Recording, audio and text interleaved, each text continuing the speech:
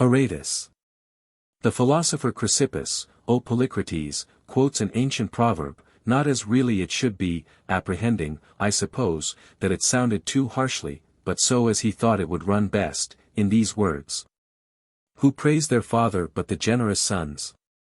But Dionysiodorus the Troezenian proves him to be wrong, and restores the true reading, which is this.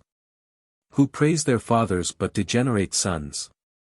Telling us that the proverb is meant to stop the mouth of those who, having no merit of their own, take refuge in the virtues of their ancestors, and make their advantage of praising them. But, as Pindar hath it, he that by nature doth inherit from ancestors a noble spirit. As you do, who make your life the copy of the fairest originals of your family, such, I say, may take great satisfaction in being reminded, both by hearing others speak and speaking themselves, of the best of their progenitors. For they assume not the glory of praises earned by others out of any want of worth of their own, but, affiliating their own deeds to those of their ancestor, give them honor as the authors both of their descent and manners. Therefore I have sent to you the life which I have written of your fellow citizen and forefather Aratus, to whom you are no discredit in point either of reputation or of authority. Not as though you had not been most diligently careful to inform yourself from the beginning concerning his actions, but that your sons, Polycrates and Pythocles, may both by hearing and reading become familiar with those family examples which it behooves them to follow and imitate. It is a piece of self-love, and not of the love of virtue, to imagine one has already attained to what is best. The city of Sicyon, from the time that it first fell off from the pure and Doric aristocracy, its harmony being destroyed, and a mere series of seditions and personal contests of popular leaders ensuing, continued to be distempered and unsettled, changing from one tyrant to another, until, Cleon being slain, Timoclides and Clinias, men of the most repute and power amongst the citizens, were chosen to the magistracy. And the commonwealth now seeming to be in a pretty settled condition, Timoclides died, and Abantidas, the son of Pasias, to possess himself of the tyranny, killed Clinias, and, of his kindred and friends, slew some and banished others. He sought also to kill his son Aratus, whom he left behind him, being but 7 years old. This boy in the general disorder getting out of the house with those that fled, and wandering about the city helpless and in great fear, by chance got undiscovered into the house of a woman who was Abantidas's sister, but married to Prophantus, the brother of Clinias, her name being Soso. She, being of a generous temper, and believing the boy had by some supernatural guidance fled to her for shelter, hid him in the house, and at night sent him away to Argos. Aratus, being thus delivered and secured from this danger, conceived from the first and ever after nourished a vehement and burning hatred against tyrants, which strengthened with his years. Being therefore bred up amongst his father's acquaintance and friends at Argos with a liberal education, and perceiving his body to promise good health and stature, he addicted himself to the exercises of the palestra, to that degree that he competed in the 5 games, and gained some crowns. And indeed in his statues one may observe a certain kind of athletic cast, and the sagacity and majesty of his countenance does not dissemble his full diet and the use of the hoe. Whence it came to pass that he less studied eloquence than perhaps became a statesman, and yet he was more accomplished in speaking than many believe, judging by the commentaries which he left behind him, written carelessly and by the way, as fast as he could do it, and in such words as first came to his mind. In the course of time, Dinias and Aristoteles the logician killed Abantidas, who used to be present in the marketplace at their discussions, and to make one in them. Till they, taking the occasion, insensibly accustomed him to the practice, and so had opportunity to contrive and execute a plot against him. After him Pasias, the father of Abantidas, taking upon him the government, was assassinated by Nicocles, who himself set up for tyrant. Of him it is related that he was strikingly like Periander the son of Cypselus, just as it is said that Orontes the Persian bore a great resemblance to Alcmaeon the son of Amphiaraus, and that Lacedaemonian youth, whom Mercilus relates to have been trodden to pieces by the crowd of those that came to see him upon that report, to Hector. This Nicocles governed 4 months, in which, after he had done all kinds of mischief to the city, he very nearly let it fall into the hands of the Aetolians. By this time Aratus, being grown a youth, was in much esteem, both for his noble birth and his spirit and disposition, which, while neither insignificant nor wanting in energy, were solid, and tempered with a steadiness of judgment beyond his years. For which reason the exiles had their eyes most upon him, nor did Nicocles less observe his motions, but secretly spied and watched him, not out of apprehension of any such considerable or utterly audacious attempt, but suspecting he held correspondence with the kings, who were his father's friends and acquaintance.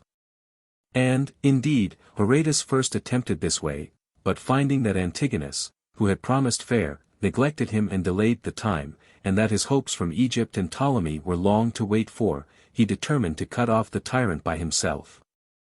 And first he broke his mind to Aristomachus and Ecdalus, the one an exile of Sicyon, the other, Ecdalus, an Arcadian of Megalopolis, a philosopher, and a man of action, having been the familiar friend of Arcesilaus the academic at Athens.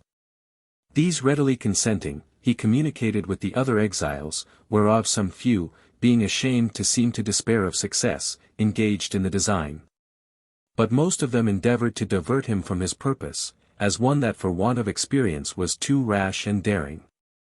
Whilst he was consulting to seize upon some post in Sicyionia, from whence he might make war upon the tyrant, there came to Argos a certain Sicyonian, newly escaped out of prison, brother to Xenocles, one of the exiles, who being by him presented to Aratus informed him, that that part of the wall over which he escaped was, inside, almost level with the ground, adjoining a rocky and elevated place, and that from the outside it might be scaled with ladders. Aratus, hearing this, dispatches away Xenocles with two of his own servants, Suthas and Tecnon, to view the wall, resolving, if possible, secretly and with one risk to hazard all on a single trial, rather than carry on a contest as a private man against a tyrant by long war and open force. Xenocles, therefore, with his companions, returning having taken the height of the wall, and declaring the place not to be impossible or indeed difficult to get over, but that it was not easy to approach it undiscovered, by reason of some small but uncommonly savage and noisy dogs belonging to a gardener hard by, he immediately undertook the business. Now the preparation of arms gave no jealousy, because robberies and petty forays were at that time common everywhere between one set of people and another. And for the ladders, Euphranor, the machine-maker, made them openly, his trade rendering him unsuspected, though one of the exiles. As for men, each of his friends in Argos furnished him with 10 apiece out of those few they had, and he armed 30 of his own servants, and hired some few soldiers of Xenophilus, the chief of the robber captains, to whom it was given out that they were to march into the territory of Sicyon to seize the king's stud. Most of them were sent before, in small parties, to the tower of Polygnotus, with orders to wait there. Caphysias also was dispatched beforehand lightly armed, with 4 others, who were, as soon as it was dark, to come to the gardener's house, pretending to be travelers, and, procuring their lodging there, to shut up him and his dogs. For there was no other way of getting past. And for the ladders, they had been made to take in pieces, and were put into chests, and sent before hidden upon wagons. In the meantime, some of the spies of Nicocles appearing in Argos, and being said to go privately about watching Aratus, he came early in the morning into the marketplace, showing himself openly and conversing with his friends. Then he anointed himself in the exercise ground, and, taking with him then some of the young men that used to drink and spend their time with him, he went home. And presently after several of his servants were seen about the marketplace, one carrying garlands, another buying flambeaux, and a third speaking to the women that used to sing and play at banquets. All which things the spies observing were deceived, and said laughing to one another, certainly nothing can be more timorous than a tyrant, if Nicocles, being master of so great a city and so numerous a force, stands in fear of a youth that spends what he has to subsist upon in his banishment in pleasures and debauches. And, being thus imposed upon, they returned home. But Aratus, departing immediately after his morning meal, and coming to his soldiers at Polygnotus's tower, led them to Nemea, where he disclosed, to most of them for the first time, his true design, making them large promises and fair speeches, and marched towards the city, giving for the word Apollo victorious, proportioning his march to the motion of the moon, so as to have the benefit of her light upon the way. And to be in the garden, which was close to the wall, just as she was setting. Here Caphysius came to him, who had not secured the dogs, which had run away before he could catch them, but had only made sure of the gardener. Upon which most of the company being out of heart and desiring to retreat, Aratus encouraged them to go on, promising to retire in case the dogs were too troublesome. And at the same time sending forward those that carried the ladders, conducted by Ecdalus and Mnesithius, he followed them himself leisurely, the dogs already barking very loud and following the steps of Ecdalus and his companions. However, they got to the wall, and reared the ladders with safety. But as the foremost men were mounting them, the captain of the watch that was to be relieved by the morning guard passed on his way with the bell, and there were many lights, and a noise of people coming up. Hearing which, they clapped themselves close to the ladders, and so were unobserved, but as the other watch also was coming up to meet this, they were in extreme danger of being discovered. But when this also went by without observing them, immediately Mnesithius and Ecdalus got upon the wall, and, possessing themselves of the approaches inside and out, sent away Teknon to Aratus, desiring him to make all the haste he could. Now there was no great distance from the garden to the wall and to the tower, in which latter a large hound was kept. The hound did not hear their steps of himself, whether that he were naturally drowsy, or overwearied the day before, but, the gardener's curs awaking him, he first began to growl and grumble in response, and then as they passed by to bark out aloud. And the barking was now so great, that the sentinel opposite shouted out to the dog's keeper to know why the dog kept such a barking, and whether anything was the matter. Who answered, that it was nothing, but only that his dog had been set barking by the lights of the watch and the noise of the bell. This reply much encouraged Aratus's soldiers, who thought the dog's keeper was privy to their design, and wished to conceal what was passing, and that many others in the city were of the conspiracy. But when they came to scale the wall, the attempt then appeared both to require time and to be full of danger, for the ladders shook and tottered extremely unless they mounted them leisurely and one by one, and time pressed. For the cocks began to crow, and the country people that used to bring things to the market would be coming to the town directly. Therefore Aratus made haste to get up himself, 40 only of the company being already upon the wall, and, staying but for a few more of those that were below, he made straight to the tyrant's house and the general's office. Where the mercenary soldiers passed the night, and, coming suddenly upon them, and taking them prisoners without killing any one of them, he immediately sent to all his friends in their houses to desire them to come to him. Which they did from all quarters. By this time the day began to break, and the theatre was filled with a multitude that were held in suspense by uncertain reports and knew nothing distinctly of what had happened, until a public crier came forward and proclaimed that Aratus, the son of Clinias, invited the citizens to recover their liberty. Then at last assured that what they so long looked for was come to pass, they pressed in throngs to the tyrant's gates to set them on fire. And such a flame was kindled, the whole house catching fire, that it was seen as far as Corinth. So that the Corinthians, wondering what the matter could be, were upon the point of coming to their assistance. Nicocles fled away secretly out of the city by means of certain underground passages, and the soldiers, helping the Sicyonians to quench the fire, plundered the house. This Aratus hindered not, but divided also the rest of the riches of the tyrants amongst the citizens. In this exploit, not one of those engaged in it was slain, nor any of the contrary party, fortune so ordering the action as to be clear and free from civil bloodshed. He restored 80 exiles who had been expelled by Nicocles, and no less than 500 who had been driven out by former tyrants and had endured a long banishment, pretty nearly, by this time, of 50 years' duration. These returning, most of them very poor, were impatient to enter upon their former possessions, and, proceeding to their several farms and houses, gave great perplexity to Aratus, who considered that the city without was envied for its liberty and aimed at by Antigonus, and within was full of disorder and sedition. Wherefore, as things stood, he thought it best to associate it to the Achaean community, and so, although Dorians, they of their own will took upon them the name and citizenship of the Achaeans, who at that time had neither great repute nor much power. For the most of them lived in small towns, and their territory was neither large nor fruitful, and the neighboring sea was almost wholly without a harbor, breaking direct upon a rocky shore. But yet these above others made it appear that the Grecian courage was invincible, whensoever it could only have order and concord within itself and a prudent general to direct it.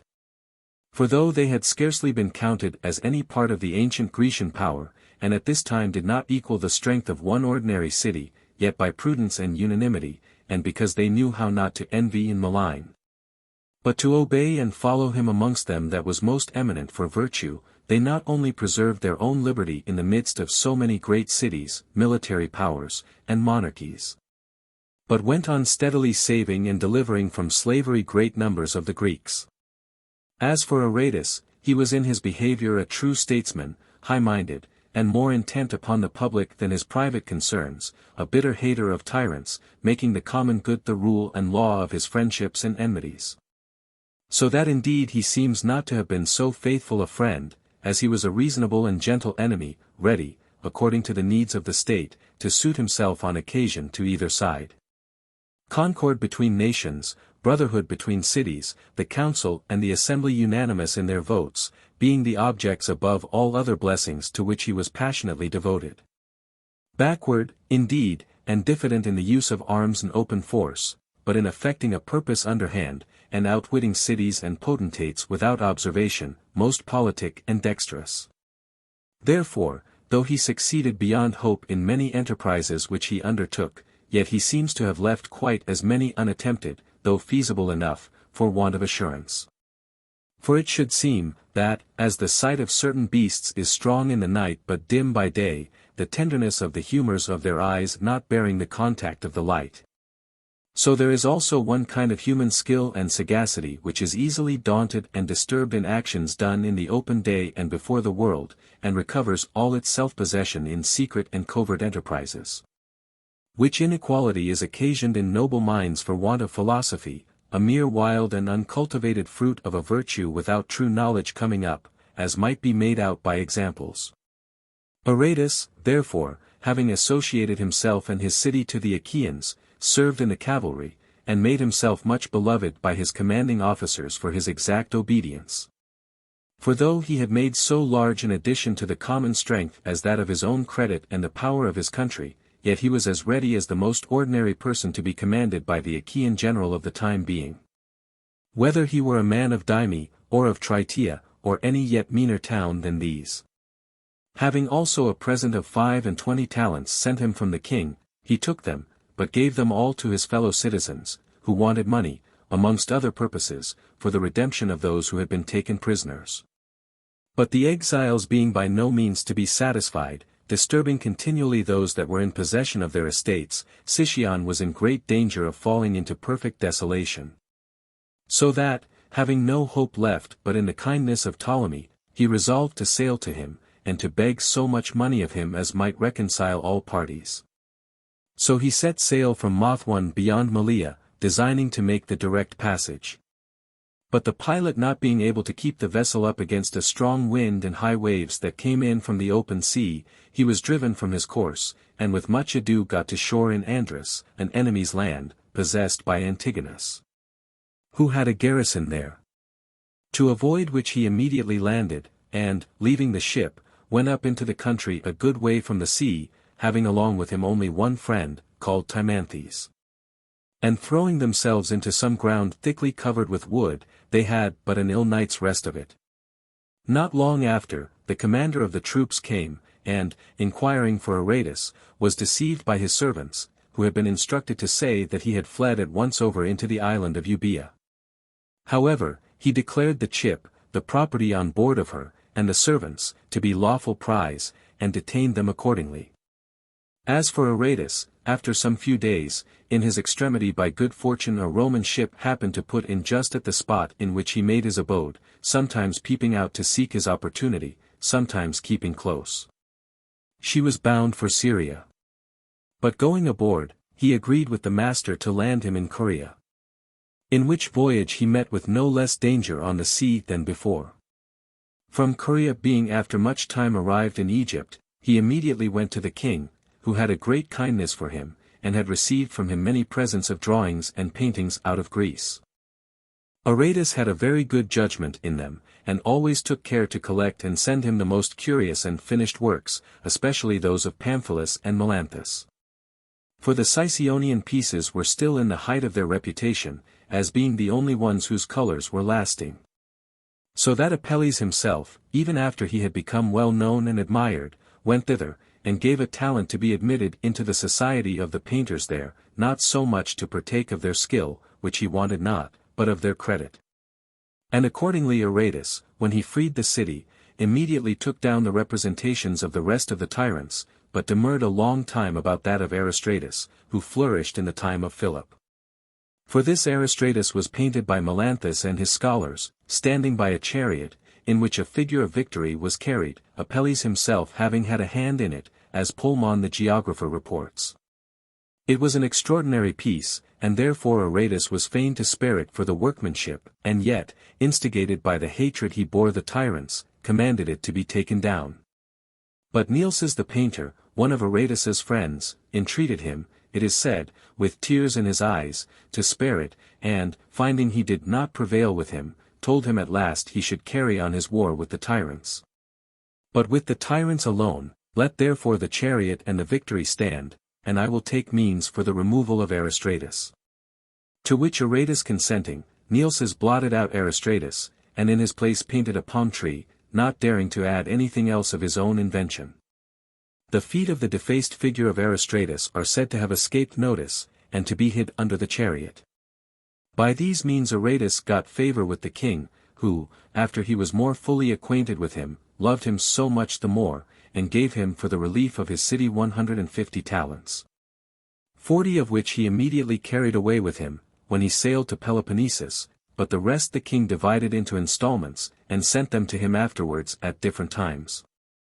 Assuredly it was a great thing to procure for his fellow citizens a sum of money, a small portion of which had been sufficient, when presented by a king to other captains and popular leaders, to induce them to turn dishonest, and betray and give away their native countries to him.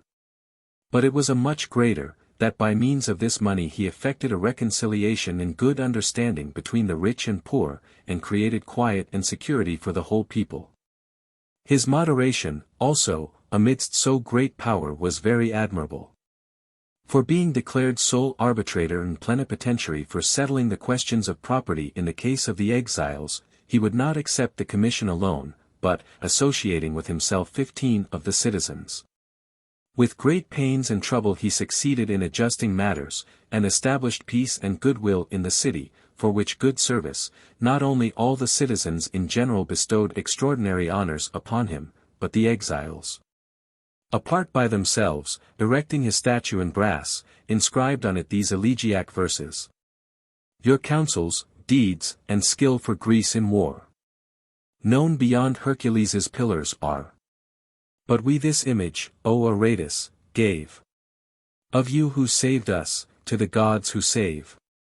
By you from exile to our homes restored, that virtue and that justice to record, to which the blessing Sicyon owes this day, of wealth that's shared alike, and laws that all obey.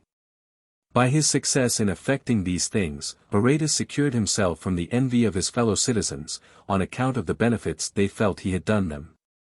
But King Antigonus being troubled in his mind about him, and designing either wholly to bring him over to his party, or else to make him suspected by Ptolemy, besides other marks of his favor shown to him, who had little mind to receive them, added this too, that, sacrificing to the gods in Corinth, he sent portions to Aratus at Sicyon, and at the feast, where were many guests, he said openly, I thought this Sicyonian youth had been only a lover of liberty and of his fellow citizens. But now I look upon him as a good judge of the manners and actions of kings. For formerly he despised us, and, placing his hopes further off, admired the Egyptian riches, hearing so much of their elephants, fleets, and palaces. But after seeing all these at a nearer distance, perceiving them to be but mere stage show and pageantry, he is now come over to us. And for my part one willingly receive him, and, resolving to make great use of him myself, command you to look upon him as a friend. These words were soon taken hold of by those that envied and maligned him, who strove which of them should, in their letters to Ptolemy, attack him with the worst calumnies, so that Ptolemy sent to expostulate the matter with him. So much envy and ill will did there always attend the so much contended for, and so ardently and passionately aspired to, friendships of princes and great men. But Aratus, being now for the first time chosen general of the Achaeans, ravaged the country of Locris and Calydon, just over against Achaea, and then went to assist the Boeotians with 10,000 soldiers. But came not up to them until after the battle near Chaeronea had been fought, in which they were beaten by the Aetolians, with the loss of Aboiocrates the Boeotarch, and 1,000 men besides. A year after, being again elected general, he resolved to attempt the capture of the Acrocorinthus, not so much for the advantage of the Sicyonians or Achaeans, as considering that by expelling the Macedonian garrison he should free all Greece alike from a tyranny which oppressed every part of her. Chares the Athenian, having the good fortune to get the better, in a certain battle, of the king's generals, wrote to the people of Athens that this victory was sister to that at Marathon. And so may this action be very safely termed sister to those of Pelopidas the Theban and Thrasybulus the Athenian, in which they slew the tyrants. Except, perhaps, it exceed them upon this account, that it was not against natural Grecians, but against a foreign and stranger domination. The isthmus, rising like a bank between the seas, collects into a single spot and compresses together the whole continent of Greece. And Acrocorinthus, being a high mountain springing up out of the very middle of what here is Greece, whensoever it is held with a garrison, stands in the way and cuts off all Peloponnesus from intercourse of every kind. Free passage of men and arms, and all traffic by sea and land, and makes him lord of all, that is master of it. Wherefore the younger Philip did not jest, but said very true, when he called the city of Corinth, the fetters of Greece. So that this post was always much contended for, especially by the kings and tyrants. And so vehemently was it longed for by Antigonus, that his passion for it came little short of that of frantic love. He was continually occupied with devising how to take it by surprise from those that were then masters of it, since he despaired to do it by open force. Therefore Alexander, who held the place, being dead, poisoned by him, as is reported, and his wife Nicaea succeeding in the government and the possession of Acrocorinthus, he immediately made use of his son, Demetrius, and, giving her pleasing hopes of a royal marriage and of a happy life with a youth, whom a woman now growing old might well find agreeable, with this lure of his son he succeeded in taking her. But the place itself she did not deliver up, but continued to hold it with a very strong garrison, of which he seeming to take no notice, celebrated the wedding in Corinth, entertaining them with shows and banquets every day.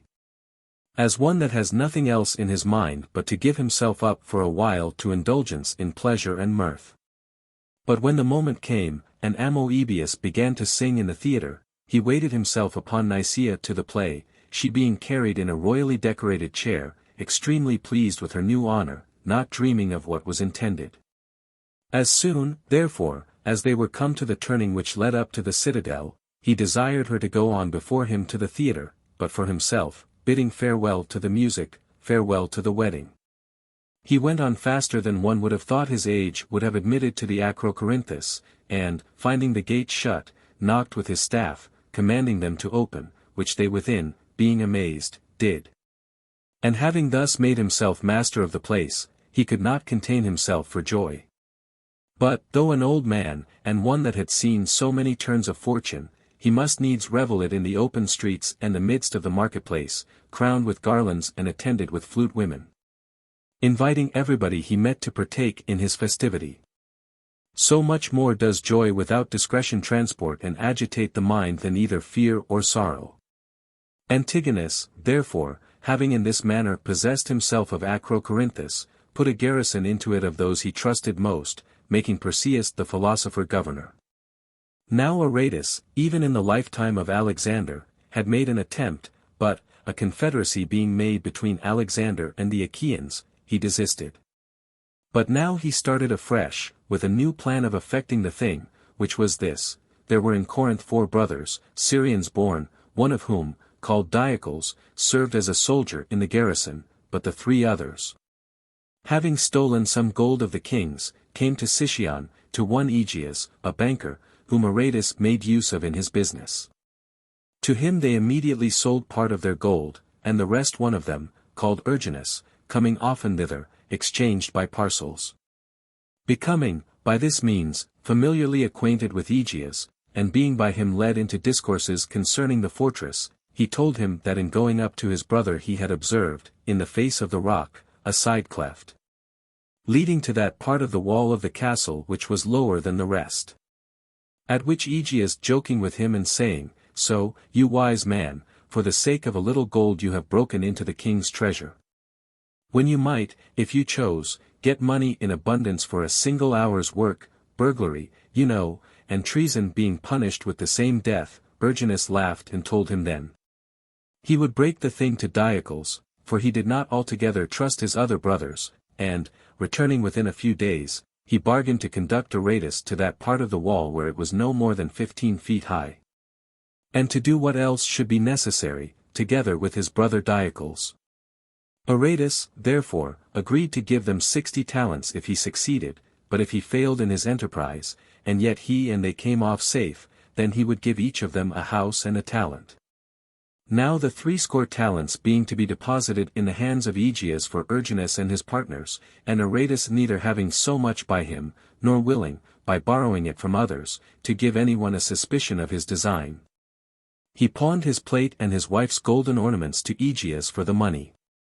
For so high was his temper, and so strong his passion for noble actions, that, even as he had heard that Phocion and Epaminondas were the best and justest of the Greeks, because they refused the greatest presents and would not surrender their duty for money, so he now chose to be at the expense of this enterprise privately, and to advance all the cost out of his own property, taking the whole hazard on himself for the sake of the rest that did not so much as know what was doing, and who indeed can withhold, even now, his admiration for and his sympathy with the generous mind of one, who paid so largely to purchase so great a risk, and lent out his richest possessions to have an opportunity to expose his own life, by entering among his enemies in the dead of the night, without desiring any other security for them than the hope of a noble success. Now the enterprise, though dangerous enough in itself, was made much more so by an error happening through mistake in the very beginning. For Teknon, one of Aratus's servants, was sent away to Diocles, that they might together view the wall. Now he had never seen Diocles, but made no question of knowing him by the marks Erginus had given him of him, namely, that he had curly hair, a swarthy complexion, and no beard. Being come, therefore, to the appointed place, he stayed waiting for Erginus and Diocles outside the town, in front of the place called Ornis. In the meantime, Dionysius, elder brother to Erginus and Diocles, who knew nothing at all of the matter, but much resembled Diocles, happened to pass by. Teknon, upon this likeness, all being in accordance with what he had been told, asked him if he knew Erginus. And on his replying that he was his brother, taking it for granted that he was speaking with Diocles, not so much as asking his name or staying for any other token, he gave him his hand, and began to discourse with him and ask him questions about matters agreed upon with Erginus. Dionysius, cunningly taking the advantage of his mistake, seemed to understand him very well, and returning towards the city, led him on, still talking, without any suspicion. And being now near the gate, he was just about to seize on him, when by chance again Erginus met them, and, apprehending the cheat and the danger, beckoned to Teknon to make his escape, and immediately both of them, betaking themselves to their heels, ran away as fast as they could to Aratus, who for all this despaired not, but immediately sent away Erginus to Dionysius to bribe him to hold his tongue. And he not only effected that, but also brought him along with him to Aratus. But, when they had him, they no longer left him at liberty, but binding him, they kept him close shut up in a room, whilst they prepared for executing their design. All things being now ready, he commanded the rest of his forces to pass the night by their arms, and taking with him 400 chosen men, few of whom knew what they were going about, he led them to the gates by the temple of Juno. It was the midst of summer, and the moon was at full, and the night so clear without any clouds, that there was danger lest the arms glistening in the moonlight should discover them. But as the foremost of them came near the city, a mist came off from the sea, and darkened the city itself and the outskirts about it. Then the rest of them, sitting down, put off their shoes, because men both make less noise and also climb surer, if they go up ladders barefooted, but Erginus, taking with him 7 young men dressed like travelers, got unobserved to the gate, and killed the sentry with the other guards. And at the same time the ladders were clapped to the walls, and Aratus, having in great haste got up 100 men, commended the rest to follow as they could, and immediately drawing up his ladders after him, he marched through the city with his 100 men towards the castle, being already overjoyed that he was undiscovered, and not doubting of the success. But while still they were some way off, a watch of 4 men came with a light, who did not see them, because they were still in the shade of the moon, but were seen plainly enough themselves as they came on directly towards them. So withdrawing a little way amongst some walls and plots for houses, they lay in wait for them, and 3 of them they killed. But the 4th, being wounded in the head with a sword, fled, crying out that the enemy was in the city. And immediately the trumpet sounded, and all the city was in an uproar at what had happened, and the streets were full of people running up and down, and many lights were seen shining both below in the town, and above in the castle. And a confused noise was to be heard in all parts. In the meantime, Aratus was hard at work struggling to get up the rocks, at first slowly and with much difficulty, straying continually from the path, which lay deep, and was overshadowed with the crags, leading to the wall with many windings and turnings. But the moon immediately, and as if by miracle, it is said, dispersing the clouds, shone out and gave light to the most difficult part of the way, until he got to that part of the wall he desired, and there she overshadowed and hid him. The clouds coming together again. Those soldiers whom Aratus had left outside the gate, near Juno's temple, to the number of 300, entering the town, now full of tumult and lights, and not knowing the way by which the former had gone, and finding no track of them, slunk aside, and crowded together in one body under a flank of the cliff that cast a strong shadow, and there stood and waited in great distress and perplexity.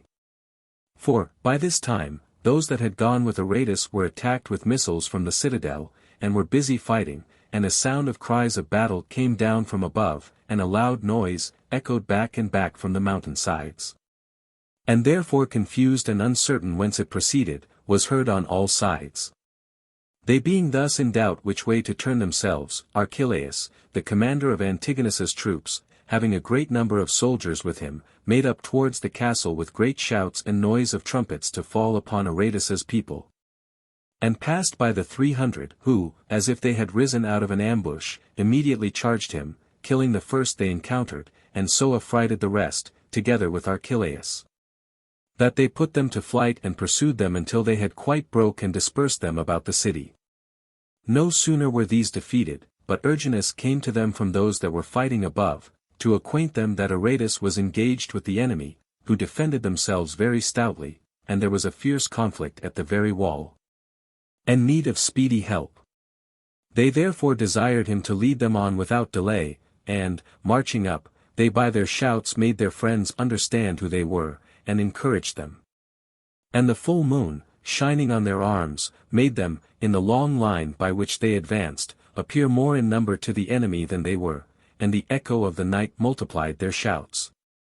In short, falling on with the rest, they made the enemy give way, and were masters of the castle and garrison, day now beginning to be bright, and the rising sun shining out upon their success.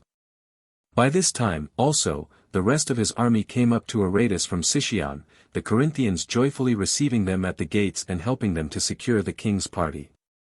And now, having put all things into a safe posture, he came down from the castle to the theatre, an infinite number of people crowding thither to see him and to hear what he would say to the Corinthians. Therefore drawing up the Achaeans on each side of the stage passages, he came forward himself upon the stage, with his corslet still on, and his face showing the effects of all his hard work and want of sleep, so that his natural exultation and joyfulness of mind were overborne by the weariness of his body. The people, as soon as he came forth, breaking out into great applauses and congratulations, he took his spear in his right hand, and, resting his body upon it with his knee a little bent, stood a good while in that posture. silently receiving their shouts and acclamations, while they extolled his valor and wondered at his fortune. Which being over, standing up, he began an oration in the name of the Achaeans, suitable to the late action, persuading the Corinthians to associate themselves to the Achaeans, and withal delivered up to them the keys of their gates, which had never been in their power since the time of King Philip. Of the captains of Antigonus, he dismissed Archelaus, whom he had taken prisoner, and Theophrastus, who refused to quit his post, he put to death. As for Perseus, when he saw the castle was lost, he had got away to Cenchreae, where, some time after, discoursing with one that said to him that the wise man only is a true general, indeed, he replied, "None of Zeno's maxims once pleased me better than this, but I have been converted to another opinion by the young man of Sicyon." This is told by many of Perseus. Aratus, immediately after, made himself master of the temple of Juno and haven of Lycium, seized upon 25 of the king's ships, together with 500 horses and 400 Syrians, these he sold. The Achaeans kept guard in the Acrocorinthus with a body of 400 soldiers, and 50 dogs with as many keepers. The Romans, extolling Philopoemen, called him the last of the Grecians, as if no great man had ever since his time been bred amongst them. But I should call this capture of the Acrocorinthus the last of the Grecian exploits, being comparable to the best of them, both for the daringness of it, and the success, as was presently seen by the consequences. For the Megarians, revolting from Antigonus, joined Aratus, and the Troezenians and Epidaurians enrolled themselves in the Achaean community, and issuing forth for the first time, he entered Attica, and passing over into Salamis. He plundered the island, turning the Achaean force every way, as if it were just let loose out of prison and set at liberty. All freemen whom he took he sent back to the Athenians without ransom, as a sort of first invitation to them to come over to the league. He made Ptolemy become a confederate of the Achaeans, with the privilege of command both by sea and land. And so great was his power with them, that since he could not by law be chosen their general every year, yet every other year he was, and by his counsels and actions was in effect always so. For they perceived that neither riches nor reputation, nor the friendship of kings, nor the private interest of his own country, nor anything else was so dear to him as the increase of the Achaean power and greatness. For he believed that the cities, weak individually, could be preserved by nothing else but a mutual assistance under the closest bond of the common interest. And, as the members of the body live and breathe by the union of all in a single natural growth, and on the dissolution of this, when once they separate, pine away and putrefy, in the same manner are cities ruined by being dissevered, as well as preserved when, as the members of one great body they enjoy the benefit of that providence and counsel that govern the whole. Now being distressed to see that, whereas the chief neighboring cities enjoyed their own laws and liberties, the Argives were in bondage, he took counsel for destroying their tyrant Aristomachus. Being very desirous both to pay his debt of gratitude to the city where he had been bred up, by restoring it its liberty, and to add so considerable a town to the Achaeans. Nor were there some wanting who had the courage to undertake the thing, of whom Aeschylus and Charamenes the soothsayer were the chief. But they wanted swords, for the tyrant had prohibited the keeping of any under a great penalty. Therefore Aratus, having provided some small daggers at Corinth and hidden them in the pack saddles of some pack horses that carried ordinary wear, sent them to Argos. But Charamenes letting another person into the design, Aeschylus and his partners were angry at it, and henceforth would have no more to do with him, and took their measures by themselves, and Charamenes, on finding this, went, out of anger, and informed against them, just as they were on their way to attack the tyrant. However, the most of them made a shift to escape out of the marketplace, and fled to Corinth. Not long after, Aristomachus was slain by some slaves, and Aristippus, a worse tyrant than he, seized the government. Upon this, Aratus, mustering all the Achaeans present that were of age, hurried away to the aid of the city, believing that he should find the people ready to join with him. But the greater number being by this time habituated to slavery and content to submit, and no one coming to join him, he was obliged to retire, having moreover exposed the Achaeans to the charge of committing acts of hostility in the midst of peace. Upon which account they were sued before the Mantineans, and, Aratus not making his appearance, Aristippus gained the cause, and had damages allowed him to the value of 30 minae. And now hating and fearing Aratus, he sought means to kill him, having the assistance herein of King Antigonus, so that Aratus was perpetually dogged and watched by those that waited for an opportunity to do this service. But there is no such safeguard of a ruler as the sincere and steady goodwill of his subjects, for, where both the common people and the principal citizens have their fears not of but for their governor, he sees with many eyes and hears with many ears whatsoever is doing. Therefore I cannot but here stop short a little in the course of my narrative, to describe the manner of life which the so much envied arbitrary power and the so much celebrated and admired pomp and pride of absolute government obliged Aristippus to lead. For though Antigonus was his friend and ally, and though he maintained numerous soldiers to act as his bodyguard, and had not left one enemy of his alive in the city, yet he was forced to make his guards encamp in the colonnade about his house. And for his servants, he turned them all out immediately after supper, and then shutting the doors upon them, he crept up into a small upper chamber, together with his mistress, through a trapdoor, upon which he placed his bed. And there slept after, such a fashion, as one in his condition can be supposed to sleep, that is, interruptedly and in fear. The latter was taken away by the woman's mother, and locked up in another room. In the morning she brought it again, and putting it to, called up this brave and wonderful tyrant, who came crawling out like some creeping thing out of its hole. Whereas Aratus, not by force of arms, but lawfully and by his virtue, lived in possession of a firmly settled command, wearing the ordinary coat and cloak, being the common and declared enemy of all tyrants. And has left behind him a noble race of descendants surviving among the Grecians to this day. While those occupiers of citadels and maintainers of bodyguards, who made all this use of arms and gates and bolts to protect their lives, in some few cases perhaps escaped, like the hare from the hunters. But in no instance have we either house or family, or so much as a tomb to which any respect is shown, remaining to preserve the memory of any one of them.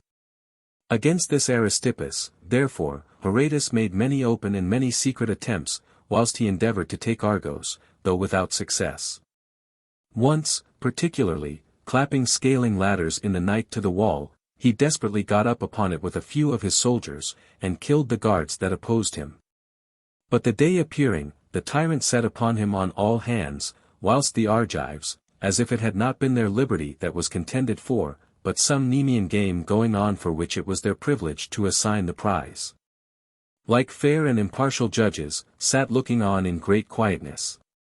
Aratus, fighting bravely, was run through the thigh with a lance, yet he maintained his ground against the enemy till night, and, had he been able to go on and hold out that night also, he had gained his point. For the tyrant thought of nothing but flying, and had already shipped most of his goods.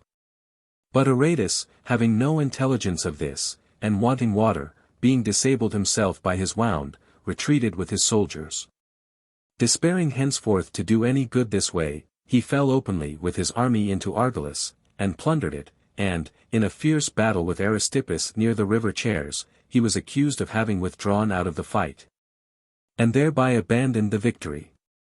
For whereas one part of his army had unmistakably got the better, and was pursuing the enemy at a good distance from him, he yet retreated in confusion into his camp, not so much because he was overpressed by those with whom he was engaged, as out of mistrust of success and through a panic fear. But when the other wing, returning from the pursuit, showed themselves extremely vexed, that though they had put the enemy to flight and killed many more of his men than they had lost, yet those that were in a manner conquered should erect a trophy as conquerors, being much ashamed he resolved to fight them again about the trophy, and the next day but one drew up his army to give them battle. But, perceiving that they were reinforced with fresh troops, and came on with better courage than before, he durst not hazard a fight, but retired, and sent to request a truce to bury his dead. However, by his dexterity in dealing personally with men and managing political affairs, and by his general favor, he excused and obliterated this fault, and brought in Cleone to the Achaean association, and celebrated the Nemean games at Cleone, as the proper and more ancient place for them. The games were also celebrated by the Argives at the same time, which gave the first occasion to the violation of the privilege of safe conduct and immunity always granted to those that came to compete for the prizes. The Achaeans at that time selling as enemies all those they caught going through their country after joining in the games at Argos. So vehement and implacable a hater was he of the tyrants. Not long after, having noticed that Aristippus had a design upon Cleone, but was afraid of him, because he then was staying in Corinth, he assembled an army by public proclamation, and, commanding them to take along with them provision for several days, he marched to Cenchreae, hoping by this stratagem to entice Aristippus to fall upon Cleone, when he supposed him far enough off. And so it happened, for he immediately brought his forces against it from Argos. But Aratus, returning from Cenchreae to Corinth in the dusk of the evening, and setting posts of his troops in all the roads, led on the Achaeans, who followed him in such good order and with so much speed and alacrity, that they were undiscovered by Aristippus, not only whilst upon their march, but even when they got, still in the night, into Cleone, and drew up in order of battle. As soon as it was morning, the gates being opened and the trumpet sounding, he fell upon the enemy with great cries and fury, routed them at once, and kept close in pursuit, following the course which he most imagined Aristippus would choose, there being many turns that might be taken. And so the chase lasted as far as Mycenae, where the tyrant was slain by a certain Cretan called Tragiscus, as Dineas reports. Of the common soldiers, there fell above 1,500. Yet though Aratus had obtained so great a victory, and that too without the loss of a man, he could not make himself master of Argos nor set it at liberty, because Aegeas and the younger Aristomachus got into the town with some of the king's forces, and seized upon the government. However, by this exploit he spoiled the scoffs and jests of those that flattered the tyrants, and in their raillery would say that the Achaean general was usually troubled with a looseness when he was to fight a battle, that the sound of a trumpet struck him with a drowsiness and a giddiness, and that, when he had drawn up his army and given the word, he used to ask his lieutenants and officers whether there was any further need of his presence now the die was cast, and then went aloof, to await the result at a distance. For indeed these stories were so generally listened to, that, when the philosophers disputed whether to have one's heart beat and to change color upon any apparent danger be an argument of fear, or rather of some distemperature and chilliness of bodily constitution, Aratus was always quoted as a good general, who was always thus affected ill time of battle. Having thus dispatched Aristippus, he advised with himself how to overthrow Lydiata, the megalopolitan, who held usurped power over his country. This person was naturally of a generous temper, and not insensible of true honor, and had been led into this wickedness, not by the ordinary motives of other tyrants, licentiousness and rapacity, but being young, and stimulated with the desire of glory, he had let his mind be unwarily prepossessed with the vain and false applauses given to tyranny, as some happy and glorious thing. But he no sooner seized the government, than he grew weary of the pomp and burden of it. And at once emulating the tranquillity and fearing the policy of Aratus, he took the best of resolutions, first, to free himself from hatred and fear, from soldiers and guards, and, secondly, to be the public benefactor of his country. And sending for Aratus, he resigned the government, and incorporated his city into the Achaean community. The Achaeans, applauding this generous action, chose him their general. Upon which, desiring to outdo Aratus in glory, amongst many other uncalled for things, he declared war against the Lacedaemonians, which Aratus opposing was thought to do it out of envy. And Lydiata was the second time chosen general, though Aratus acted openly against him, and labored to have the office conferred upon another. For Aratus himself had the command every other year, as has been said. Lydiata, however, succeeded so well in his pretensions, that he was thrice chosen general, governing alternately, as did Aratus. But at last, declaring himself his professed enemy, and accusing him frequently to the Achaeans, he was rejected, and fell into contempt, people now seeing that it was a contest between a counterfeit and a true, unadulterated virtue, and, as Aesop tells us that the cuckoo once, asking the little birds why they flew away from her, was answered, because they feared she would one day prove a hawk, so Lydiates's former tyranny still cast a doubt upon the reality of his change. But Aratus gained new honor in the Aetolian War. For the Achaeans resolving to fall upon the Aetolians on the Megarian confines, and Agis also, the Lacedaemonian king, who came to their assistance with an army, encouraging them to fight, Aratus opposed this determination. And patiently enduring many reproaches, many scoffs and jeerings at his soft and cowardly temper, he would not, for any appearance of disgrace, abandon what he judged to be the true common advantage. And suffered the enemy to pass over Gerania into Peloponnesus without a battle. But when, after they had passed by, news came that they had suddenly captured Pellene, he was no longer the same man, nor would he hear of any delay, or wait to draw together his whole force.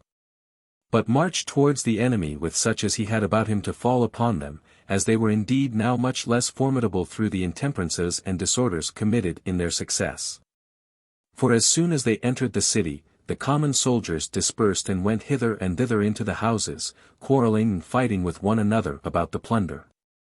And the officers and commanders were running about after the wives and daughters of the Pellenians, on whose heads they put their own helmets, to mark each man his prize, and prevent another from seizing it. And in this posture were they when news came that Aratus was ready to fall upon them. And in the midst of the consternation likely to ensue in the confusion they were in, before all of them heard of the danger, the outmost of them, engaging at the gates and in the suburbs with the Achaeans, were already beaten and put to flight, and as they came headlong back, filled with their panic those who were collecting and advancing to their assistance. In this confusion, one of the captives, daughter of Epigenes, a citizen of repute, being extremely handsome and tall, happened to be sitting in the temple of Diana, placed there by the commander of the band of chosen men, who had taken her and put his crested helmet upon her.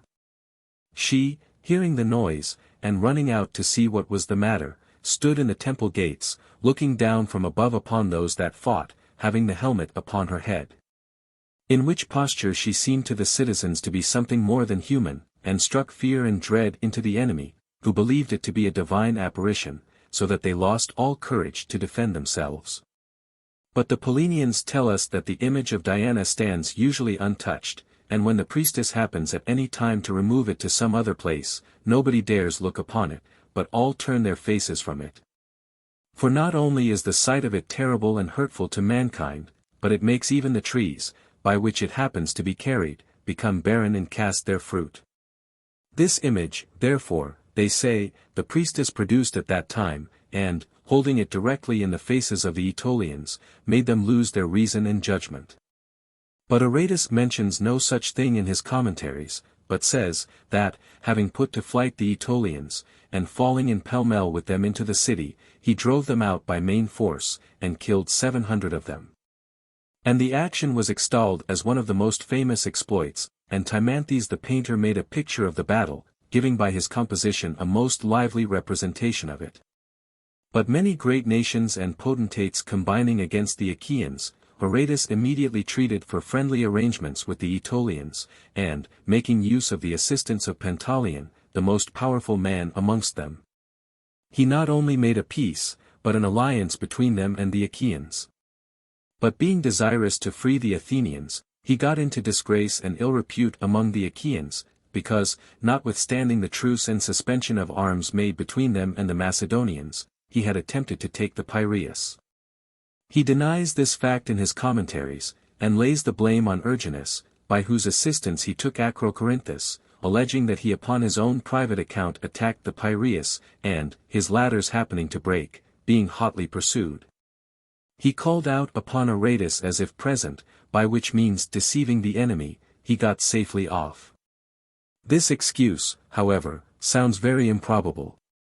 For it is not in any way likely that Erginus, a private man and a Syrian stranger, should conceive in his mind so great an attempt, without Aratus at his back, to tell him how and when to make it, and to supply him with the means.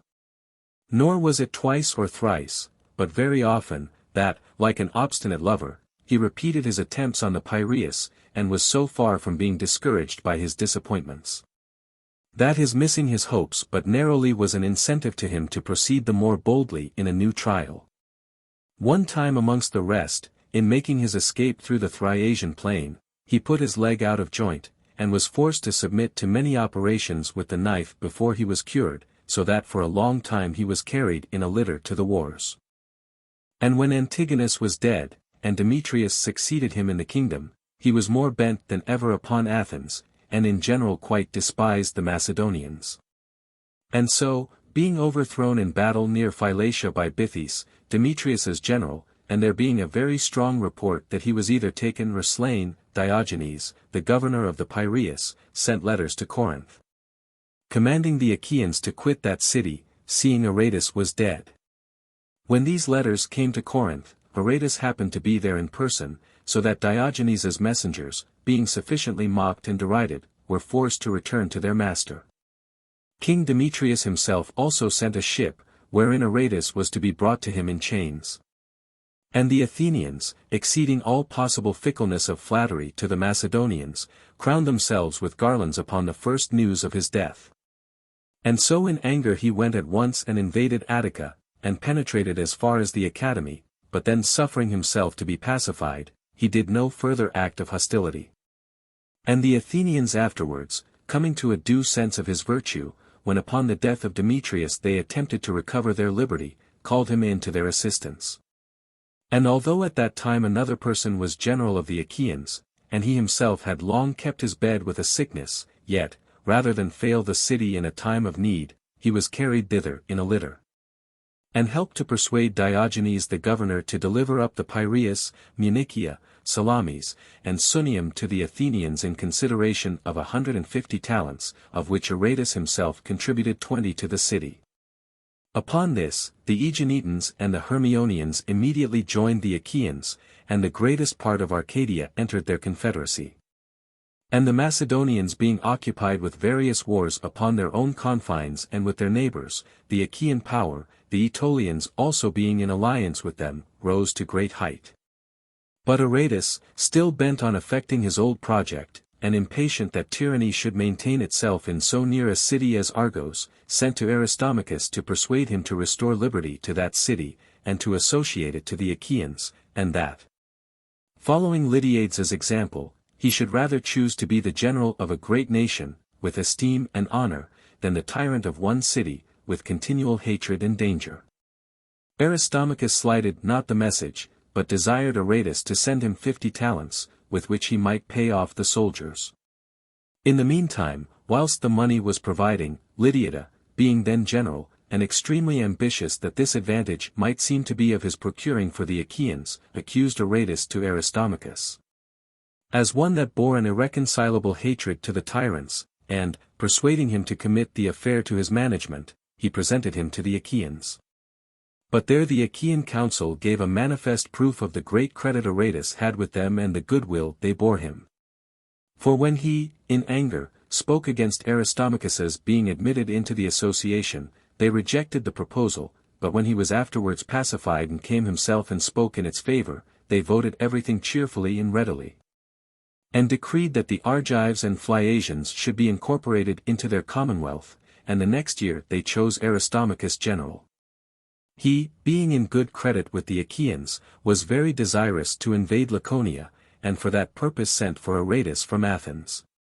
Aratus wrote to him to dissuade him as far as he could from that expedition, being very unwilling the Achaeans should be engaged in a quarrel with Cleomenes, who was a daring man, and making extraordinary advances to power. But Aristomachus resolving to go on, he obeyed and served in person, on which occasion he hindered Aristomachus from fighting a battle, when Cleomenes came upon them at Pallantium. And for this act was accused by Lydiada, and, coming to an open conflict with him in a contest for the office of general, he carried it by the show of hands, and was chosen general the 12th time. This year, being routed by Cleomenes near the Lyceum, he fled, and, wandering out of the way in the night, was believed to be slain, and once more it was confidently reported so throughout all Greece. He, however, having escaped this danger and rallied his forces, was not content to march off in safety, but, making a happy use of the present conjuncture, when nobody dreamed any such thing, he fell suddenly upon the Mantineans, allies of Cleomenes, and, taking the city, put a garrison into it, and made the stranger inhabitants free of the city. Procuring, by this means, those advantages for the beaten Achaeans, which, being conquerors, they would not easily have obtained. The Lacedaemonians again invading the megalopolitan territories, he marched to the assistance of the city, but refused to give Cleomenes, who did all he could to provoke him to it, any opportunity of engaging him in a battle. Nor could be prevailed upon by the megalopolitans, who urged him to it extremely. For besides that by nature he was ill-suited for set battles, he was then much inferior in numbers, and was to deal with a daring leader, still in the heat of youth, while he himself, now past the prime of courage and come to a chastised ambition, felt it his business to maintain by prudence the glory, which he had obtained, and the other was only aspiring to by forwardness and daring. So that though the light-armed soldiers had sallied out and driven the Lacedaemonians as far as their camp, and had come even to their tents, yet would not Aratus lead his men forward, but, posting himself in a hollow watercourse in the way thither, stopped and prevented the citizens from crossing this. Lydiata, extremely vexed at what was going on, and loading Aratus with reproaches, entreated the horse that together with him they would second them that had the enemy in chase, and not let a certain victory slip out of their hands, nor forsake him that was going to venture his life for his country. And being reinforced with many brave men that turned after him, he charged the enemy's right wing, and routing it, followed the pursuit without measure or discretion, letting his eagerness and hopes of glory tempt him on into broken ground, full of planted fruit trees and cut up with broad ditches, where, being engaged by Cleomenes, he fell, fighting gallantly the noblest of battles, at the gate of his country. The rest, flying back to their main body and troubling the ranks of the full-armed infantry, put the whole army to the rout. Aratus was extremely blamed, being suspected to have betrayed Lydiata, and was constrained by the Achaeans, who withdrew in great anger, to accompany them to Aegium, where they called a council, and decreed that he should no longer be furnished with money, nor have any more soldiers hired for him, but that, if he would make war, he should pay them himself. This affront he resented so far as to resolve to give up the seal and lay down the office of general. But upon second thoughts he found it best to have patience, and presently marched with the Achaeans to Orchomenus and fought a battle with Megistonus, the stepfather of Cleomenes, where he got the victory, killing 300 men and taking Megistonus prisoner. But whereas he used to be chosen general every other year, when his turn came and he was called to take upon him that charge, he declined it, and Timoxenus was chosen in his stead. The true cause of which was not the pique he was alleged to have taken at the people, but the ill circumstances of the Achaean affairs. For Cleomenes did not now invade them gently and tenderly as hitherto, as one controlled by the civil authorities, but having killed the ephors, divided the lands, and made many of the stranger residents free of the city. He was responsible to no one in his government, and therefore fell in good earnest upon the Achaeans, and put forward his claim to the supreme military command. Wherefore Aratus is much blamed, that in a stormy and tempestuous time, like a cowardly pilot, he should forsake the helm, when it was even perhaps his duty to have insisted, whether they would or no, on saving them.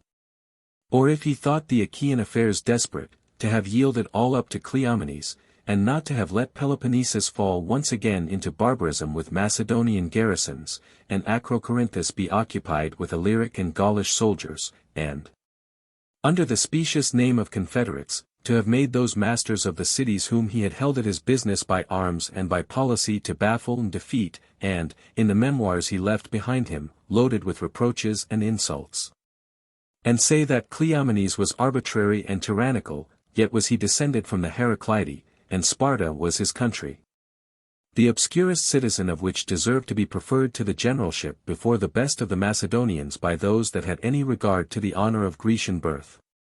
Besides, Cleomenes sued for that command over the Achaeans as one that would return the honor of that title with real kindnesses to the cities. Whereas Antigonus, being declared absolute general by sea and land, would not accept the office unless Acrocorinthus were by special agreement put into his hands, following the example of Aesop's hunter. For he would not get up and ride the Achaeans, who desired him so to do, and offered their backs to him by embassies and popular decrees, till, by a garrison and hostages, they had allowed him to bit and bridle them. Aratus exhausts all his powers of speech to show the necessity that was upon him. But Polybius writes, that long before this, and before there was any necessity, apprehending the daring temper of Cleomenes, he communicated secretly with Antigonus. And that he had beforehand prevailed with the Megalopolitans to press the Achaeans to crave aid from Antigonus. For they were the most harassed by the war, Cleomenes continually plundering and ransacking their country. And so writes also Philaucus, who, unless seconded by the testimony of Polybius, would not be altogether credited.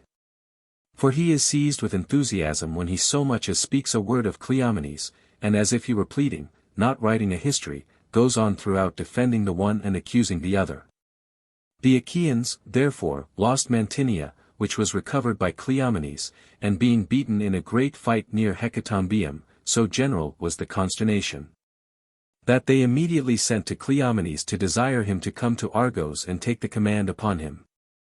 But Aratus, as soon as he understood that he was coming, and was got as far as Lerna with his troops, fearing the result, sent ambassadors to him, to request him to come accompanied with 300 only, as to friends and confederates, and, if he mistrusted anything, he should receive hostages.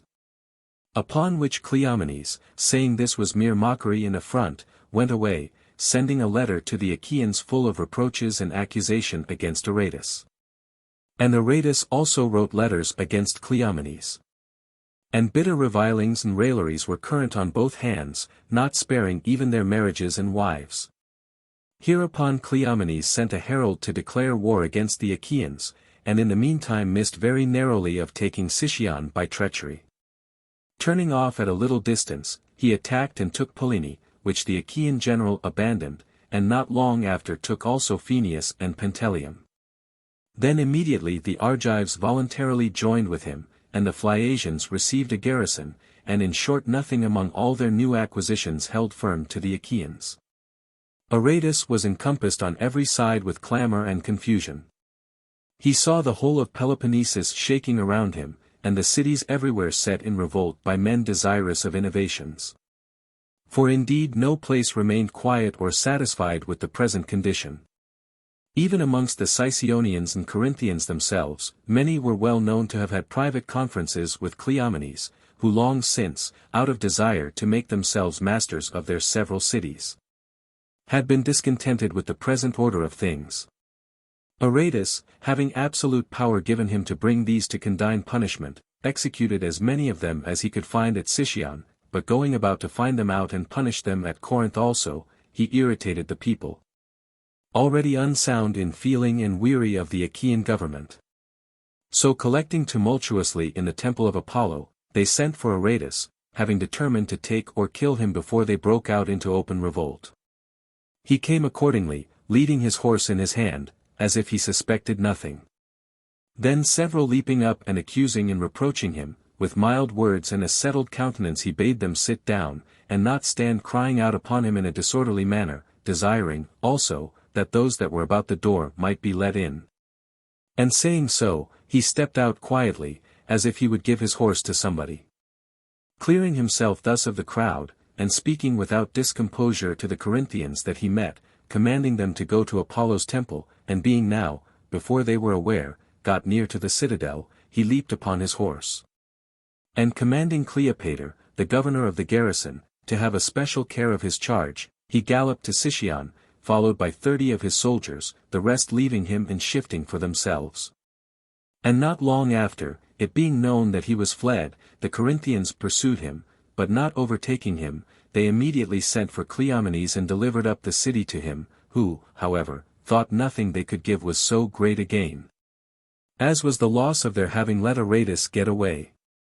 Nevertheless, being strengthened by the accession of the people of the Act, as it is called, who put their towns into his hands, he proceeded to carry a palisade and lines of circumvallation around the Acrocorinthus.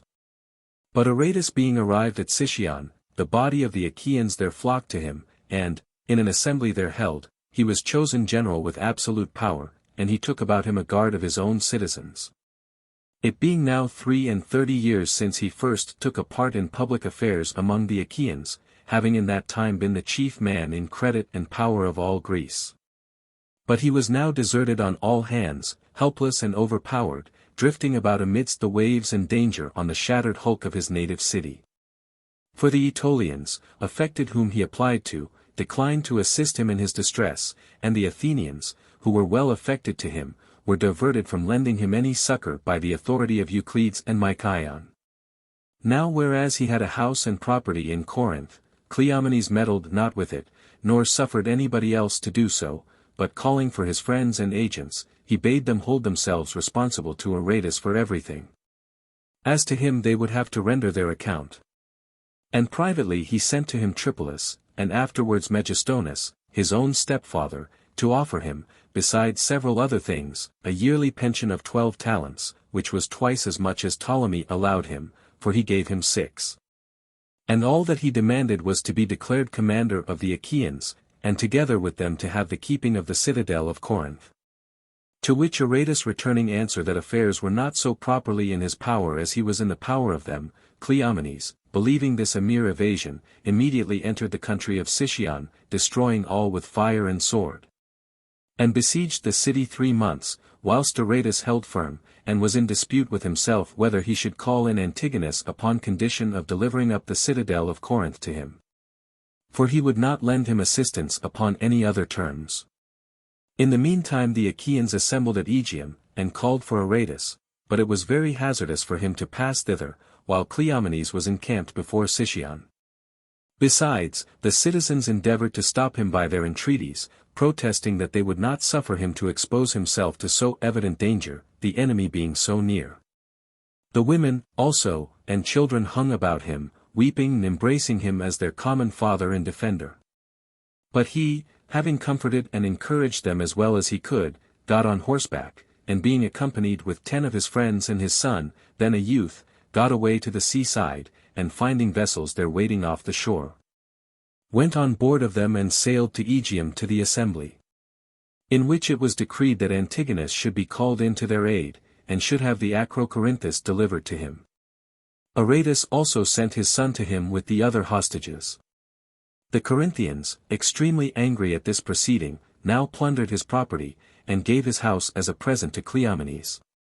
Antigonus being now near at hand with his army, consisting of 20,000 Macedonian foot and 1,300 horse, Aratus, with the members of council, went to meet him by sea, and got, unobserved by the enemy, to Pegae. Having no great confidence either in Antigonus or the Macedonians. For he was very sensible that his own greatness had been made out of the losses he had caused them, and that the first great principle of his public conduct had been hostility to the former Antigonus. But perceiving the necessity that was now upon him, and the pressure of the time, that lord and master of those we call rulers, to be inexorable, he resolved to put all to the venture. So soon, therefore, as Antigonus was told that Aratus was coming up to him, he saluted the rest of the company after the ordinary manner, but him he received at the very first approach with especial honor. And finding him afterwards to be both good and wise, admitted him to his nearer familiarity. For Aratus was not only useful to him in the management of great affairs, but singularly agreeable also as the private companion of a king in his recreations. And therefore, though Antigonus was young, yet as soon as he observed the temper of the man to be proper for a prince's friendship, he made more use of him than of any other, not only of the Achaeans, but also of the Macedonians that were about him. So that the thing fell out to him just as the god had foreshown in a sacrifice. For it is related that, as Aratus was not long before offering sacrifice, there were found in the liver 2 gallbags enclosed in the same caul of fat.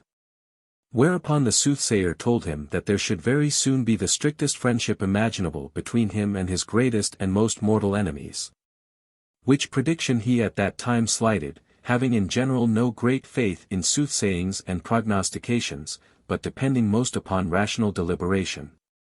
At an after time, however, when, things succeeding well in the war, Antigonus made a great feast at Corinth, to which he invited a great number of guests, and placed Aratus next above himself, and presently calling for a coverlet, asked him if he did not find it cold, and on Aratus's answering, yes, extremely cold, bade him come nearer, so that when the servants brought the coverlet, they threw it over them both. Then Aratus, remembering the sacrifice, fell a-laughing, and told the king the sign which had happened to him, and the interpretation of it.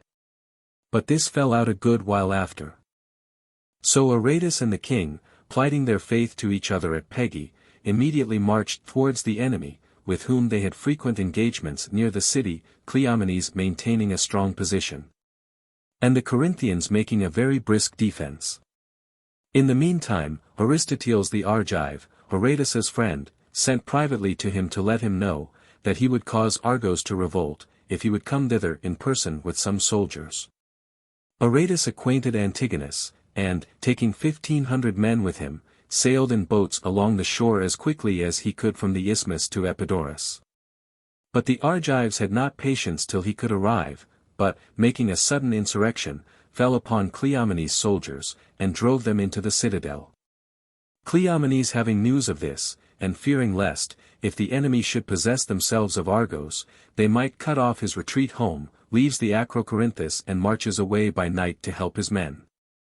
He got thither first, and beat off the enemy, but Aratus appearing not long after, and the king approaching with his forces, he retreated to Mantinia, upon which all the cities again came over to the Achaeans. And Antigonus took possession of the Acrocorinthus. Aratus, being chosen general by the Argives, persuaded them to make a present to Antigonus of the property of the tyrants and the traitors. As for Aristomachus, after having put him to the rack in the town of Cenchreae, they drowned him in the sea. For which, more than anything else, Aratus was reproached, that he could suffer a man to be so lawlessly put to death, who was no bad man, had been one of his long acquaintance, and at his persuasion had abdicated his power, and annexed the city to the Achaeans. And already the blame of the other things that were done began to be laid to his account, as that they so lightly gave up Corinth to Antigonus, as if it had been an inconsiderable village. That they had suffered him, after first sacking Orchomenus, then to put into it a Macedonian garrison. That they made a decree that no letters nor embassy should be sent to any other king without the consent of Antigonus, that they were forced to furnish paying provision for the Macedonian soldiers, and celebrated sacrifices, processions, and games in honor of Antigonus, Aratus's citizens setting the example and receiving Antigonus, who was lodged and entertained at Aratus's house. All these things they treated as his fault, not knowing that having once put the reins into Antigonus's hands, and let himself be borne by the impetus of regal power, he was no longer master of anything but one single voice, the liberty of which it was not so very safe for him to use. For it was very plain that Aratus was much troubled at several things, as appeared by the business about the statues. For Antigonus replaced the statues of the tyrants of Argos that had been thrown down, and on the contrary threw down the statues of all those that had taken the Acrocorinthus, except that of Aratus, nor could Aratus, by all his entreaties, dissuade him. Also, the usage of the Mantineans by the Achaeans seemed not in accordance with the Grecian feelings and manners. For being masters of their city by the help of Antigonus, they put to death the chief and most noted men amongst them. And of the rest, some they sold, others they sent, bound in fetters, into Macedonia, and made slaves of their wives and children. And of the money thus raised, a third part they divided among themselves, and the other 2/3 were distributed among the Macedonians. And this might seem to have been justified by the law of retaliation. For although it be a barbarous thing for men of the same nation and blood thus to deal with one another in their fury, yet necessity makes it, as Simonides says, sweet and something excusable, being the proper thing, in the mind's painful and inflamed condition, to give alleviation and relief. But for what was afterwards done to that city, Aratus cannot be defended on any ground either of reason or necessity. For the Argives having had the city bestowed on them by Antigonus, and resolving to people it, he being then chosen as the new founder, and being general at that time, decreed that it should no longer be called Mantinia, but Antigonia, which name it still bears. So that he may be said to have been the cause that the old memory of the beautiful Mantinia has been wholly extinguished, and the city to this day has the name of the destroyer and slayer of its citizens. After this, Cleomenes, being overthrown in a great battle near Sellasia, forsook Sparta and fled into Egypt, and Antigonus, having shown all manner of kindness and fair dealing to Aratus, retired into Macedonia. There, falling sick, he sent Philip, the heir of the kingdom, into Peloponnesus, being yet scarce a youth, commanding him to follow above all the counsel of Aratus, to communicate with the cities through him, and through him to make acquaintance with the Achaeans. And Aratus, receiving him accordingly, so managed him as to send him back to Macedon, both well affected to himself and full of desire and ambition to take an honorable part in the affairs of Greece.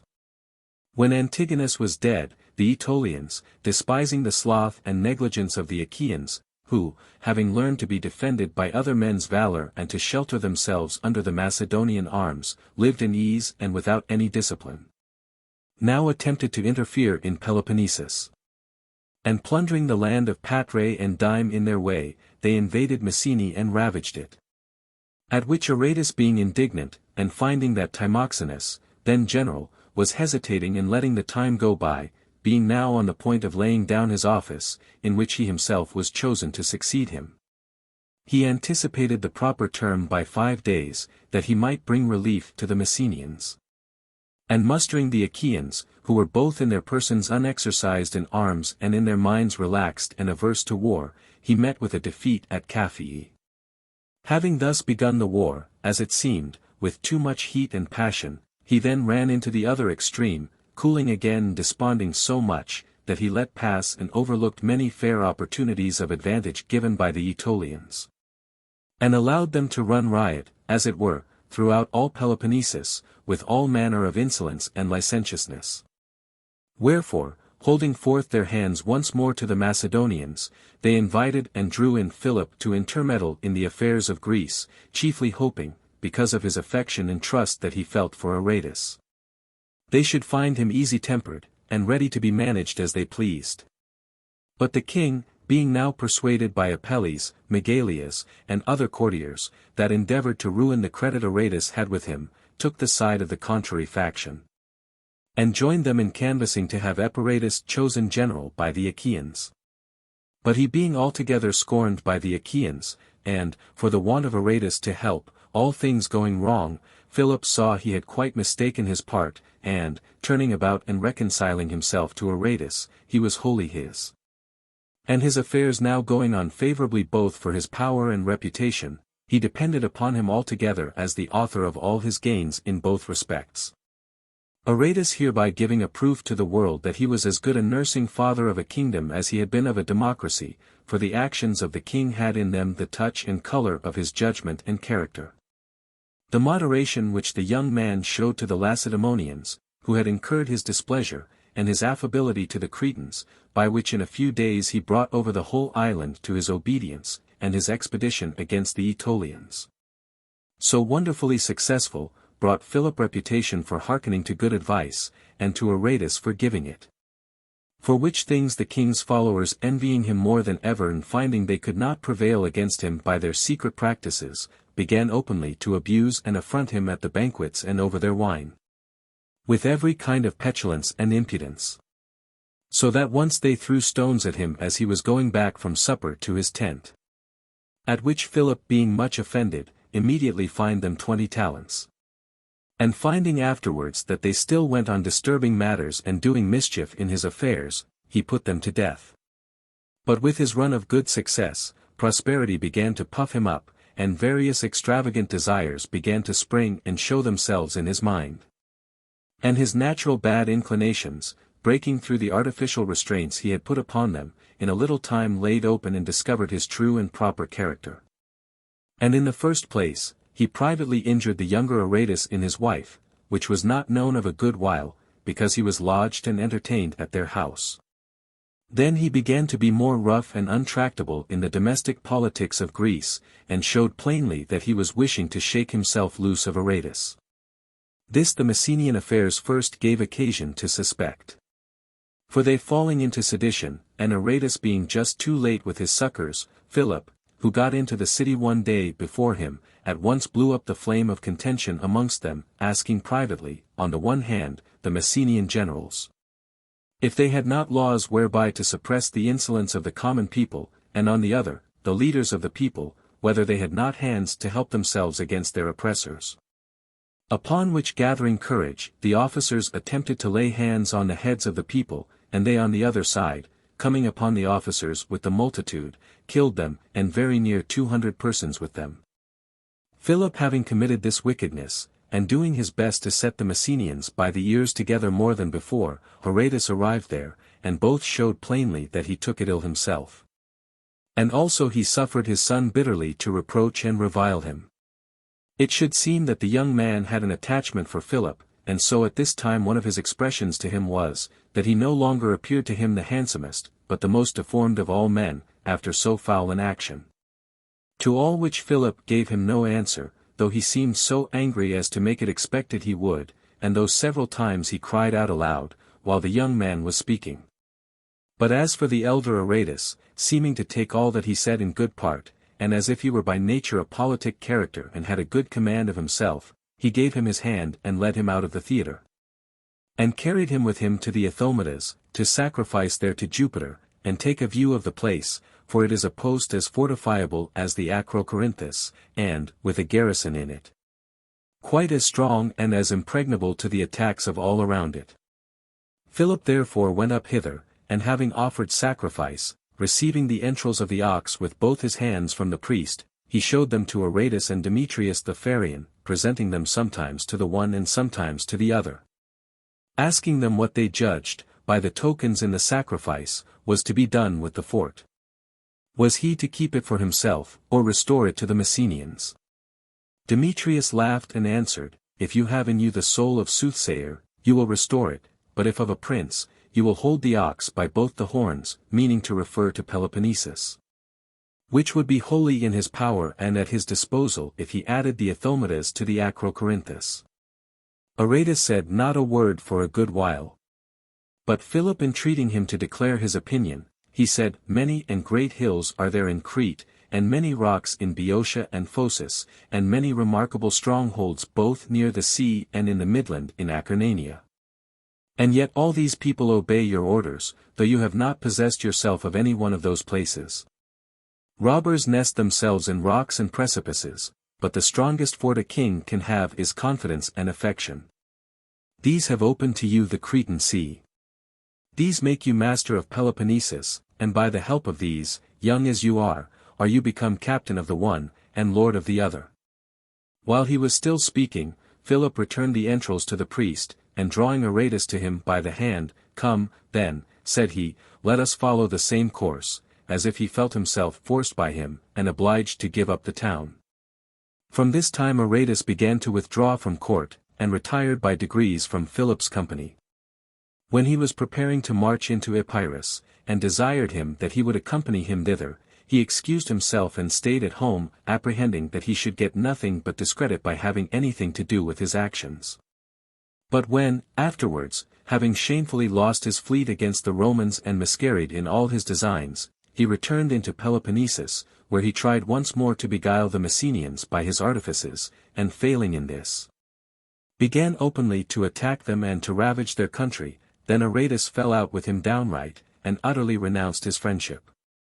For he had begun then to be fully aware of the injuries done to his son and his wife, which vexed him greatly, though he concealed them from his son, as he could but know he had been abused, without having any means to revenge himself. For, indeed, Philip seems to have been an instance of the greatest and strangest alteration of character. After being a mild king and modest and chaste youth, he became a lascivious man and most cruel tyrant. Though in reality this was not a change of his nature, but a bold unmasking, when safe opportunity came, of the evil inclinations which his fear had for a long time made him dissemble. For that the respect he at the beginning bore to Aratus had a great alloy of fear and awe appears evidently from what he did to him at last. For being desirous to put him to death, not thinking himself, whilst he was alive, to be properly free as a man, much less at liberty to do his pleasure as a king or tyrant, he durst not attempt to do it by open force, but commanded Torian, one of his captains and familiars, to make him away secretly by poison, if possible, in his absence. Torian, therefore, made himself intimate with Aratus, and gave him a dose, not of your strong and violent poisons, but such as cause gentle, feverish heats at first, and a dull cough, and so by degrees bring on certain death.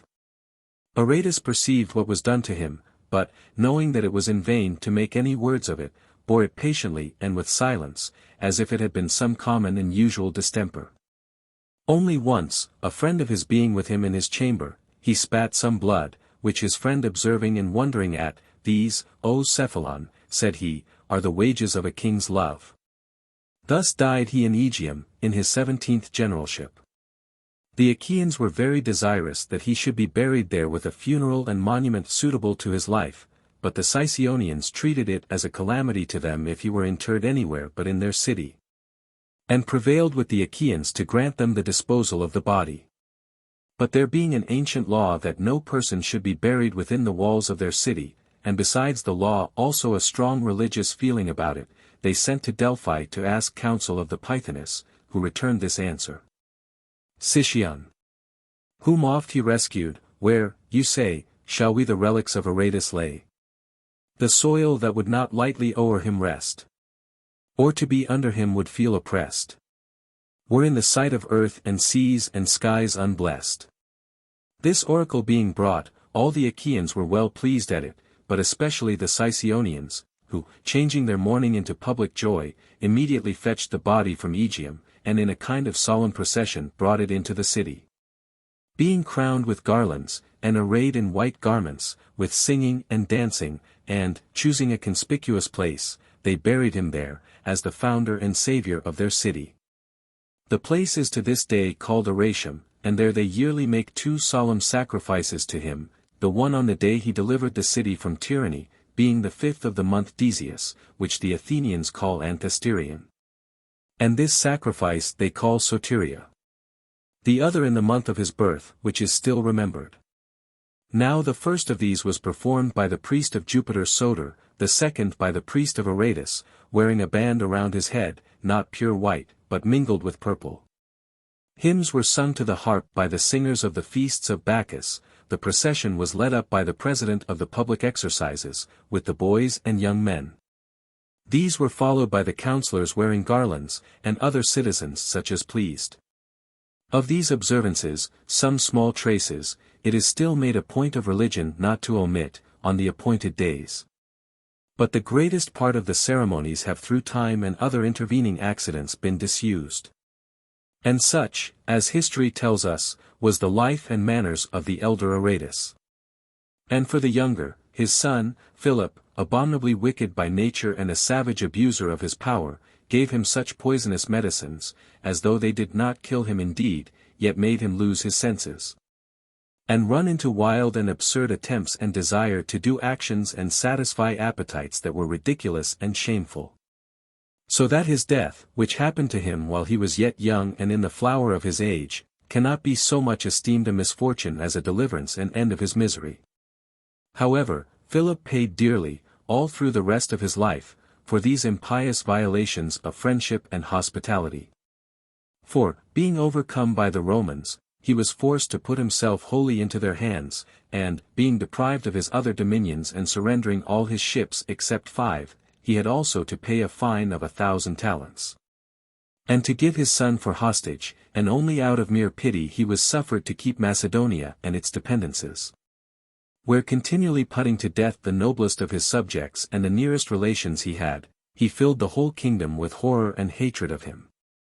And whereas amidst so many misfortunes he had but one good chance, which was the having a son of great virtue and merit, him, through jealousy and envy at the honor the Romans had for him, he caused to be murdered, and left his kingdom to Perseus, who, as some say, was not his own child, but supposititious, born of a seamstress called Nathanion. This was he whom Paulus Emilius led in triumph, and in whom ended the succession of Antigonus's line and kingdom.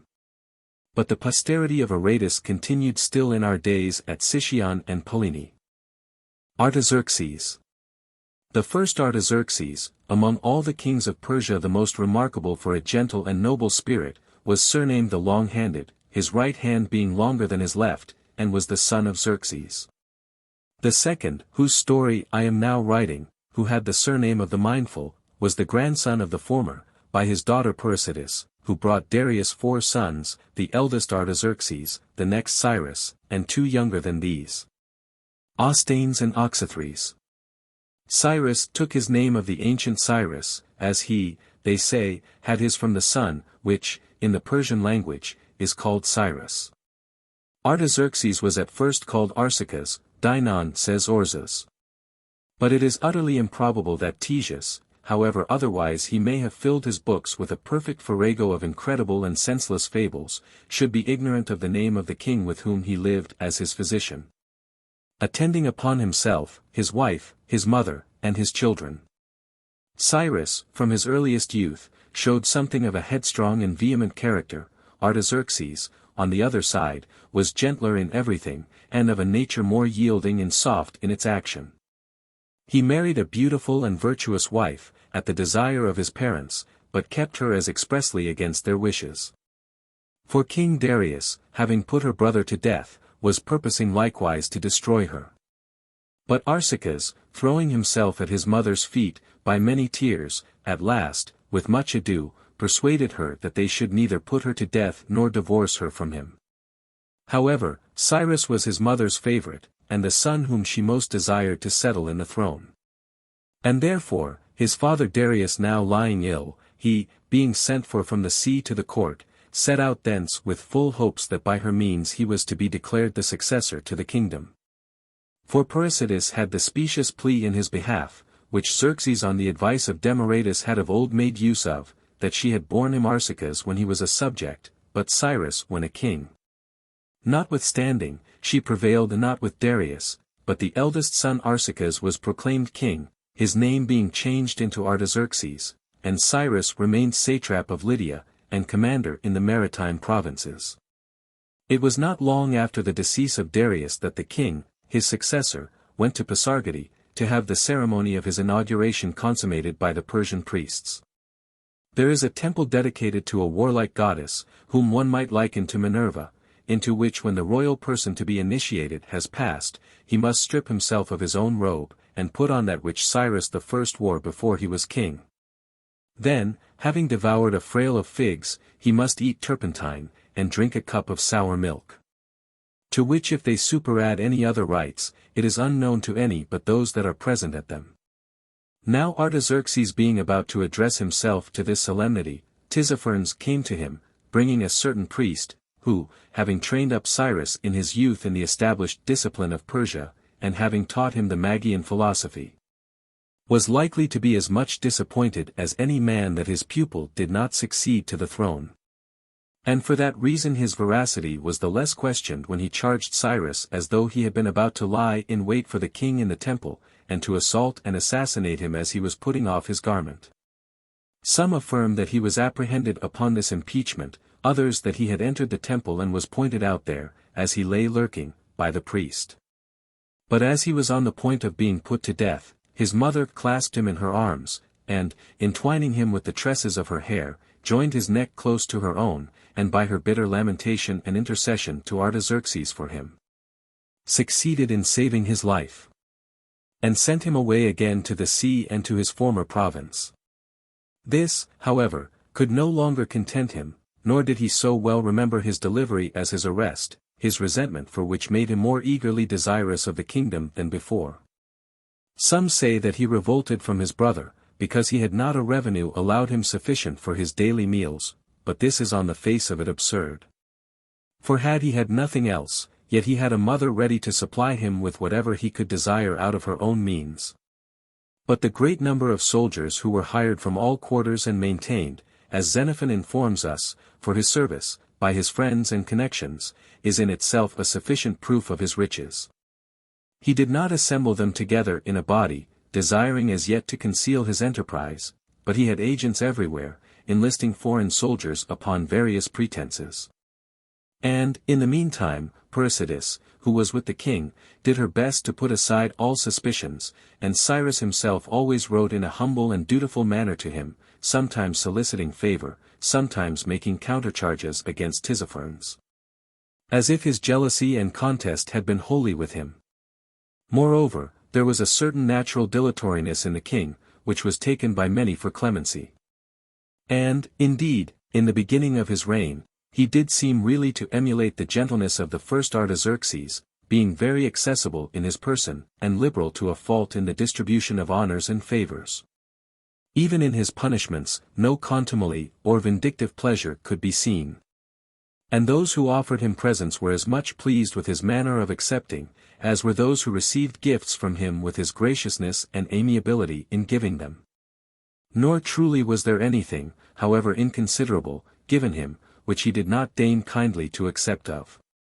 Insomuch that when one Omeses had presented him with a very large pomegranate, by Mithras, said he, this man, were he entrusted with it, would turn a small city into a great one.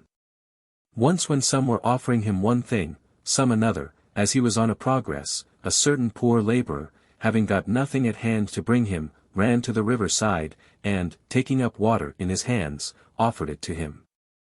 With which Artaxerxes was so well pleased that he sent him a goblet of gold and 1,000 darics. To Euclides, the Lacedaemonian, who had made a number of bold and arrogant speeches to him, he sent word by one of his officers, you have leave to say what you please to me, and I, you should remember, may both say and do what I please to you. Tarabazus once, when they were hunting, came up and pointed out to the king that his royal robe was torn. The king asked him what he wished him to do. And when Tarabazus replied, may it please you to put on another and give me that, the king did so, saying withal, I give it you, Tarabazus, but I charge you not to wear it. He, little regarding the injunction, being not a bad, but a light-headed, thoughtless man, immediately the king took it off, put it on, and bedecked himself further with royal golden necklaces and women's ornaments. To the great scandal of everybody, the thing being quite unlawful. But the king laughed and told him, you have my leave to wear the trinkets as a woman, and the robe of state as a fool. And whereas none usually sat down to eat with the king besides his mother and his wedded wife, the former being placed above, the other below him, Artaxerxes invited also to his table his 2 younger brothers, Osthenes and Oxythres. But what was the most popular thing of all among the Persians was the sight of his wife Statira's chariot, which always appeared with its curtains down, allowing her countrywomen to salute and approach her. Which made the queen a great favorite with the people. Yet busy, factious men, that delighted in change, professed it to be their opinion that the times needed Cyrus, a man of a great spirit, an excellent warrior, and a lover of his friends. And that the largeness of their empire absolutely required a bold and enterprising prince. Cyrus, then, not only relying upon those of his own province near the sea, but upon many of those in the upper countries near the king, commenced the war against him. He wrote to the Lacedaemonians, bidding them come to his assistance and supply him with men, assuring them that to those who came to him on foot he would give horses, and to the horsemen chariots. That upon those who had farms he would bestow villages, and those who were lords of villages he would make so of cities, and that those who would be his soldiers should receive their pay, not by count, but by weight. And among many other high praises of himself, he said he had the stronger soul, was more a philosopher and a better Magian. And could drink and bear more wine than his brother, who, as he averred, was such a coward and so little like a man, that he could neither sit his horse in hunting nor his throne in time of danger. The Lacedaemonians, his letter being read, sent a staff to Clearchus, commanding him to obey Cyrus in all things. So Cyrus marched towards the king, having under his conduct a numerous host of barbarians, and but little less than 13,000 stipendiary Grecians, alleging first one cause, then another, for his expedition. Yet the true reason lay not long concealed, but Tissaphernes went to the king in person to declare it. Thereupon, the court was all in an uproar and tumult, the queen mother bearing almost the whole blame of the enterprise, and her retainers being suspected and accused. Above all, Statira angered her by bewailing the war and passionately demanding where were now the pledges and the intercessions which saved the life of him that conspired against his brother. To the end, she said, that he might plunge us all into war and trouble.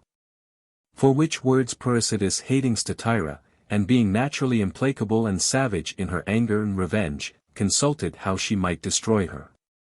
But since Dinon tells us that her purpose took effect in the time of the war, and Ctesias says it was after it, I shall keep the story for the place to which the latter assigns it, as it is very unlikely that he, who was actually present, should not know the time when it happened, and there was no motive to induce him designedly to misplace its date in his narrative of it, though it is not infrequent with him in his history to make excursions from truth into mere fiction and romance. As Cyrus was upon the march, rumors and reports were brought him, as though the king still deliberated, and were not minded to fight and presently to join battle with him, but to wait in the heart of his kingdom until his forces should have come in thither from all parts of his dominions. He had cut a trench through the plain 10 fathoms in breadth, and as many in depth, the length of it being no less than 400 furlongs. Yet he allowed Cyrus to pass across it, and to advance almost to the city of Babylon. Then Tarabazus, as the report goes, was the first that had the boldness to tell the king that he ought not to avoid the conflict, nor to abandon Media, Babylon, and even Susa, and hide himself in Persis. When all the while he had an army many times over more numerous than his enemies, and an infinite company of governors and captains that were better soldiers and politicians than Cyrus. So at last he resolved to fight, as soon as it was possible for him. Making, therefore, his first appearance, all on a sudden, at the head of 900,000 well-marshalled men, he so startled and surprised the enemy, who with the confidence of contempt were marching on their way in no order, and with their arms not ready for use, that Cyrus, in the midst of much noise and tumult, was scarce able to form them for battle. Moreover, the very manner in which he led on his men, silently and slowly, made the Grecians stand amazed at his good discipline, who had expected irregular shouting and leaping, much confusion and separation between one body of men and another, in so vast a multitude of troops. He also placed the choicest of his armed chariots in the front of his own phalanx over against the Grecian troops, that a violent charge with these might cut open their ranks before they closed with them. But as this battle is described by many historians, and Xenophon in particular as good as shows it us by eyesight, not as a past event, but as a present action, and by his vivid account makes his hearers feel all the passions and join in all the dangers of it, it would be folly in me to give any larger account of it than barely to mention any things omitted by him which yet deserve to be recorded. The place, then, in which the two armies were drawn out is called Cunaxa, being about 500 furlongs distant from Babylon.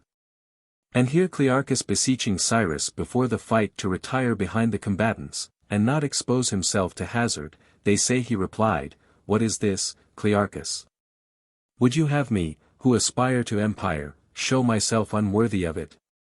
But if Cyrus committed a great fault in entering headlong into the midst of danger, and not paying any regard to his own safety, Clearchus was as much to blame, if not more, in refusing to lead the Greeks against the main body of the enemy, where the king stood, and in keeping his right wing close to the river, for fear of being surrounded. For if he wanted, above all other things, to be safe, and considered it his first object to sleep in whole skin, it had been his best way not to have stirred from home.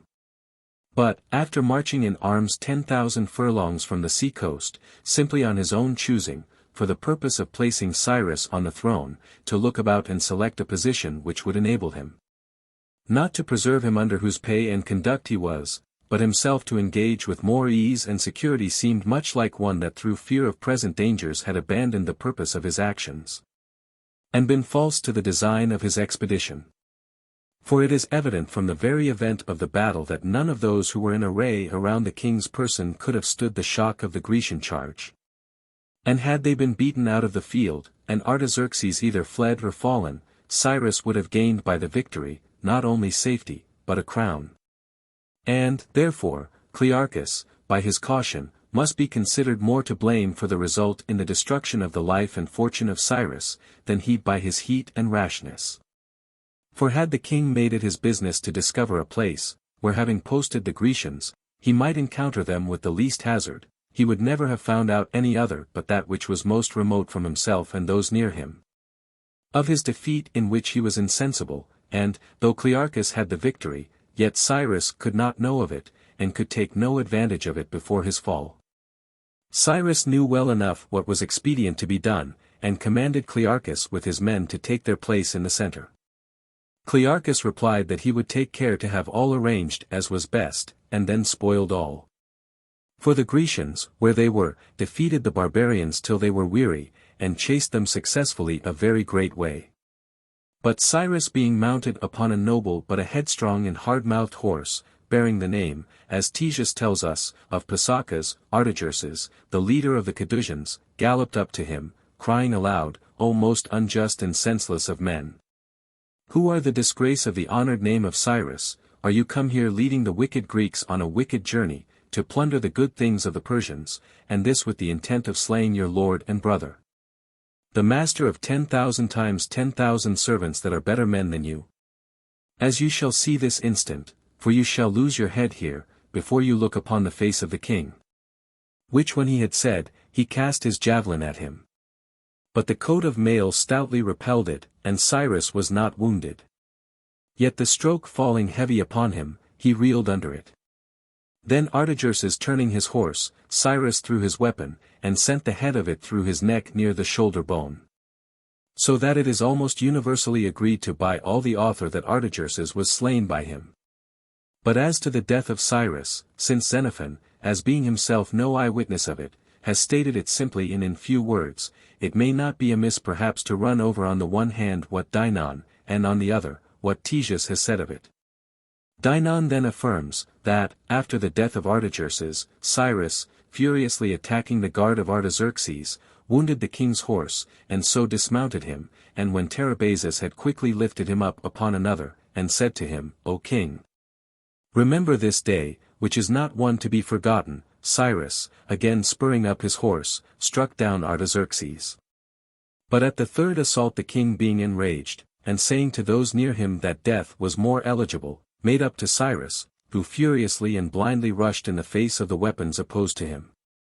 So the king struck him with a javelin, as likewise did those that were about him. And thus Cyrus falls, as some say, by the hand of the king. As others, by the dart of a carrion, to whom Artaxerxes, for a reward of his achievement, gave the privilege of carrying ever after a golden cock upon his spear before the first ranks of the army in all expeditions. For the Persians call the men of Corea cocks, because of the crests with which they adorn their helmets. But the account of Ctesias, to put it shortly, omitting many details, is as follows: Cyrus, after the death of Artaxerxes, rode up against the king, as he did against him, neither exchanging a word with the other. But Arius, Cyrus's friend, was beforehand with him, and darted first at the king, yet wounded him not. Then the king cast his lance at his brother, but missed him, though he both hit and slew Sataphernes, a noble man and a faithful friend to Cyrus. Then Cyrus directed his lance against the king, and pierced his breast with it quite through his armor, 2 inches deep, so that he fell from his horse with the stroke. At which those that attended him being put to flight and disorder, he, rising with a few, among whom was Ctesias, and making his way to a little hill not far off, rested himself. But Cyrus, who was in the thick of the enemy, was carried off a great way by the wildness of his horse, the darkness which was now coming on making it hard for them to know him, and for his followers to find him. However, being made elate with victory, and full of confidence and force, he passed through them, crying out, and that more than once, in the Persian language, Clear the way, villains, clear the way. Which they indeed did, throwing themselves down at his feet. But his tiara dropped off his head, and a young Persian, by name Mithridates, running by, struck a dart into one of his temples near his eye, not knowing who he was, out of which wound much blood gushed, so that Cyrus, swooning and senseless, fell off his horse. The horse escaped, and ran about the field, but the companion of Mithridates took the trappings, which fell off, soaked with blood.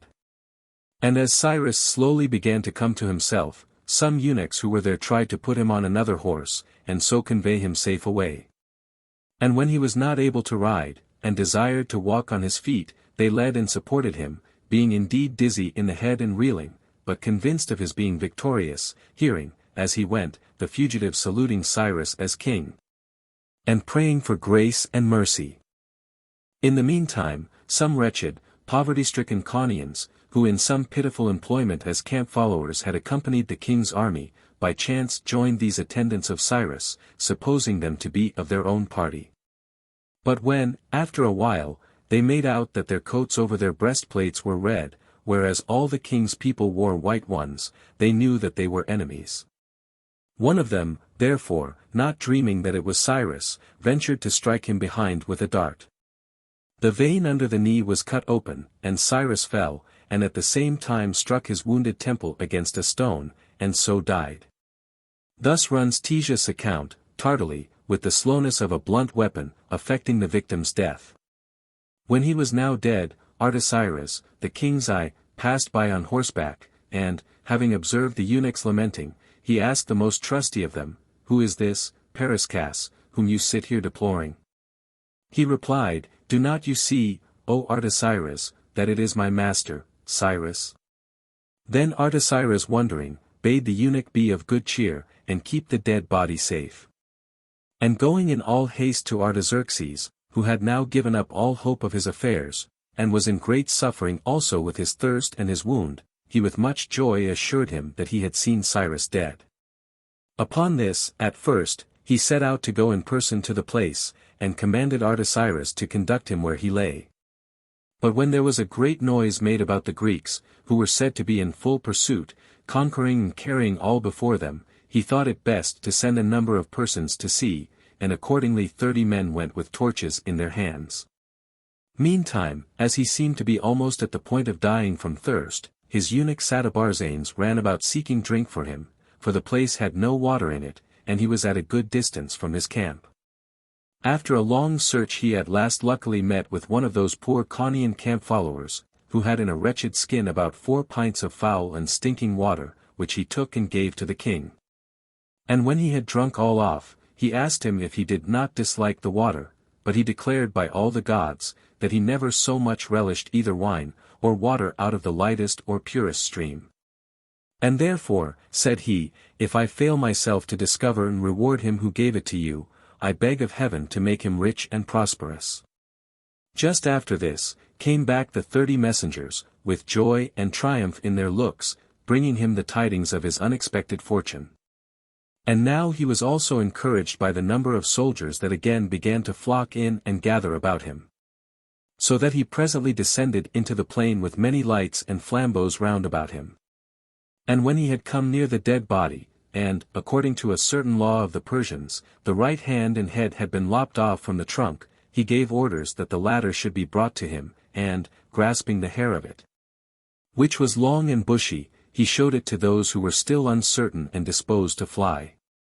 They were amazed at it, and did him homage, so that there were presently 70,000 of them got about him, and entered the camp again with him.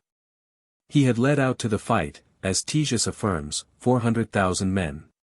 But Dinon and Xenophon aver that there were many more than 40 myriads actually engaged. As to the number of the slain, as the catalogue of them was given up to Artaxerxes, Ctesias says, they were 9,000, but that they appeared to him no fewer than 20,000. Thus far there is something to be said on both sides. But it is a flagrant untruth on the part of Ctesias to say that he was sent along with Philinus the Zacynthian and some others to the Grecians. For Xenophon knew well enough that Ctesias was resident at court. For he makes mention of him, and had evidently met with his writings. And, therefore, had he come, and been deputed the interpreter of such momentous words, Xenophon surely would not have struck his name out of the embassy to mention only Philinus. But Ctesias, as is evident, being excessively vainglorious, and no less a favourer of the Lacedaemonians and Clearchus, never fails to assume to himself some province in his narrative, taking opportunity, in these situations, to introduce abundant high praise of Clearchus and Sparta. When the battle was over, Artaxerxes sent goodly and magnificent gifts to the son of Artaxerxes, whom Cyrus slew.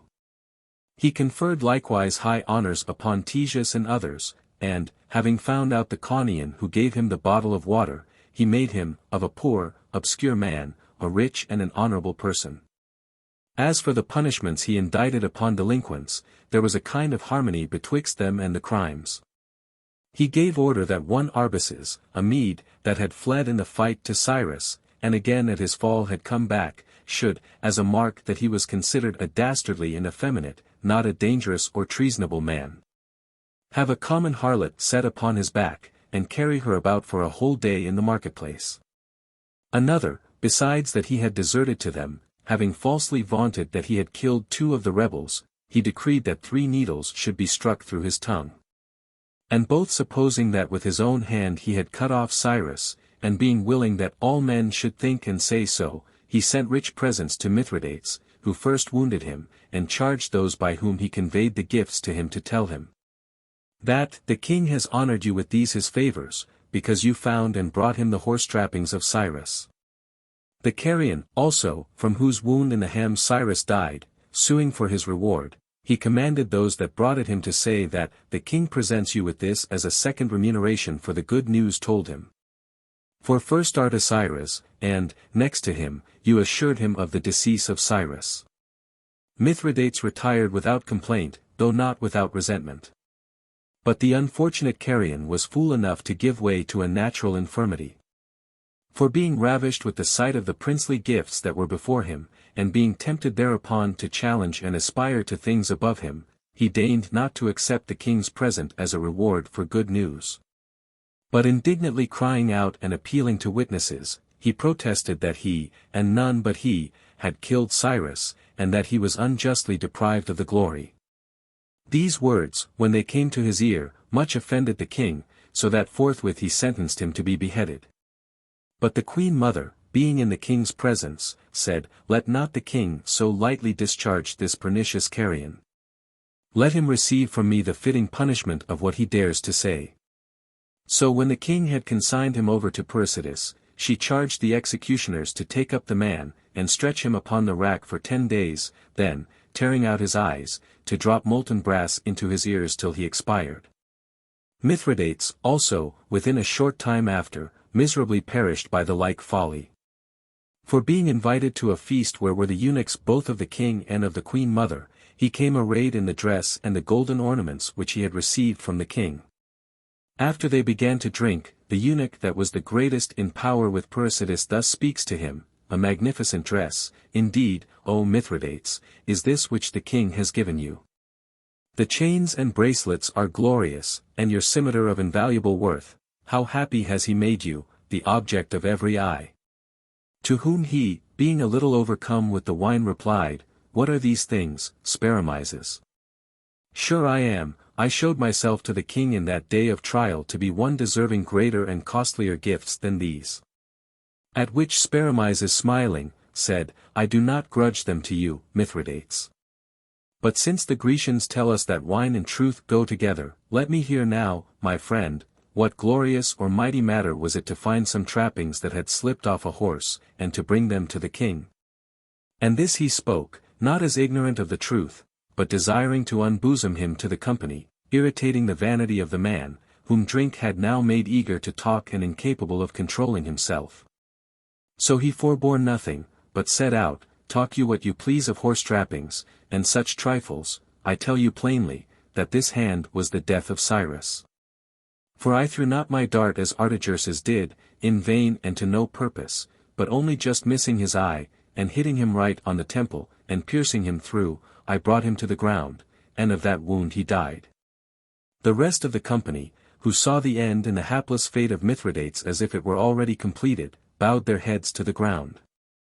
And he who entertained them said, "Mithridates, my friend, let us eat and drink now, revering the fortune of our prince, and let us waive discourse which is too weighty for us."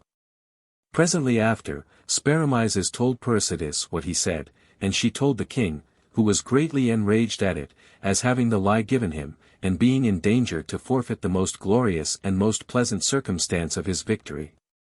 For it was his desire that everyone, whether Greek or barbarian, should believe that in the mutual assaults and conflicts between him and his brother, he, giving and receiving a blow, was himself indeed wounded, but that the other lost his life. And, therefore, he decreed that Mithridates should be put to death in boats. Which execution is after the following manner: taking 2 boats framed exactly to fit and answer each other, they lay down in one of them the malefactor that suffers, upon his back. Then, covering it with the other, and so setting them together that the head, hands, and feet of him are left outside, and the rest of his body lies shut up within, they offer him food, and if he refuse to eat it, they force him to do it by pricking his eyes. Then, after he has eaten, they drench him with a mixture of milk and honey, pouring it not only into his mouth, but all over his face. They then keep his face continually turned towards the sun. And it becomes completely covered up and hidden by the multitude of flies that settle on it. And as within the boats he does what those that eat and drink must needs do, creeping things and vermin spring out of the corruption and rottenness of the excrement, and these entering into the bowels of him, his body is consumed.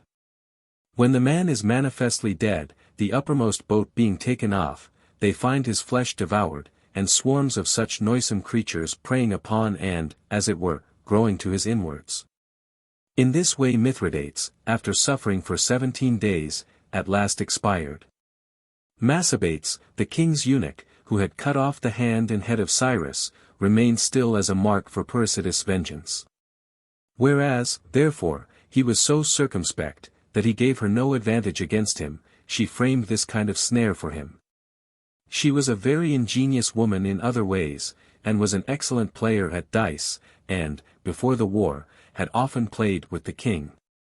After the war, too, when she had been reconciled to him, she joined readily in all amusements with him, played at dice with him, was his confidant in his love matters.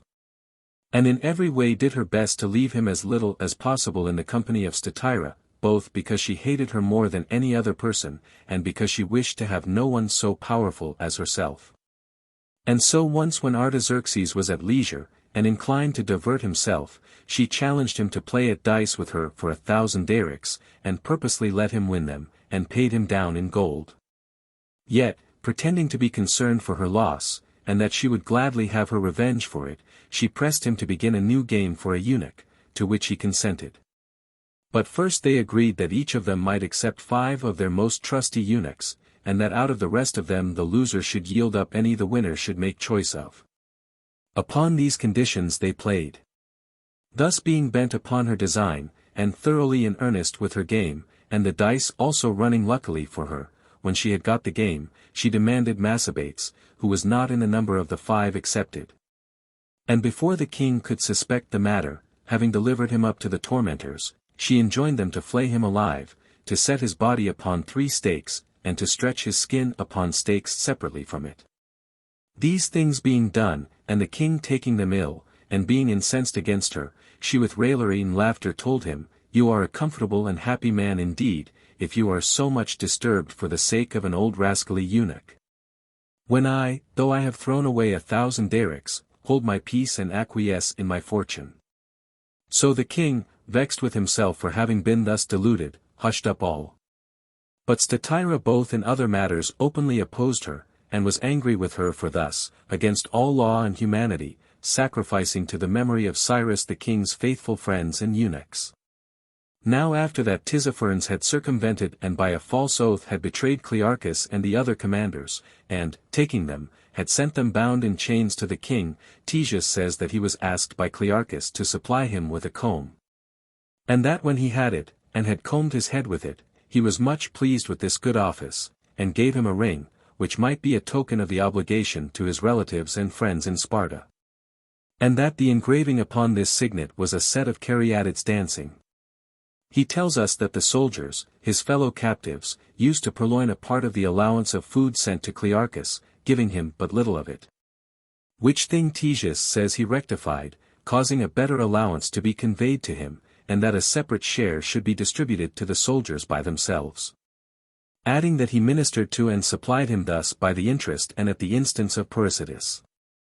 And there being a portion of ham sent daily with his other food to Clearchus, she, he says, advised and instructed him, that he ought to bury a small knife in the meat, and thus send it to his friend. And not leave his fate to be determined by the king's cruelty. Which he, however, he says, was afraid to do.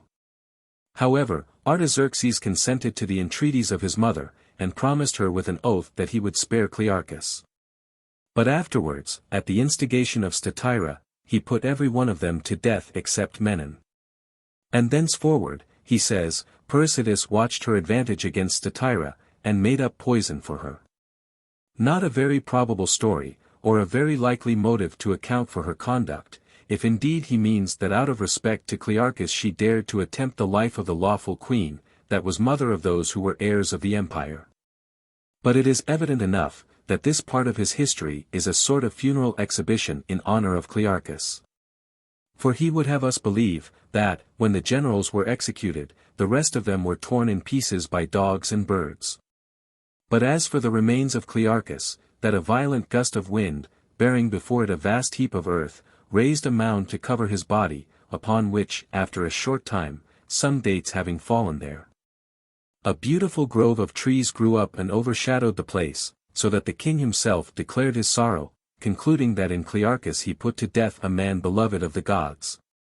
Parricides, therefore, having from the first entertained a secret hatred and jealousy against Statira, seeing that the power she herself had with Artaxerxes was founded upon feelings of honor and respect for her, but that Statira's influence was firmly and strongly based upon love and confidence, was resolved to contrive her ruin, playing at hazard, as she thought, for the greatest stake in the world.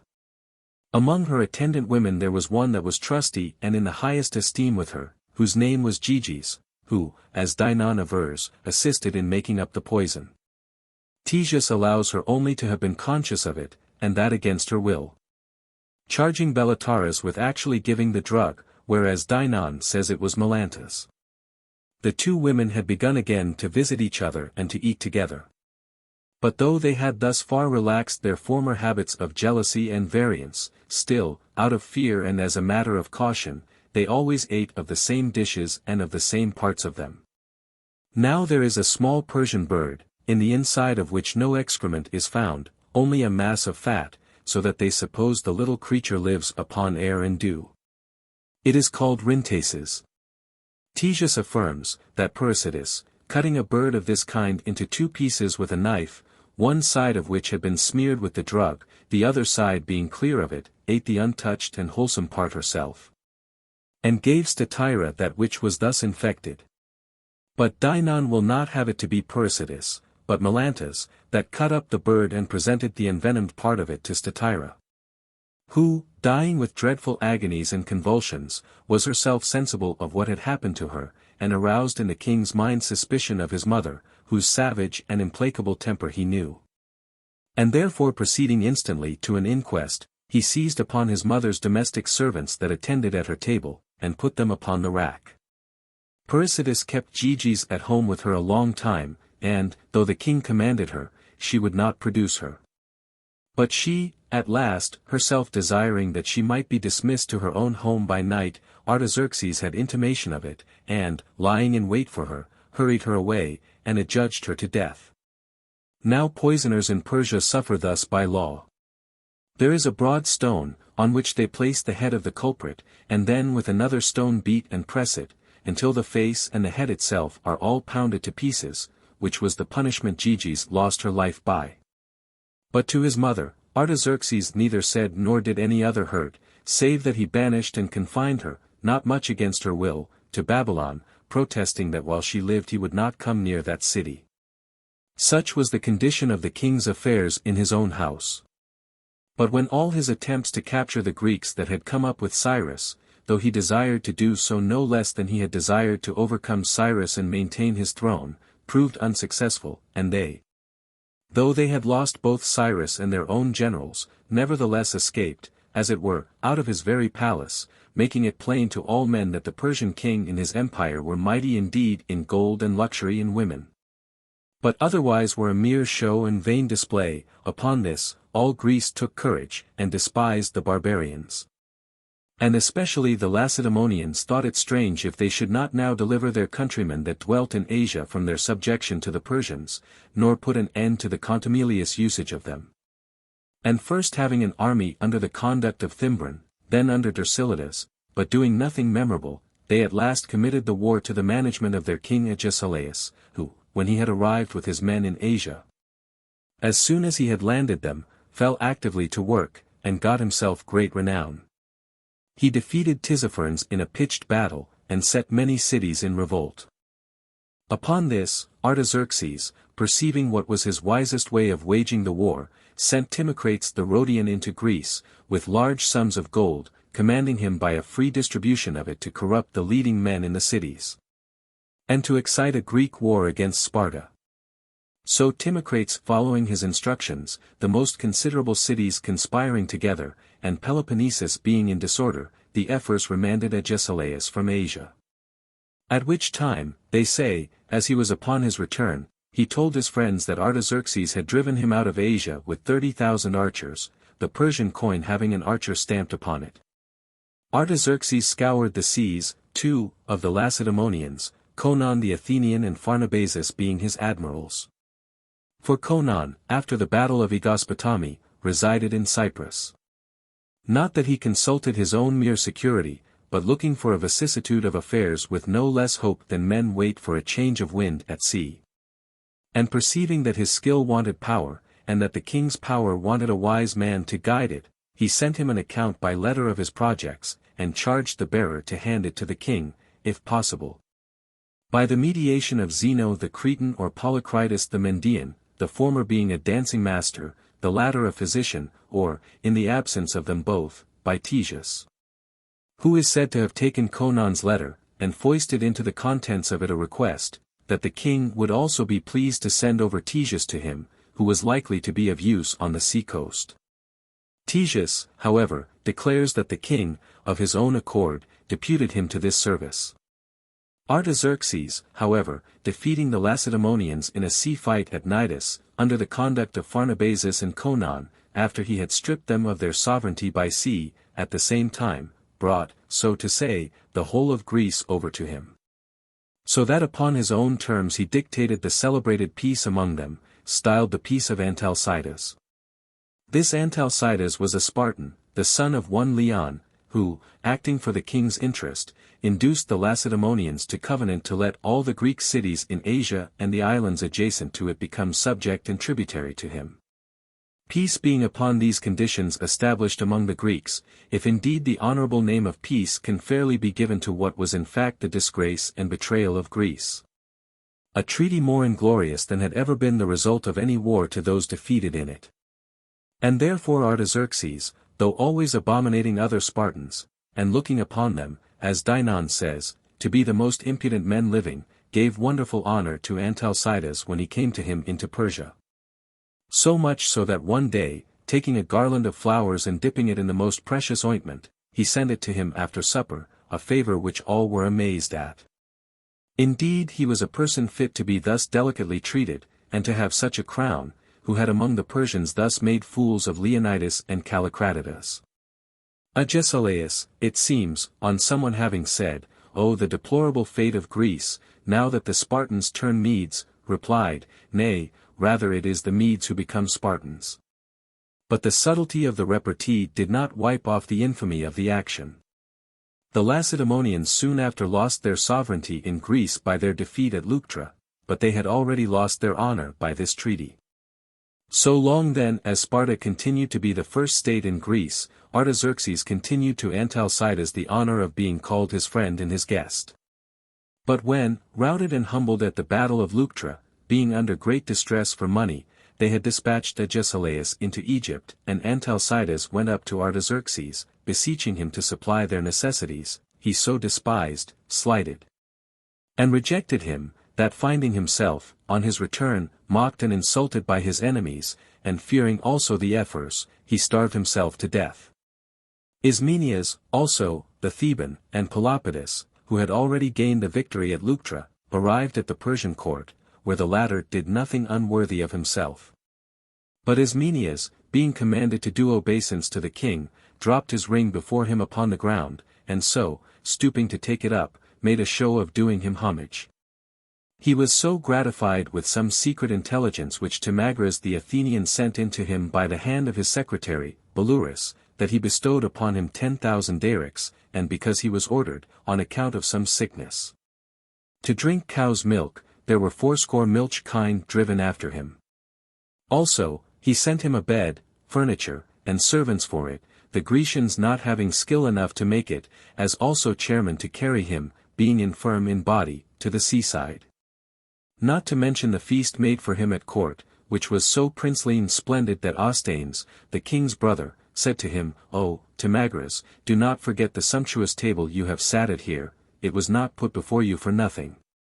Which was indeed rather a reflection upon his treason than to remind him of the king's bounty. And indeed the Athenians condemned Timagras to death for taking bribes. But Artaxerxes gratified the Grecians in one thing in lieu of the many wherewith he plagued them, and that was by taking off Tissaphernes, their most hated and malicious enemy, whom he put to death. Persides adding her influence to the charges made against him. For the king did not persist long in his wrath with his mother, but was reconciled to her, and sent for her, being assured that she had wisdom and courage fit for royal power. And there being now no cause discernible but that they might converse together without suspicion or offence.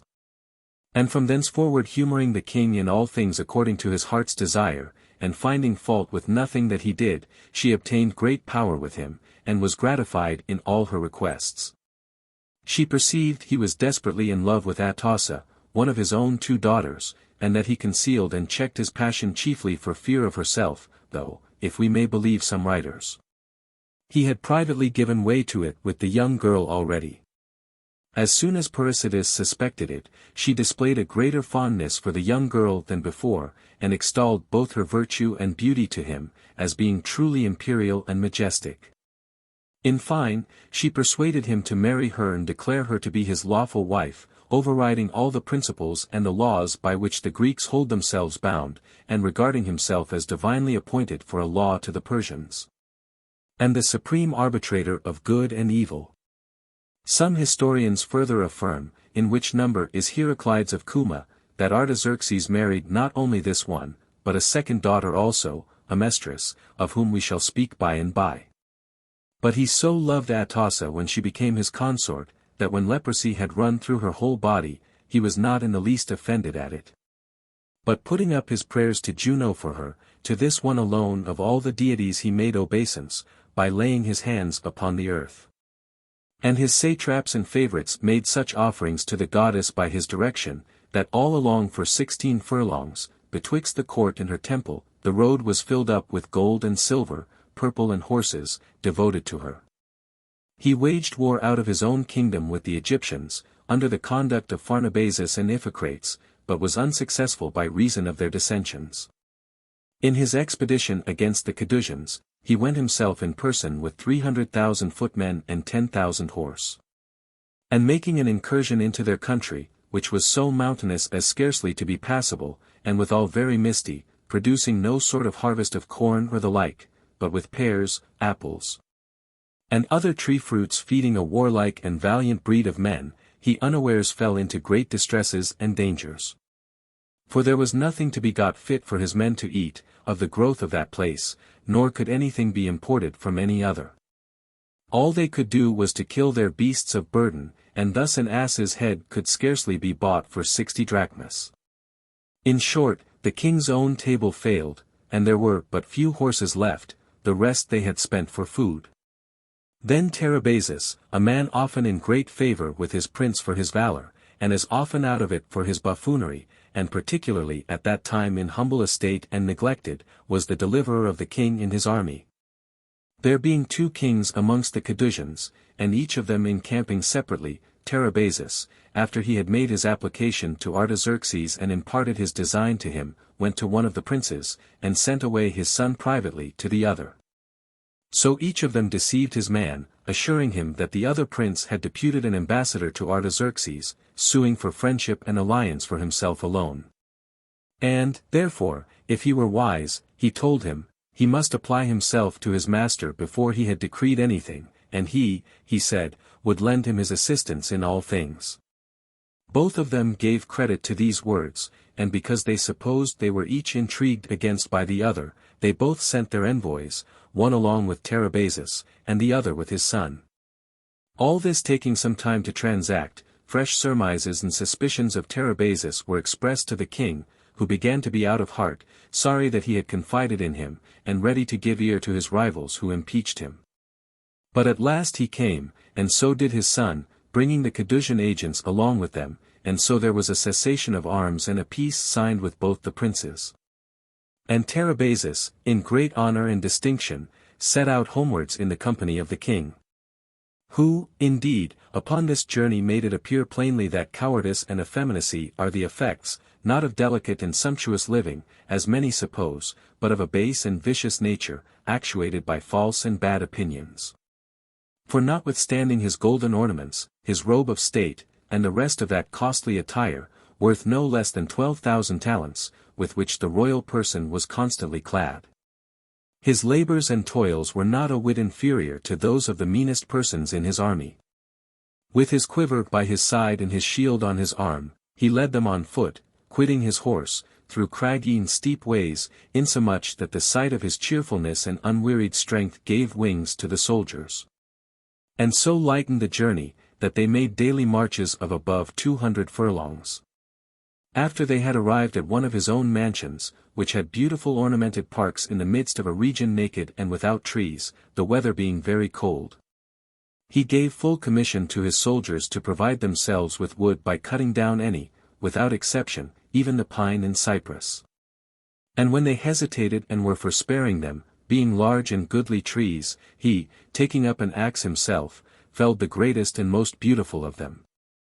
After which his men used their hatchets, and piling up many fires, passed away the night at their ease. Nevertheless, he returned not without the loss of many and valiant subjects, and of almost all his horses. And supposing that his misfortunes and the ill success of his expedition made him despised in the eyes of his people, he looked jealously on his nobles, many of whom he slew in anger, and yet more out of fear. As, indeed, fear is the bloodiest passion in princes, confidence, on the other hand, being merciful, gentle, and unsuspicious. So we see among wild beasts, the intractable and least tameable are the most timorous and most easily startled. The nobler creatures, whose courage makes them trustful, are ready to respond to the advances of men. Artaxerxes, now being an old man, perceived that his sons were in controversy about his kingdom, and that they made parties among his favorites and peers. Those that were equitable among them thought it fit, that as he had received it, so he should bequeath it, by right of age, to Darius. The younger brother, Achilles, who was hot and violent, had indeed a considerable number of the courtiers that espoused his interest, but his chief hope was that by Atossa's means he should win his father. For he flattered her with the thoughts of being his wife and partner in the kingdom after the death of Artaxerxes. And truly it was rumored that already Achilles maintained a too intimate correspondence with her.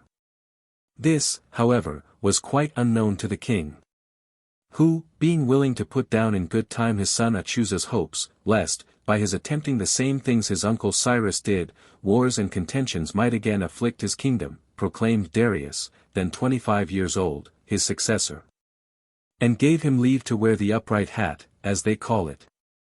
It was a rule and usage of Persia, that the heir apparent to the crown should beg a boon, and that he that declared him so should give whatever he asked, provided it were within the sphere of his power.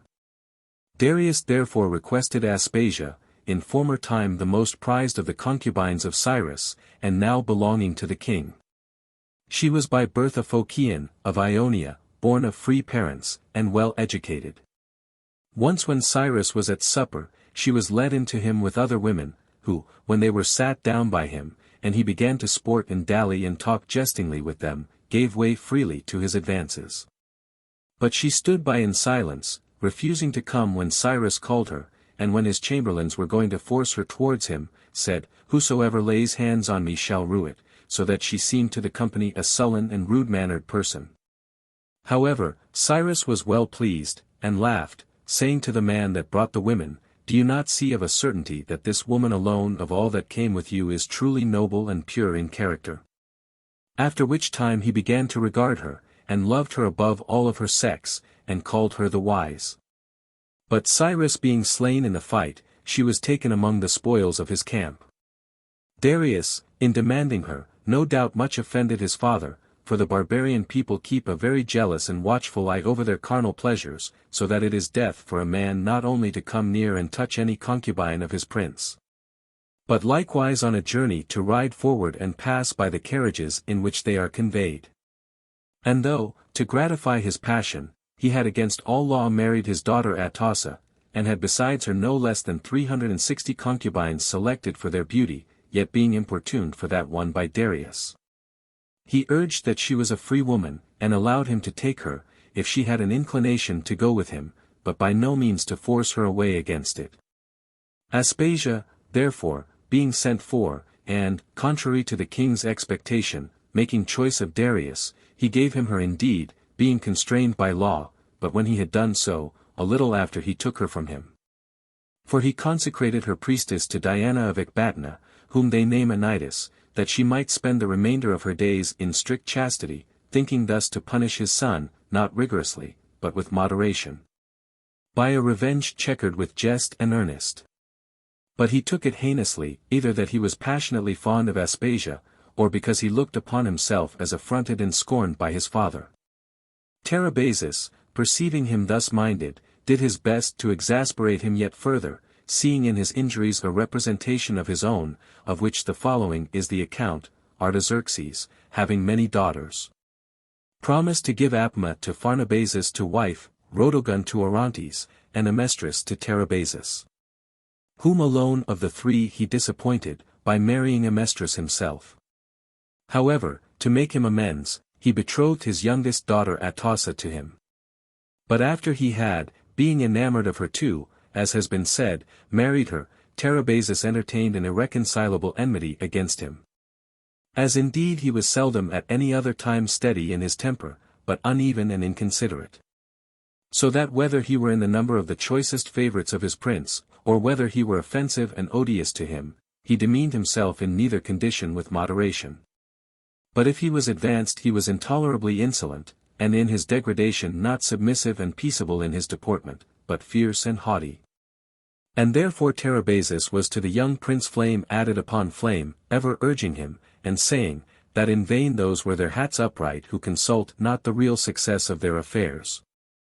And that he was ill befriended of reason if he imagined, whilst he had a brother, who, through the women's apartments, was seeking a way to the supremacy, and a father of so rash and fickle a humour, that he should by succession infallibly step up into the throne.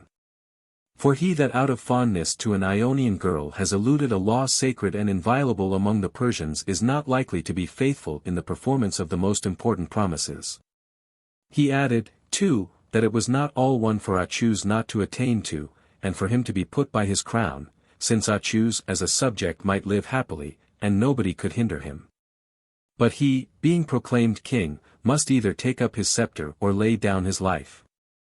These words presently inflamed Darius, what Sophocles says being indeed generally true. Quick travels the persuasion to what's wrong. For the path is smooth, and upon an easy descent, that leads us to our own will, and the most part of us desire what is evil through our strangeness to an ignorance of good. And in this case, no doubt, the greatness of the empire and the jealousy Darius had of Achuz furnished Tarabazus with material for his persuasions. Nor was Venus wholly unconcerned in the matter, in regard, namely, of his loss of Aspasia. Darius, therefore, resigned himself up to the dictates of Tarabazus. And many now conspiring with them, a eunuch gave information to the king of their plot and the way how it was to be managed, having discovered the certainty of it, that they had resolved to break into his bedchamber by night, and there to kill him as he lay. After Artaxerxes had been thus advertised, he did not think fit, by disregarding the discovery, to despise so great a danger, nor to believe it when there was little or no proof of it. Thus then he did. He charged the eunuch constantly to attend and accompany the conspirators wherever they were.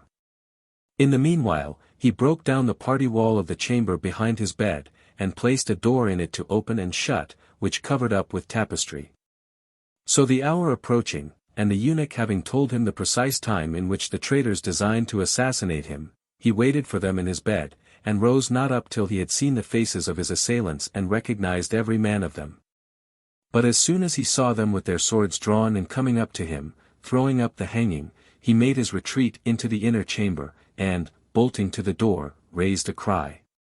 Thus when the murderers had been seen by him, and had attempted him in vain, they with speed went back through the same doors they came in by, enjoining Tarabazus and his friends to fly, as their plot had been certainly detected. They, therefore, made their escape different ways, but Tarabazus was seized by the king's guards, and after slaying many, while they were laying hold on him, at length being struck through with a dart at a distance, fell. As for Darius, who was brought to trial with his children, the king appointed the royal judges to sit over him, and because he was not himself present, but accused Darius by proxy, He commanded his scribes to write down the opinion of every one of the judges, and show it to him. And after they had given their sentences, all as one man, and condemned Darius to death, the officers seized on him and hurried him to a chamber not far off. To which place the executioner, when summoned, came with a razor in his hand, with which men of his employment cut off the heads of offenders. But when he saw that Darius was the person thus to be punished, he was appalled and started back, offering to go out, as one that had neither power nor courage enough to behead a king. Yet at the threats and commands of the judges, who stood at the prison door, he returned, and grasping the hair of his head and bringing his face to the ground with one hand, he cut through his neck with the razor he had in the other. Some affirm that sentence was passed in the presence of Artaxerxes, that Darius, after he had been convicted by clear evidence, falling prostrate before him, did humbly beg his pardon.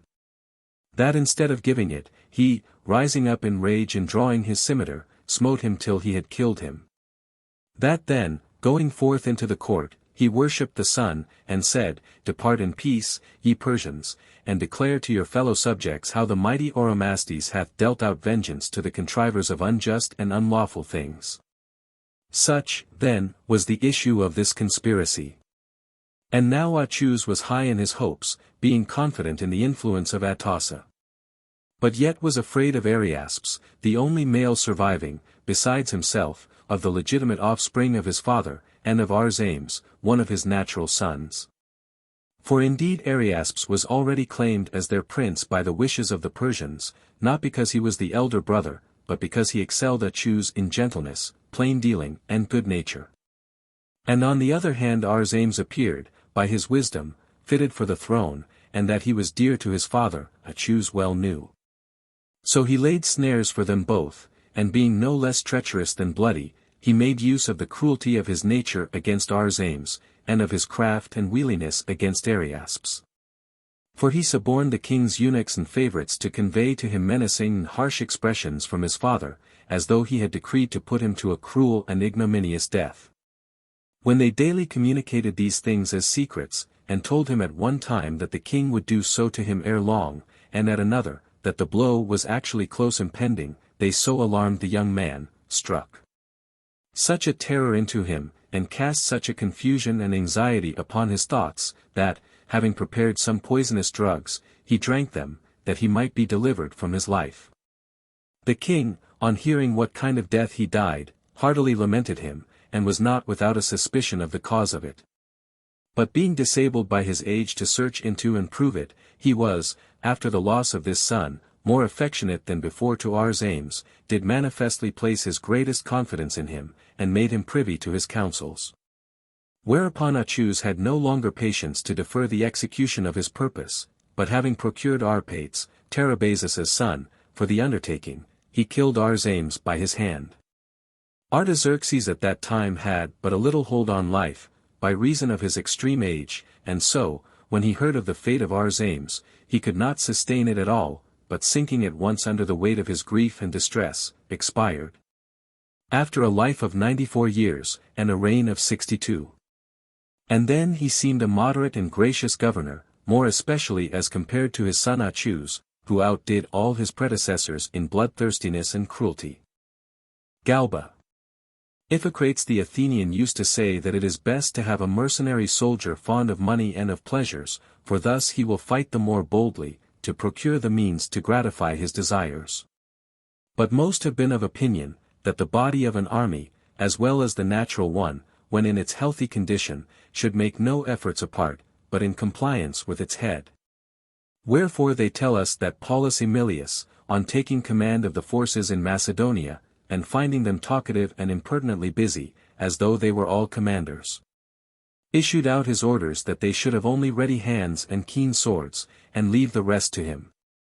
And Plato, who can discern no use of a good ruler or general, if his men are not on their part obedient and conformable, the virtue of obeying, as of ruling, being in his opinion one that does not exist without first a noble nature, and then a philosophic education, where the eager and active powers are allayed with the gentler and humaner sentiments, may claim in confirmation of his doctrine sundry mournful instances elsewhere, and, in particular, The events that followed among the Romans upon the death of Nero, in which plain proofs were given that nothing is more terrible than a military force moving about in an empire upon uninstructed and unreasoning impulses.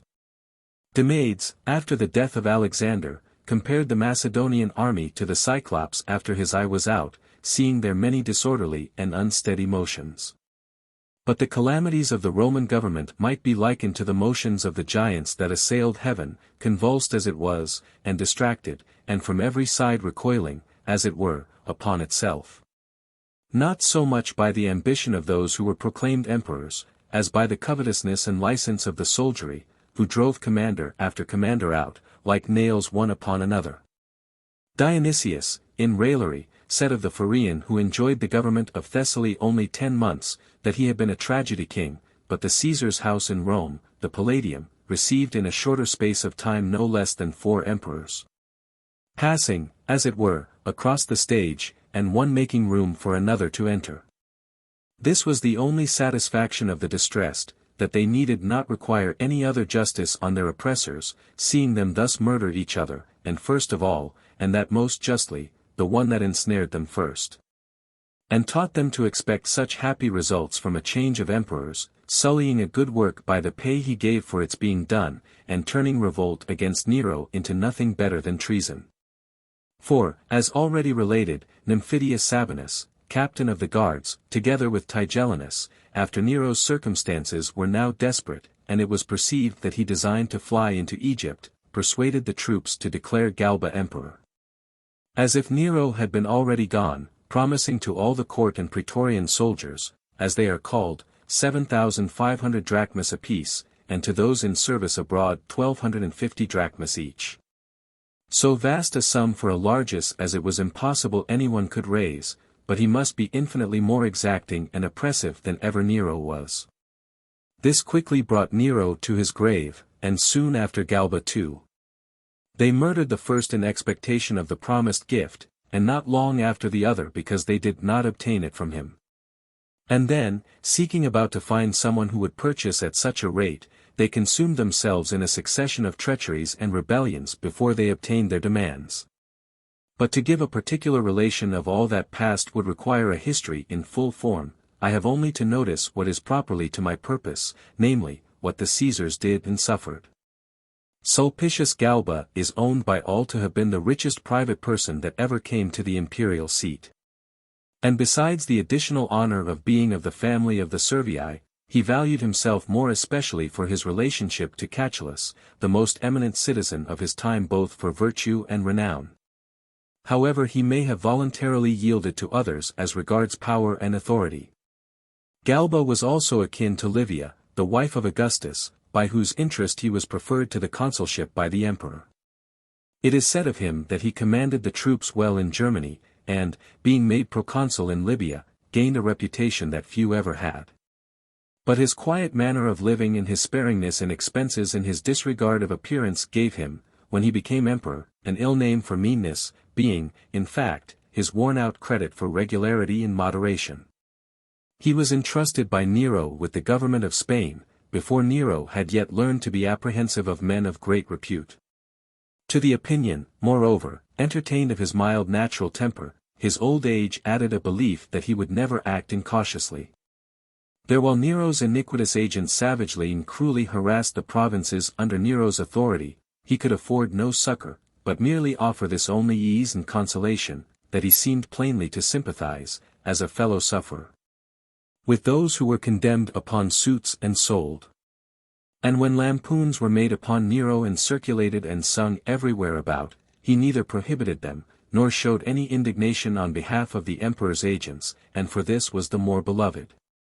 As also that he was now well acquainted with them, having been in chief power there 8 years at the time when Junius Vindex, general of the forces in Gaul, began his insurrection against Nero. And it is reported that letters came to Galba before it fully broke out into an open rebellion, which he neither seemed to give credit to, nor on the other hand to take means to let Nero know, as other officers did.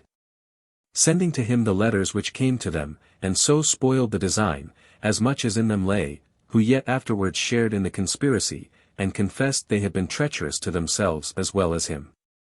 At last Vindex, plainly declaring war, wrote to Galba, encouraging him to take the government upon him, and give a head to this strong body, the Gaulish provinces, which could already count 100,000 men in arms, and were able to arm a yet greater number if occasion were. Galba laid the matter before his friends, some of whom thought it fit to wait, and see what movement there might be and what inclinations displayed at Rome for the revolution.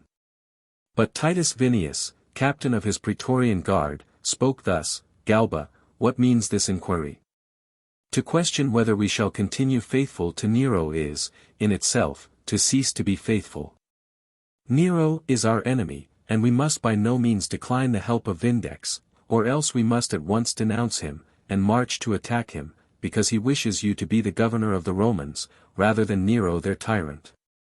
Thereupon Galba, by an edict, appointed a day when he would receive manumissions, and general rumor and talk beforehand about his purpose brought together a great crowd of men so ready for a change, that he scarcely appeared, stepping up to the tribunal, but they with one consent saluted him emperor.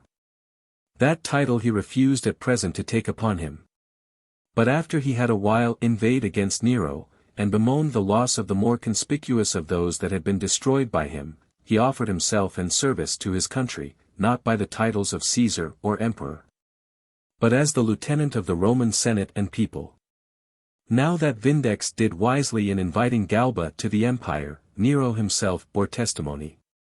Who, though he seemed to despise Vindex and altogether to slight the Gauls and their concerns, yet when he heard of Galba, as by chance he had just bathed and sat down to his morning meal, at this news he overturned the table.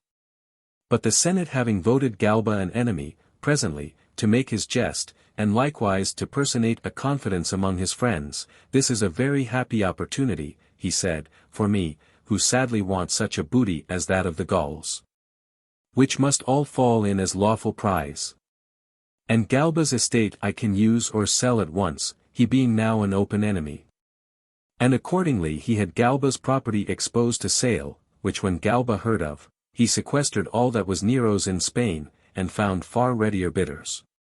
Many now began to revolt from Nero, and pretty nearly all adhered to Galba, only Clodius Macer in Africa, and Virginius Rufus, commander of the German forces in Gaul, followed counsel of their own. Yet these two were not of one and the same advice, for Clodius, being sensible of the rapines and murders to which he had been led by cruelty and covetousness, was in perplexity, and felt it was not safe for him either to retain or quit his command. But Virginius, who had the command of the strongest legions, by whom he was many repeated times saluted emperor and pressed to take the title upon him, declared that he neither would assume that honor himself, nor see it given to any other than whom the Senate should elect.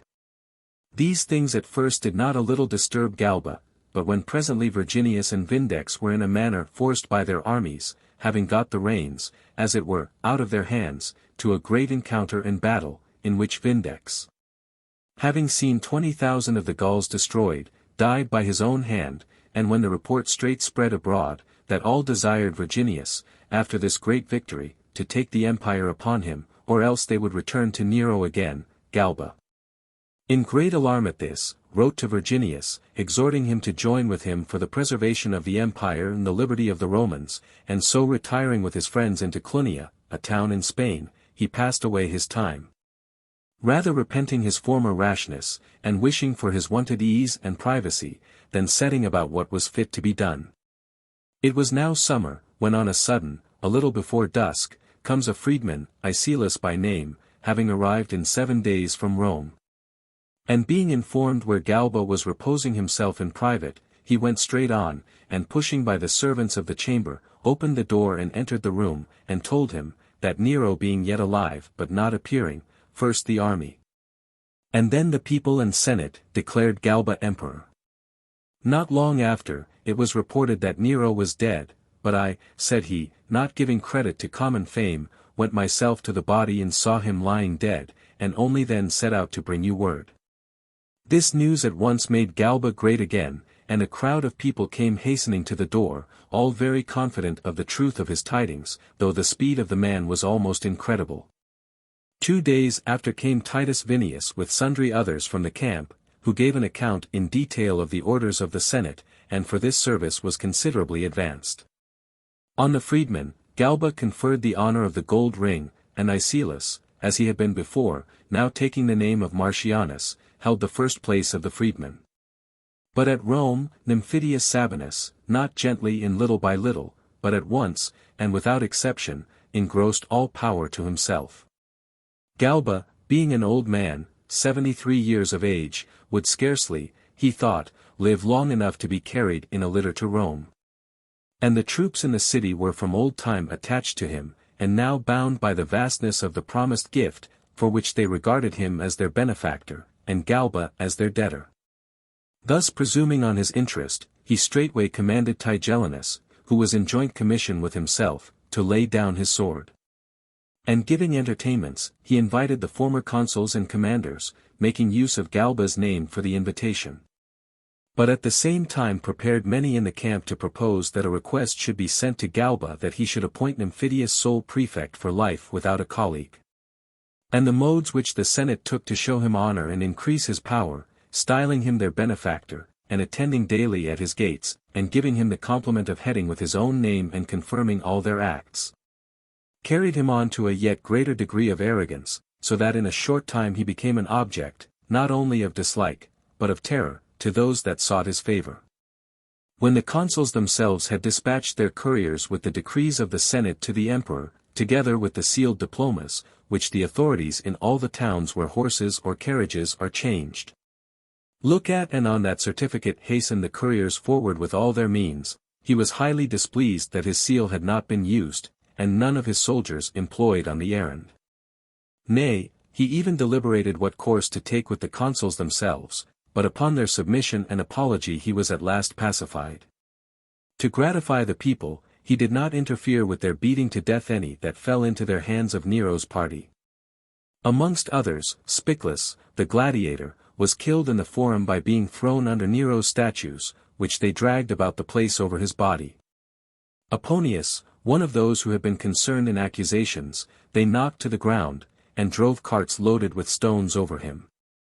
And many others they tore in pieces, some of them no way guilty, insomuch that Moriscus, a person of great account and character, told the Senate that he feared, in a short time, they might wish for Nero again.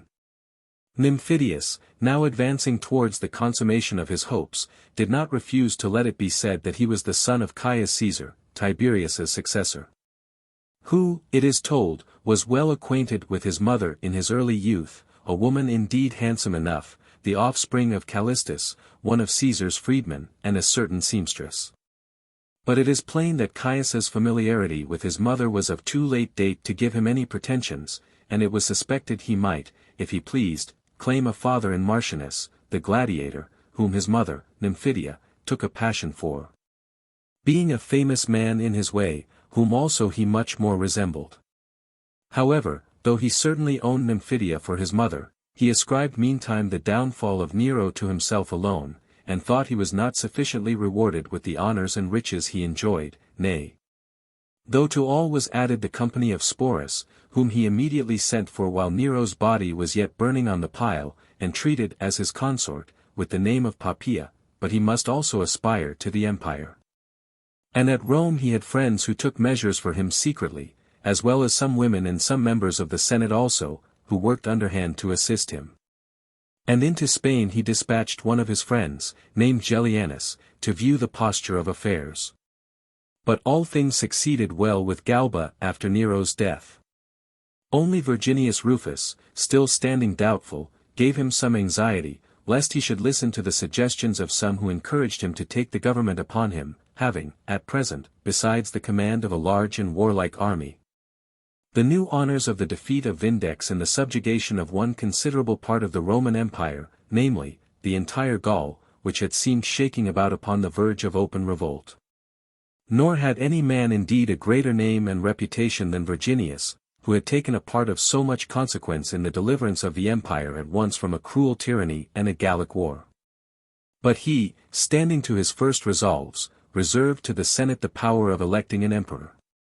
Yet when it was now manifest that Nero was dead, the soldiers pressed him hard to it, and one of the tribunes, entering his tent with his drawn sword, bade him either take the government or that But after Fabius Valens, having the command of 1 legion, had first sworn fealty to Galba, and letters from Rome came with tidings of the resolves of the Senate, at last with much ado he persuaded the army to declare Galba emperor.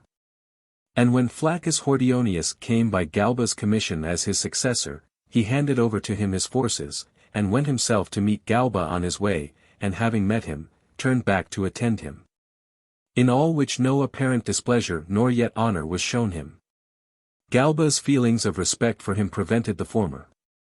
The latter was checked by the envy of his friends, and particularly of Titus Vinius, who, acting in the desire of hindering Virginius's promotion, unwittingly aided his happy genius in rescuing him from those hazards and hardships which other commanders were involved in, and securing him the safe enjoyment of a quiet life and peaceable old age. Near Narbo, a city in Gaul, the deputation of the Senate met Galba, and, after they had delivered their compliments, begged him to make what haste he could to appear to the people, that impatiently expected him. He discoursed with them courteously and unassumingly, and in his entertainment, though Nymphidius had sent him royal furniture and attendants of Nero's, he put all aside, and made use of nothing but his own, for which he was well spoken of, as one who had a great mind, and was superior to little vanities. But in a short time, Vinius, by declaring to him that these noble, unpompous, citizen-like ways were a mere affectation of popularity in a petty bashfulness at assuming his proper greatness, induced him to make use of Nero's supplies, and in his entertainments not to be afraid of a regal sumptuosity. And in more than one way the old man let it gradually appear that he had put himself under Vinius's disposal. Vinius was a person of an excessive covetousness, and not quite free from blame in respect to women. For being a young man, newly entered into the service under Calvisius Sabinus, upon his first campaign, he brought his commander's wife, a licentious woman, in a soldier's dress, by night into the camp, and was found with her in the very general's quarters, the Principia, as the Romans call them. For which insolence Caius Caesar cast him into prison, from whence he was fortunately delivered by Caius's death. Afterwards, being invited by Claudius Caesar to supper, he privily conveyed away a silver cup, which Caesar hearing of, invited him again the next day, and gave order to his servants to set before him no silver plate, but only earthenware. And this offense, through the comic mildness of Caesar's reprimand, was treated rather as a subject of jest than as a crime.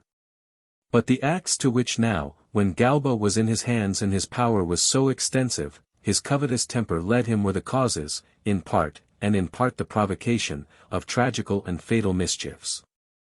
Nymphidius became very uneasy upon the return out of Spain of Gellianus, whom he had sent to pry into Galba's actions, understanding that Cornelius Laco was appointed commander of the court guards, and that Vinius was the great favorite, and that Gellianus had not been able so much as to come nigh, much less have any opportunity to offer any words in private, so narrowly had he been watched and observed.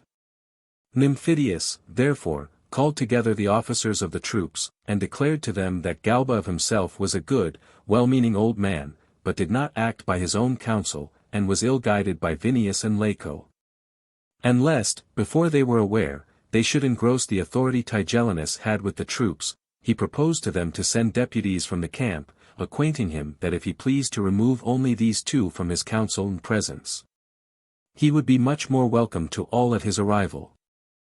Wherein when he saw he did not prevail, it seeming absurd and unmannerly to give rules to an old commander what friends to retain or displace, as if he had been a youth newly taking the reins of authority into his hands, adopting another course.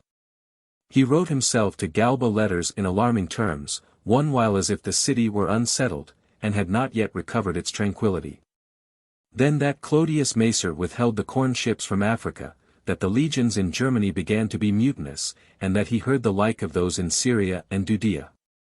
But Galba not minding him much nor giving credit to his stories, he resolved to make his attempt beforehand, though Clodius Celsus, a native of Antioch, a person of sense, and friendly and faithful to Nymphidius, told him he was wrong, saying he did not believe one single street in Rome would ever give him the title of Caesar. Nevertheless many also derided Galba, amongst the rest Mithridates of Pontus, saying, that as soon as this wrinkled, bald-headed man should be seen publicly at Rome, they would think it an utter disgrace ever to have had such a Caesar. At last it was resolved, about midnight, to bring Nymphidius into the camp, and declare him emperor. But Antonius Honoratus, who was first among the tribunes, summoning together in the evening those under his command, charged himself and them severely with their many and unreasonable turns and alterations, made without any purpose or regard to merit, simply as if some evil genius hurried them from one treason to another. What though Nero's miscarriages, said he, gave some color to your former acts, can you say you have any plea for betraying Galba in the death of a mother, the blood of a wife? Or the degradation of the imperial power upon the stage and amongst players? Neither did we desert Nero for all this, until Nymphidius had persuaded us that he had first left us and fled into Egypt. Shall we, therefore, send Galba after, to appease Nero's shade, and, for the sake of making the son of Nymphidia emperor, take off one of Livia's family, as we have already the son of Agrippina? Rather, doing justice on him, let us revenge Nero's death, and show ourselves true and faithful by preserving Galba. The tribune having ended his harangue, the soldiers assented, and encouraged all they met with to persist in their fidelity to the emperor, and, indeed, brought over the greatest part. But presently hearing a great shout, Nymphidius, imagining, as some say, that the soldiers called for him, or hastening to be in time to check any opposition and gain the doubtful, came on with many lights, carrying in his hand a speech in writing, made by Cingonius Varro, which he had got by heart, to deliver to the soldiers. But seeing the gates of the camp shut up, and large numbers standing armed about the walls, he began to be afraid. Yet drawing nearer, he demanded what they meant, and by whose orders they were then in arms. But hearing a general acclamation, all with one consent crying out that Galba was their emperor, advancing towards them, he joined in the cry, and likewise commanded those that followed him to do the same. The guard notwithstanding permitted him to enter the camp only with a few, where he was presently struck with a dart, which Septimius, being before him, received on his shield.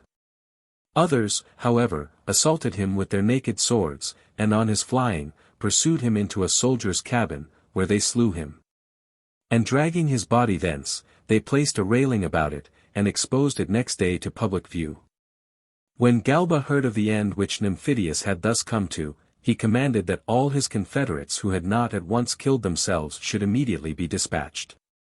Amongst whom were Cingonius, who made his oration, and Mithridates, formerly mentioned. It was, however, regarded as arbitrary and illegal, and though it might be just, yet by no means popular, to take off men of their rank and quality without a hearing. For everyone expected another scheme of government, being deceived, as is usual, by the first plausible pretenses, and the death of Petronius Turpilianus, who was of consular dignity, and had remained faithful to Nero, was yet more keenly resented. Indeed, the taking off of Macer in Africa by Trebonius, and Fonteius by Valens in Germany, had a fair pretense, they being dreaded as armed commanders, having their soldiers at their bidding. But why refuse Turpilianus, an old man and unarmed, permission to try to clear himself, if any part of the moderation and equity at first promised were really to come to a performance? Such were the comments to which these actions exposed him. When he came within 25 furlongs or thereabouts of the city, he happened to light on a disorderly rabble of the seamen, who beset him as he passed. These were they whom Nero made soldiers, forming them into a legion. They so rudely crowded to have their commission confirmed, that they did not let Galba either be seen or heard by those that had come out to meet their new emperor, but tumultuously pressed on with loud shouts to have colors to their legion, and quarters assigned them. Galba put them off until another time, which they interpreting as a denial, grew more insolent and mutinous, following and crying out, some of them with their drawn swords in their hands. Upon seeing which, Galba commanded the horse to ride over them, when they were soon routed, not a man standing his ground, and many of them were slain, both there and in the pursuit. An ill omen, that Galba should make his first entry through so much blood and among dead bodies. And now he was looked upon with terror and alarm by any who had entertained contempt of him at the sight of his age and apparent infirmities. But when he desired presently to let it appear what change would be made from Nero's profuseness and sumptuosity in giving presents, he much missed his aim, and fell so short of magnificence, that he scarcely came within the limits of decency. When Canis, who was a famous musician, played at supper for him, he expressed his approbation, and bade the bag be brought to him. And taking a few gold pieces, put them in with this remark, that it was out of his own purse, and not on the public account. He ordered the largesses which Nero had made to actors and wrestlers and such like to be strictly required again, allowing only the 10th part to be retained. Though it turned to very small account, most of those persons expending their daily income as fast as they received it, being rude, improvident livers. Upon which he had further inquiry made as to those who had bought or received from them, and called upon these people to refund. The trouble was infinite, the exactions being prosecuted far, touching a great number of persons, bringing disrepute on Galba, and general hatred on Vinius, who made the emperor appear base-minded and mean to the world. Whilst he himself was spending profusely, taking whatever he could get, and selling to any buyer. Hesiod tells us to drink without stinting of the end and the beginning of the cask. And Vinius, seeing his patron old and decaying, made the most of what he considered to be at once the first of his fortune and the last of it. Thus the aged man suffered in two ways, first, through the evil deeds which Vinius did himself, and, next, by his preventing or bringing into disgrace those just acts which he himself designed. Such was the punishing Nero's adherents. When he destroyed the bad, amongst whom were Helius, Polycletus, Petinus, and Petrobius, the people mightily applauded the act, crying out, as they were dragged through the forum, that it was a goodly sight, grateful to the gods themselves, adding, however, that the gods and men alike demanded justice on Tigellinus, the very tutor and prompter of all the tyranny. This good man, however, had taken his measures beforehand, in the shape of a present and a promise to Vinius. Turpilianus could not be allowed to escape with life, though his one and only crime had been that he had not betrayed or shown hatred to such a ruler as Nero. But he who had made Nero what he became, and afterwards deserted and betrayed him whom he had so corrupted, was allowed to survive as an instance that Vinius could do anything. And an advertisement that those that had money to give him need despair of nothing.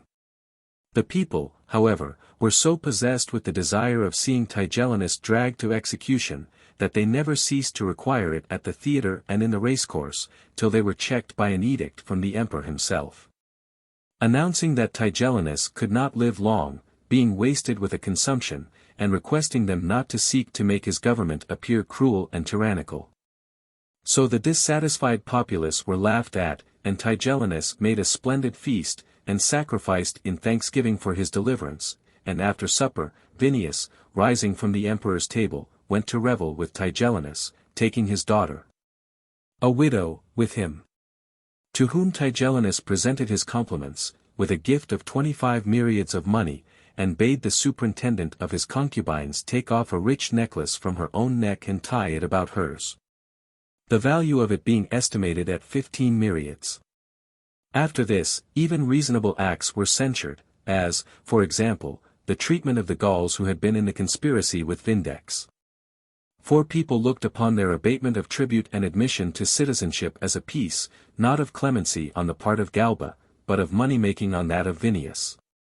And thus the mass of the people began to look with dislike upon the government. The soldiers were kept on a while in expectation of the promised donative, supposing that if they did not receive the full, yet they should have at least as much as Nero gave them. But when Galba, on hearing they began to complain, declared greatly, and like a general, that he was used to enlist and not to buy his soldiers, when they heard of this, they conceived an implacable hatred against him.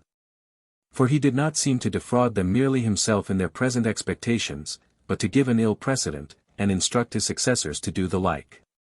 This heart-burning, however, was as yet at Rome a thing undeclared, and a certain respect for Galba's personal presence somewhat retarded their motions, and took off their edge.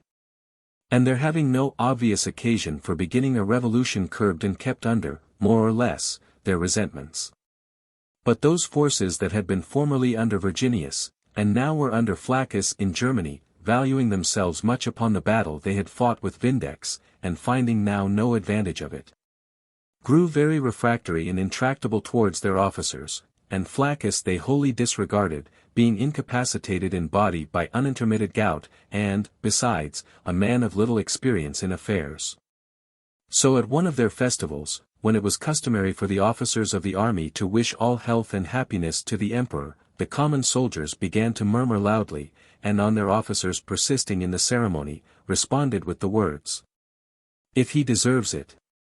When some similar insolence was committed by the legions under Vitellius, frequent letters with the information came to Galba from his agents. And taking alarm at this, and fearing that he might be despised not only for his old age, but also for want of issue, he determined to adopt some young man of distinction, and declare him his successor. There was at this time in the city Marcus Otho, a person of fair extraction, but from his childhood one of the few most debauched, voluptuous, and luxurious livers in Rome. And as Homer gives Paris in several places the title of Fair Helen's Love, making a woman's name the glory in addition to his, as if he had nothing else to distinguish him. So Otho was renowned in Rome for nothing more than his marriage with Poppaea, whom Nero had a passion for when she was Crispinus's wife. But being as yet respectful to his own wife, and standing in awe of his mother, he engaged Otho underhand to solicit her.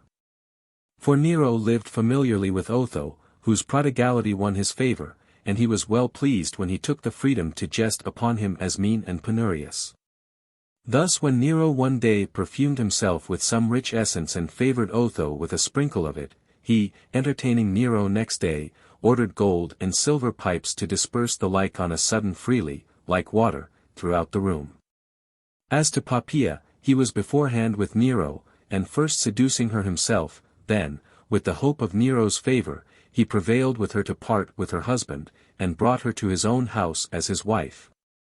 And was not content afterwards to have a share in her, but grudged to have Nero for a claimant, Poppaea herself, they say, being rather pleased than otherwise with this jealousy.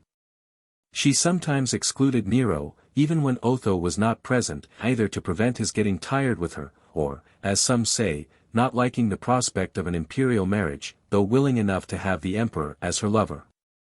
So that Otho ran the risk of his life, and strange it was he escaped, when Nero, for this very marriage, killed his wife and sister. But he was beholden to Seneca's friendship, by whose persuasions and entreaty Nero was prevailed with to dispatch him as praetor into Lusitania, on the shores of the ocean, where he behaved himself very agreeably and indulgently to those he had to govern, well knowing this command was but to color and disguise his banishment. When Galba revolted from Nero, Otho was the first governor of any of the provinces that came over to him, bringing all the gold and silver he possessed in the shape of cups and tables, to be coined into money. And also what servants he had fitly qualified to wait upon a prince. In all other points, too, he was faithful to him, and gave him sufficient proof that he was inferior to none in managing public business. And he so far ingratiated himself, that he rode in the same carriage with him during the whole journey, several days together. And in this journey and familiar companionship, he won over Vinius also, both by his conversation and presence, but especially by conceding to him the first place, securing the second, by his interest, for himself. And he had the advantage of him in avoiding all odium and jealousy, assisting all petitioners, without asking for any reward, and appearing courteous and of easy access towards all, especially to the military men. For many of whom he obtained commands, some immediately from the emperor, others by Vinius's means, and by the assistance of the two favorite freedmen, Icelus and Asiaticus, these being the men in chief power in the court. As often as he entertained Galba, he gave the cohort on duty, in addition to their pay, a piece of gold for every man there, upon pretense of respect to the emperor, while really he undermined him, and stole away his popularity with the soldiers. So Galba consulting about a successor, Vinius introduced Otho, yet not even this gratis, but upon promise that he would marry his daughter, if Galba should make him his adopted son and successor to the empire. But Galba, in all his actions, showed clearly that he preferred the public good before his own private interest, not aiming so much to pleasure himself as to advantage the Romans by his selection. Indeed, he does not seem to have been so much as inclined to make choice of Otho, had it been but to inherit his own private fortune, knowing his extravagant and luxurious character, and that he was already plunged in debt 5,000 myriads deep.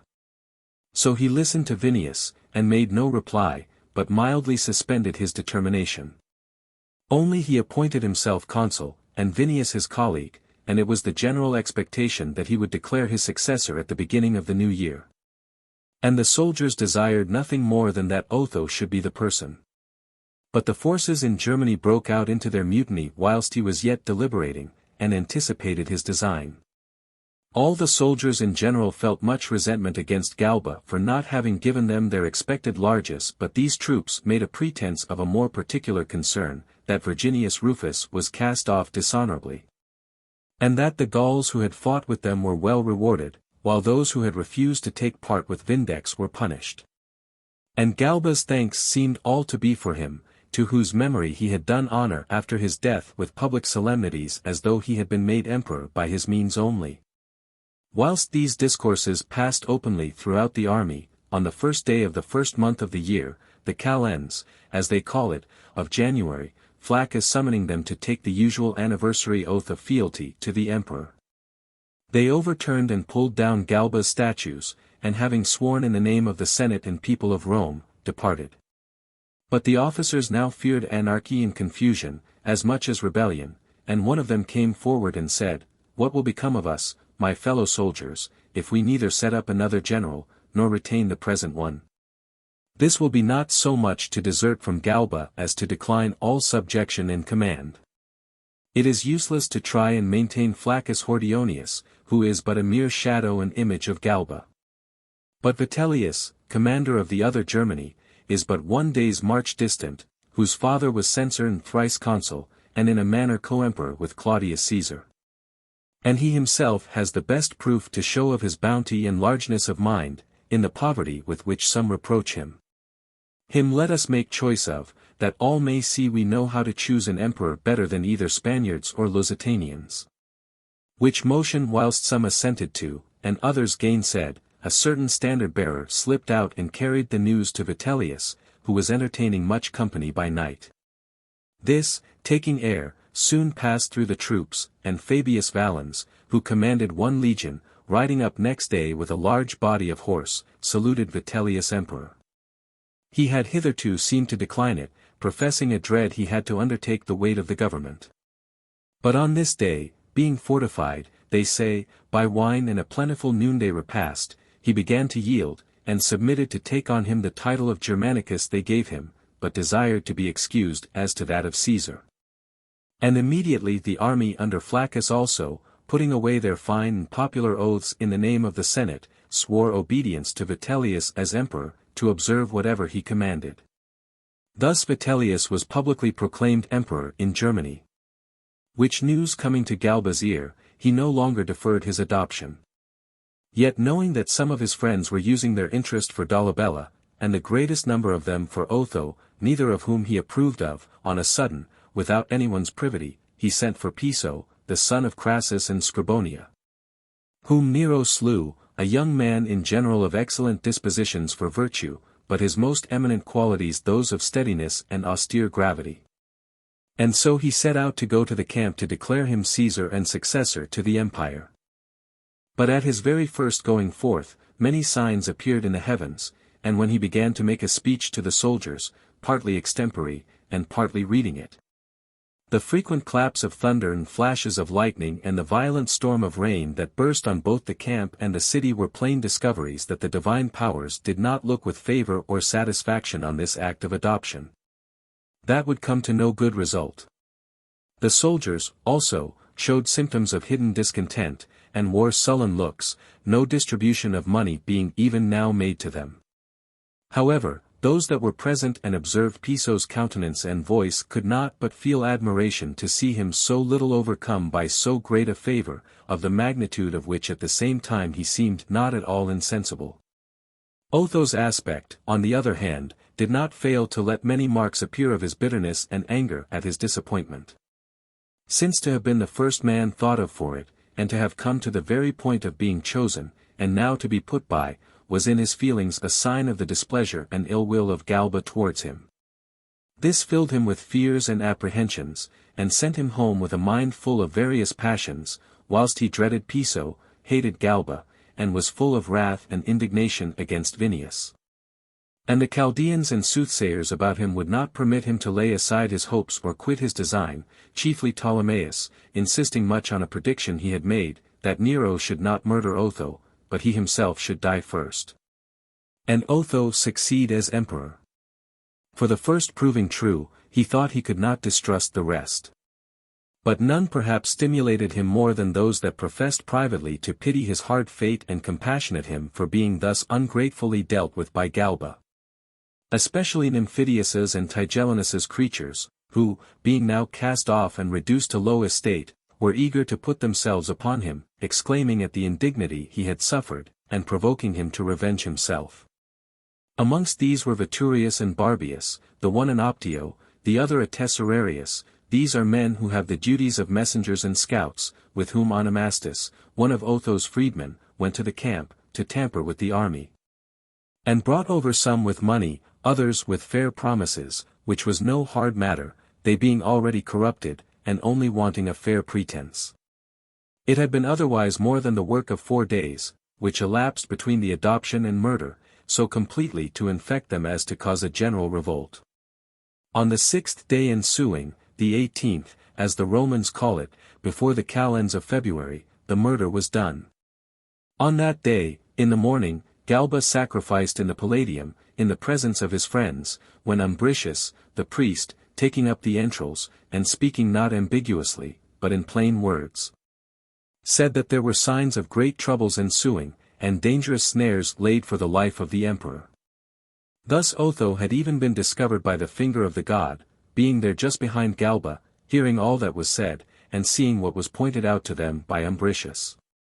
His countenance changed to every color in his fear, and he was betraying no small discomposure, when Onomastus, his freedman, came up and acquainted him that the master builders had come, and were waiting for him at home. Now that was the signal for Otho to meet the soldiers. Pretending then that he had purchased an old house, and was going to show the defects to those that had sold it to him, he departed. And passing through what is called Tiberius's house, he went on into the Forum, near the spot where a golden pillar stands, at which all the several roads through Italy terminate. Here, it is related, no more than 23 received and saluted him emperor. So that, although he was not in mind as in body enervated with soft living and effeminacy, being in his nature bold and fearless enough in danger, nevertheless, he was afraid to go on. But the soldiers that were present would not suffer him to recede, but came with their drawn swords about his chair, commanding the bearers to take him up, whom he hastened on, saying several times over to himself, I am a lost man. Several persons overheard the words, who stood by wondering, rather than alarmed, because of the small number that attempted such an enterprise. But as they marched on through the Forum, about as many more met him, and here and there 3 or 4 at a time joined in. Thus returning towards the camp, with their bare swords in their hands, they saluted him as Caesar. Whereupon Martialis, the tribune in charge of the watch, who was, they say, no ways privy to it, but was simply surprised at the unexpectedness of the thing, and afraid to refuse, permitted him entrance. And after this, no man made any resistance. For they that knew nothing of the design, being purposely encompassed by the conspirators, as they were straggling here and there, first submitted for fear, and afterwards were persuaded into compliance. Tidings came immediately to Galba in the Palladium, whilst the priest was still present and the sacrifices at hand, so that persons who were most entirely incredulous about such things, and most positive in their neglect of them, were astonished, and began to marvel at the divine event. A multitude of all sorts of people now began to run together out of the Forum. Vinius and Laco and some of Galba's freedmen drew their swords and placed themselves beside him. Piso went forth and addressed himself to the guards on duty in the court. And Marius Celsus, a brave man, was dispatched to the Illyrian legion, stationed in what is called the Vipsanian chamber, to secure them. Galba now consulting whether he should go out, Vinius dissuaded him, but Celsus and Laco encouraged him by all means to do so, and sharply reprimanded Vinius. But on a sudden a rumor came hot that Otho was slain in the camp. And presently appeared one Julius Atticus, a man of some distinction in the guards, running up with his drawn sword, crying out that he had slain Caesar's enemy. And pressing through the crowd that stood in his way, he presented himself before Galba with his bloody weapon, who, looking on him, demanded, "Who gave you your orders?" And on his answering that it had been his duty and the obligation of the oath he had taken, the people applauded, giving loud acclamations, and Galba got into his chair and was carried out to sacrifice to Jupiter, and so to show himself publicly. But coming into the forum, there met him there, like a turn of wind, the opposite story, that Otho had made himself master of the camp. And as usual in a crowd of such a size, some called to him to return back, others to move forward. Some encouraged him to be bold and fear nothing, others bade him be cautious and distrust. And thus whilst his chair was tossed to and fro, as it were on the waves, often tottering, there appeared first horse, and straightway heavy-armed foot, coming through Paulus's court, and all with one accord crying out, "Down with this private man!" Upon this, the crowd of people set off running, not to fly and disperse, but to possess themselves of the colonnades and elevated places of the forum, as it might be to get places to see a spectacle. And as soon as Attilius Virgilio knocked down one of Galba's statues, this was taken as the declaration of war, and they sent a discharge of darts upon Galba's litter, and, missing their aim, came up and attacked him nearer hand with their naked swords. No man resisted or offered to stand up in his defense, save one only, a centurion, Sempronius Densus, the single man among so many thousands that the sun beheld that day act worthily of the Roman Empire, who, though he had never received any favor from Galba, yet out of bravery and allegiance endeavored to defend the litter. First, lifting up his switch of vine, with which the centurions correct the soldiers when disorderly, he called aloud to the aggressors, charging them not to touch their emperor. And when they came upon him hand to hand, he drew his sword, and made a defense for a long time, until at last he was cut under the knees and brought to the ground. Galba's chair was upset at the spot called the Lacus Curtius, where they ran up and struck at him as he lay in his corslet. He, however, offered his throat, bidding them, "Strike, if it be for the Romans' good." He received several wounds on his legs and arms, and at last was struck in the throat, as most say, by one Camurius, a soldier of the 15th legion. Some name Terentius, others Licanius. And there are others that say it was Fabius Faulus, who, it is reported, cut off the head and carried it away in the skirt of his coat, the baldness making it a difficult thing to take hold of. But those that were with him would not allow him to keep it covered up, but bade him let everyone see the brave deed he had done. So that after a while he stuck upon the lance the head of the aged man that had been their grave and temperate ruler, their supreme priest and consul, and, tossing it up in the air, ran like a bacchanal, twirling and flourishing with it, while the blood ran down the spear. But when they brought the head to Otho, fellow soldiers, he cried out, "This is nothing, unless you show me Pisos too," which was presented him not long after. The young man, retreating upon a wound received, was pursued by one Mercus, and slain at the temple of Vesta. Titus Vinius was also dispatched, avowing himself to have been privy to the conspiracy against Galba by calling out that they were killing him contrary to Otho's pleasure. However, they cut off his head, and Lacos too, and brought them to Otho, requesting a boon. And as Archilochus says, "When 6 or 7 lie breathless on the ground, 'twas I, say thousands, gave the wound." Thus many that had no share in the murder wetted their hands and swords in blood, and came and showed them to Otho, presenting memorials suing for a gratuity. Not less than 120 were identified afterwards from their written petitions, all of whom Vitellius sought out and put to death. There came also into the camp Marius Celsus, and was accused by many voices of encouraging the soldiers to assist Galba, and was demanded to death by the multitude. Otho had no desire for this, yet, fearing an absolute denial, he professed that he did not wish to take him off so soon, having many matters yet to learn from him, and so committed him safe to the custody of those he most confided in. Forthwith a senate was convened, and as if they were not the same men, or had other gods to swear by, they took that oath in Otho's name which he himself had taken in Galba's and had broken. And withal conferred on him the titles of Caesar and Augustus, whilst the dead carcasses of the slain lay yet in their consular robes in the marketplace. As for their heads, when they could make no other use of them, Vinius's they sold to his daughter for 2,500 drachmas, Piso's was begged by his wife Verania, Galba's they gave to Petrobius's servants. Who when they had it, after all sorts of abuse and indignities, tumbled it into the place where those that suffer death by the emperor's orders are usually cast, called Caesorium. Galba's body was conveyed away by Priscus Helvidius by Otho's permission, and buried in the night by Argius, his freedman. Thus you have the history of Galba, a person inferior to few Romans, either for birth or riches, rather exceeding all of his time in both, having lived in great honor and reputation in the reigns of 5 emperors. Insomuch that he overthrew Nero rather by his fame and repute in the world than by actual force and power. Of all the others that joined in Nero's deposition, some were by general consent regarded as unworthy, others had only themselves to vote them deserving of the empire. To him the title was offered, and by him it was accepted. And simply lending his name to Vindex's attempt, he gave to what had been called rebellion before, the name of a civil war, by the presence of one that was accounted fit to govern. And, therefore, as he considered that he had not so much sought the position as the position had sought him, he proposed to command those whom Nymphidius and Tigellinus had wheedled into obedience.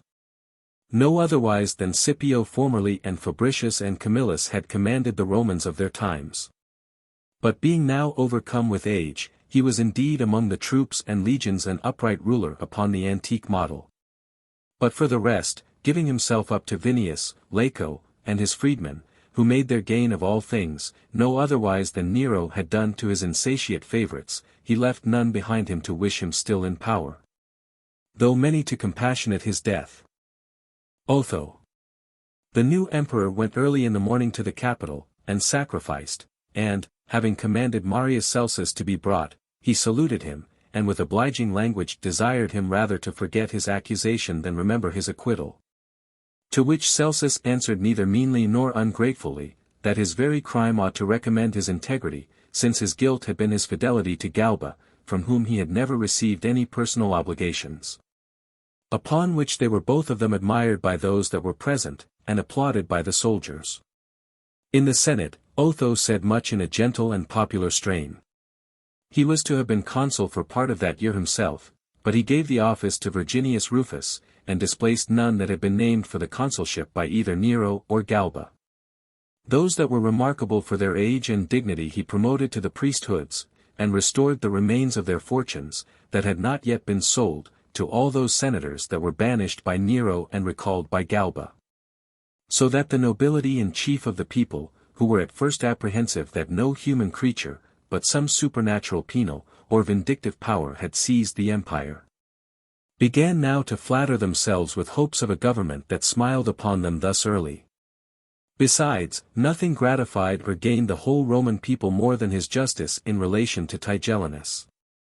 It was not seen how he was in fact already suffering punishment, not only by the very terror of retribution which he saw the whole city requiring as a just debt, but with several incurable diseases also. Not to mention those unhallowed frightful excesses among impure and prostituted women, to which, at the very close of life, his lewd nature clung, and in them gasped out, as it were, its last. These, in the opinion of all reasonable men, being themselves the extremest punishment, and equal to many deaths. But it was felt like a grievance by people in general that he continued yet to see the light of day, who had been the occasion of the loss of it to so many persons, and such persons, as had died by his means. Wherefore Otho ordered him to be sent for, just as he was contriving his escape by means of some vessels that lay ready for him on the coast near where he lived, in the neighborhood of Sinuessa. At first he endeavored to corrupt the messenger, by a large sum of money, to favor his design. But when he found this was to no purpose, he made him as considerable a present, as if he had really connived at it, only entreating him to stay till he had shaved, and so took that opportunity, and with his razor dispatched himself. And while giving the people this most righteous satisfaction of their desires, for himself he seemed to have no sort of regard for any private injuries of his own. And at first, to please the populace, he did not refuse to be called Nero in the theatre, and did not interfere when some persons displayed Nero's statues to public view. And Cluvius Rufus says, imperial letters, such as are sent with couriers, went into Spain with the name of Nero affixed adoptively to that of Otho. But as soon as he perceived this gave offense to the chief and most distinguished citizens, it was omitted. After he had begun to model the government in this manner, the paid soldiers began to murmur, and endeavored to make him suspect and chastise the nobility, either really out of a concern for his safety, or wishing, upon this pretense, to stir up trouble and warfare. Thus, whilst Crispinus, whom he had ordered to bring him the 17th cohort from Ostia, began to collect what he wanted after it was dark, and was putting the arms upon the wagons, some of the most turbulent cried out that Crispinus was disaffected, that the Senate was practicing something against the emperor, and that those arms were to be employed against Caesar, and not for him. When this report was once set afoot, it got the belief and excited the passions of many.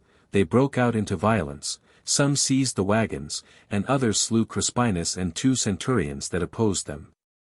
And the whole number of them, arraying themselves in their arms, and encouraging one another to stand by Caesar, marched to Rome. And hearing there that 80 of the senators were at supper with Otho, they flew to the palace, and declared it was a fair opportunity to take off Caesar's enemies at one stroke. A general alarm ensued of an immediate coming sack of the city. All were in confusion about the palace, and Otho himself in no small consternation, being not only concerned for the senators, some of whom had brought their wives to supper thither, but also feeling himself to be an object of alarm and suspicion to them, whose eyes he saw fixed on him in silence and terror. Therefore he gave orders to the prefects to address the soldiers and do their best to pacify them, while he bade the guests rise, and leave by another door. They had only just made their way out, when the soldiers rushed into the room, and called out, "Where are Caesar's enemies?" Then Otho, standing up on his couch, made use both of arguments and entreaties, and by actual tears at last, with great difficulty, persuaded them to desist. The next day he went to the camp, and distributed a bounty of 1,250 drachmas a man amongst them. Then commended them for the regard and zeal they had for his safety, but told them, that there were some who were intriguing among them, who not only accused his own clemency, but had also misrepresented their loyalty. And, therefore, he desired their assistance in doing justice upon them. To which when they all consented, he was satisfied with the execution of 2 only, whose deaths he knew would be regretted by no one man in the whole army. Such conduct, so little expected from him, was rewarded by some with gratitude and confidence, others looked upon his behavior as a course to which necessity drove him, to gain the people to the support of the war. For now there were certain tidings that Vitellius had assumed the sovereign title and authority, and frequent expresses brought accounts of new accessions to him. Others, however, came, announcing that the Pannonian, Dalmatian, and Mosian legions, with their officers, adhered to Otho. Ere long also came favorable letters from Mucianus and Vespasian, generals of 2 formidable armies, the one in Syria, the other in Judea, to assure him of their firmness to his interest, in confidence whereof he was so exalted, that he wrote to Vitellius not to attempt anything beyond his post, and offered him large sums of money and a city, where he might live his time out in pleasure and ease. These overtures at first were responded to by Vitellius with equivocating civilities, which soon, however, turned into an interchange of angry words. And letters passed between the two, conveying bitter and shameful terms of reproach, which were not false indeed, for that matter. Only it was senseless and ridiculous for each to assail the other with accusations to which both alike must plead guilty. For it were hard to determine which of the two had been most profuse, most effeminate, which was most a novice in military affairs, and most involved in debt through previous want of means. As to the prodigies and apparitions that happened about this time, there were many reported which none could answer for, or which were told in different ways, but one which everybody actually saw with their eyes was the statue in the Capitol of Victory carried in a chariot, with the reins dropped out of her hands, as if she were grown too weak to hold them any longer. And a second, that Caius Caesar's statue in the island of Tiber, without any earthquake or wind to account for it, turned round from west to east. And this, they say, happened about the time when Vespasian and his party first openly began to put themselves forward. Another incident, which the people in general thought an evil sign, was the inundation of the Tiber.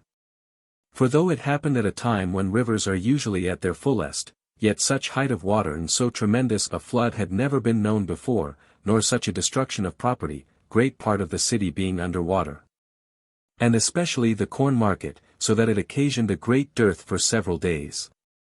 But when news was now brought that Caecina and Valens, commanding for Vitellius, had possessed themselves of the Alps, Otho sent Dolabella, a patrician, who was suspected by the soldiery of some ill design, for whatever reason, whether it were fear of him or of anyone else, to the town of Aquinum, to give encouragement there. And proceeding then to choose which of the magistrates should go with him to the war, he named amongst the rest Lucius, Vitellius's brother, without distinguishing him by any new marks either of his favor or displeasure. He also took the greatest precautions for Vitellius's wife and mother, that they might be safe, and free from all apprehension for themselves. He made Flavius Sabinus, Vespasian's brother, governor of Rome, either in honor to the memory of Nero, who had advanced him formerly to that command, which Galba had taken away, or else to show his confidence in Vespasian by his favor to his brother. After he came to Brixillum, a town of Italy near the Po, he stayed behind himself, and ordered the army to march under the conduct of Marius Celsus, Suetonius Paulinus, Gallus, and Spurina, all men of experience and reputation.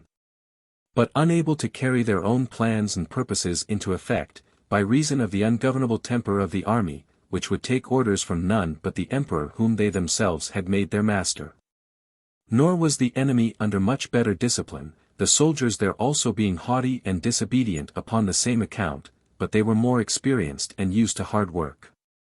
Whereas Otho's men were soft from their long easy living and lack of service, having spent most of their time in theatres and at state shows and on the stage. While moreover they tried to cover their deficiencies by arrogance and vain display, pretending to decline their duty not because they were unable to do the thing commanded but because they thought themselves above it. So that Spurina had like to have been cut in pieces for attempting to force them to their work, they assailed him with insolent language, accusing him of a design to betray and ruin Caesar's interest. Nay, some of them that were in drink forced his tent in the night, and demanded money for the expenses of their journey, which they must at once take, they said, to the emperor, to complain of him. However, the contemptuous treatment they met with at Placentia did for the present good service to Spurina, and to the cause of Otho. For Vitellius's men marched up to the walls, and upbraided Otho's upon the ramparts, calling them players, dancers, idle spectators of Pythian and Olympic games, but novices in the art of war, who never so much as looked on at a battle. Mean souls, that triumphed in the beheading of Galba, an old man unarmed, but had no desire to look real enemies in the face. Which reproaches so inflamed them, that they kneeled at Spurina's feet, entreated him to give his orders, and assured him no danger or toil should be too great or too difficult for them. Whereupon when Vitellius's forces made a vigorous attack on the town, and brought up numerous engines against the walls, the besieged bravely repulsed them, and, repelling the enemy with great slaughter, secured the safety of a noble city, one of the most flourishing places in Italy. Besides, it was observed that Otho's officers were much more inoffensive, both towards the public and to private men, than those of Vitellius, among whom was Caecina, who used neither the language nor the apparel of a citizen. An overbearing, foreign-seeming man, of gigantic stature and always dressed in trews and sleeves, after the manner of the Gauls, whilst he conversed with Roman officials and magistrates. His wife, too, travelled along with him, riding in splendid attire on horseback, with a chosen body of cavalry to escort her. And Fabius Valens, the other general, was so rapacious, that neither what he plundered from enemies nor what he stole or got as gifts and bribes from his friends and allies could satisfy his wishes. And it was said that it was in order to have time to raise money that he had marched so slowly that he was not present at the former attack. But some lay the blame on Caecina, saying, that out of a desire to gain the victory by himself before Fabius joined him, he committed sundry other errors of lesser consequence, and by engaging unseasonably and when he could not do so thoroughly, he very nearly brought all to ruin. When he found himself beat off at Placentia, he set off to attack Cremona, another large and rich city. In the meantime, Annius Gallus marched to join Spurinna at Placentia. But having intelligence that the siege was raised, and that Cremona was in danger, he turned to its relief, and encamped just by the enemy, where he was daily reinforced by other officers. Caecina placed a strong ambush of heavy infantry in some rough and woody country, and gave orders to his horse to advance, and if the enemy should charge them, then to make a slow retreat, and draw them into the snare.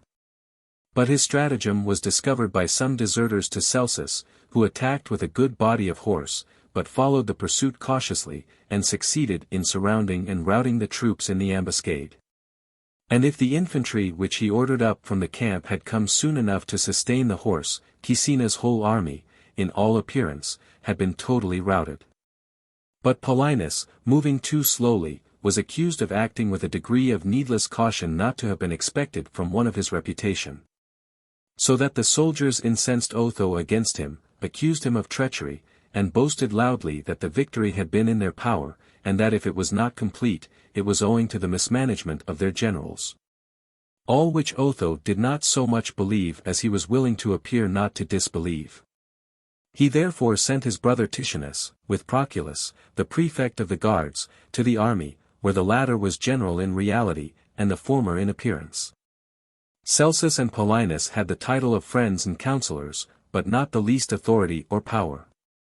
At the same time, there was nothing but quarrel and disturbance amongst the enemy, especially where Valens commanded. For the soldiers here, being informed of what had happened at the ambuscade, were enraged because they had not been permitted to be present to strike a blow in defense of the lives of so many men that had died in that action. Valens, with much difficulty, quieted their fury, after they had now begun to throw missiles at him, and quitting his camp, joined Caecina. About this time, Otho came to Bedriacum, a little town near Cremona, to the camp, and called a council of war. Where Proculus and Titianus declared for giving battle, while the soldiers were flushed with their late success, saying they ought not to lose their time and opportunity in present height of strength, and wait for Vitellius to arrive out of Gaul. But Paulinus told them that the enemy's whole force was present, and that there was no body of reserve behind. But that Otho, if he would not be too precipitate, and choose the enemy's time, instead of his own, for the battle, might expect reinforcements out of Moesia and Pannonia, not inferior in numbers to the troops that were already present. He thought it probable, too, that the soldiers, who were then in heart before they were joined, would not be less so when the forces were all come up. Besides, the deferring battle could not be inconvenient to them that were sufficiently provided with all necessaries, but the others, being in an enemy's country, must needs be exceedingly straitened in a little time. Marius Celsus was of Paulinus's opinion. Annius Gallus, being absent and under the surgeon's hands through a fall from his horse, was consulted by letter, and advised Otho to stay for those legions that were marching from Moesia. But after all he did not follow the advice, and the opinion of those that declared for a battle prevailed. There are several reasons given for this determination, but the most apparent is this: that the praetorian soldiers, as they are called, who serve as guards, not relishing the military discipline which they now had begun a little more to experience, and longing for their amusements and unwarlike life among the shows of Rome, would not be commanded, but were eager for a battle, imagining that upon the first onset they should carry all before them. Otho also himself seems not to have shown the proper fortitude in bearing up against the uncertainty, and, out of effeminacy and want of use, had not patience for the calculations of danger, and was so uneasy at the apprehension of it, that he shut his eyes, and like one going to leap from a precipice, left everything to fortune. This is the account Secundus the rhetorician, who was his secretary, gave of the matter. But others would tell you that there were many movements in both armies for acting in concert. And if it were possible for them to agree, then they should proceed to choose one of their most experienced officers that were present. If not, they should convene the Senate, and invest it with the power of election. And it is not improbable that, neither of the emperors then bearing the title having really any reputation, such purposes were really entertained among the genuine, serviceable, and sober-minded part of the soldiers. For what could be more odious and unreasonable than that the evils which the Roman citizens had formerly thought it so lamentable to inflict upon each other for the sake of a Sylla or a Marius, a Caesar or a Pompey, should now be undergone anew? For the object of letting the empire pay the expenses of the gluttony and intemperance of Vitellius, or the looseness and effeminacy of Otho. It is thought that Celsus, upon such reflections, protracted the time in order to a possible accommodation, and that Otho pushed on things to an extremity to prevent it. He himself returned to Brixillum, which was another false step, both because he withdrew from the combatants all the motives of respect and desire to gain his favor, which his presence would have supplied, and because he weakened the army by detaching some of his best and most faithful troops for his horse and foot guards. About the same time also happened a skirmish on the Po. As Caecina was laying a bridge over it, Otho's men attacked him, and tried to prevent it. And when they did not succeed, on their putting into their boats torchwood with a quantity of sulphur and pitch, the wind on the river suddenly caught their material that they had prepared against the enemy, and blew it into a light. First came smoke, and then a clear flame, and the men, getting into great confusion and jumping overboard, upset the boats, and put themselves ludicrously at the mercy of their enemies. Also the Germans attacked Otho's gladiators upon a small island in the river, routed them, and killed a good many. All which made the soldiers at Bedriacum full of anger, and eagerness to be led to battle. So Proculus led them out of Bedriacum to a place 50 furlongs off, where he pitched his camp so ignorantly and with such a ridiculous want of foresight, that the soldiers suffered extremely for want of water, though it was the spring time. And the plains all around were full of running streams and rivers that never dried up. The next day he proposed to attack the enemy, first making a march of not less than 100 furlongs. But to this Paulinus objected, saying they ought to wait, and not immediately after a journey engage men who would have been standing in their arms and arranging themselves for battle at their leisure, whilst they were making a long march with all their beasts of burden and their camp followers to encumber them. As the generals were arguing about this matter, a Numidian courier came from Otho with orders to lose no time, but give battle. Accordingly they consented, and moved. As soon as Caecina had notice, he was much surprised, and quitted his post on the river to hasten to the camp. In the meantime, the men had armed themselves mostly, and were receiving the word from Valens. So while the legions took up their position, they sent out the best of their horse in advance.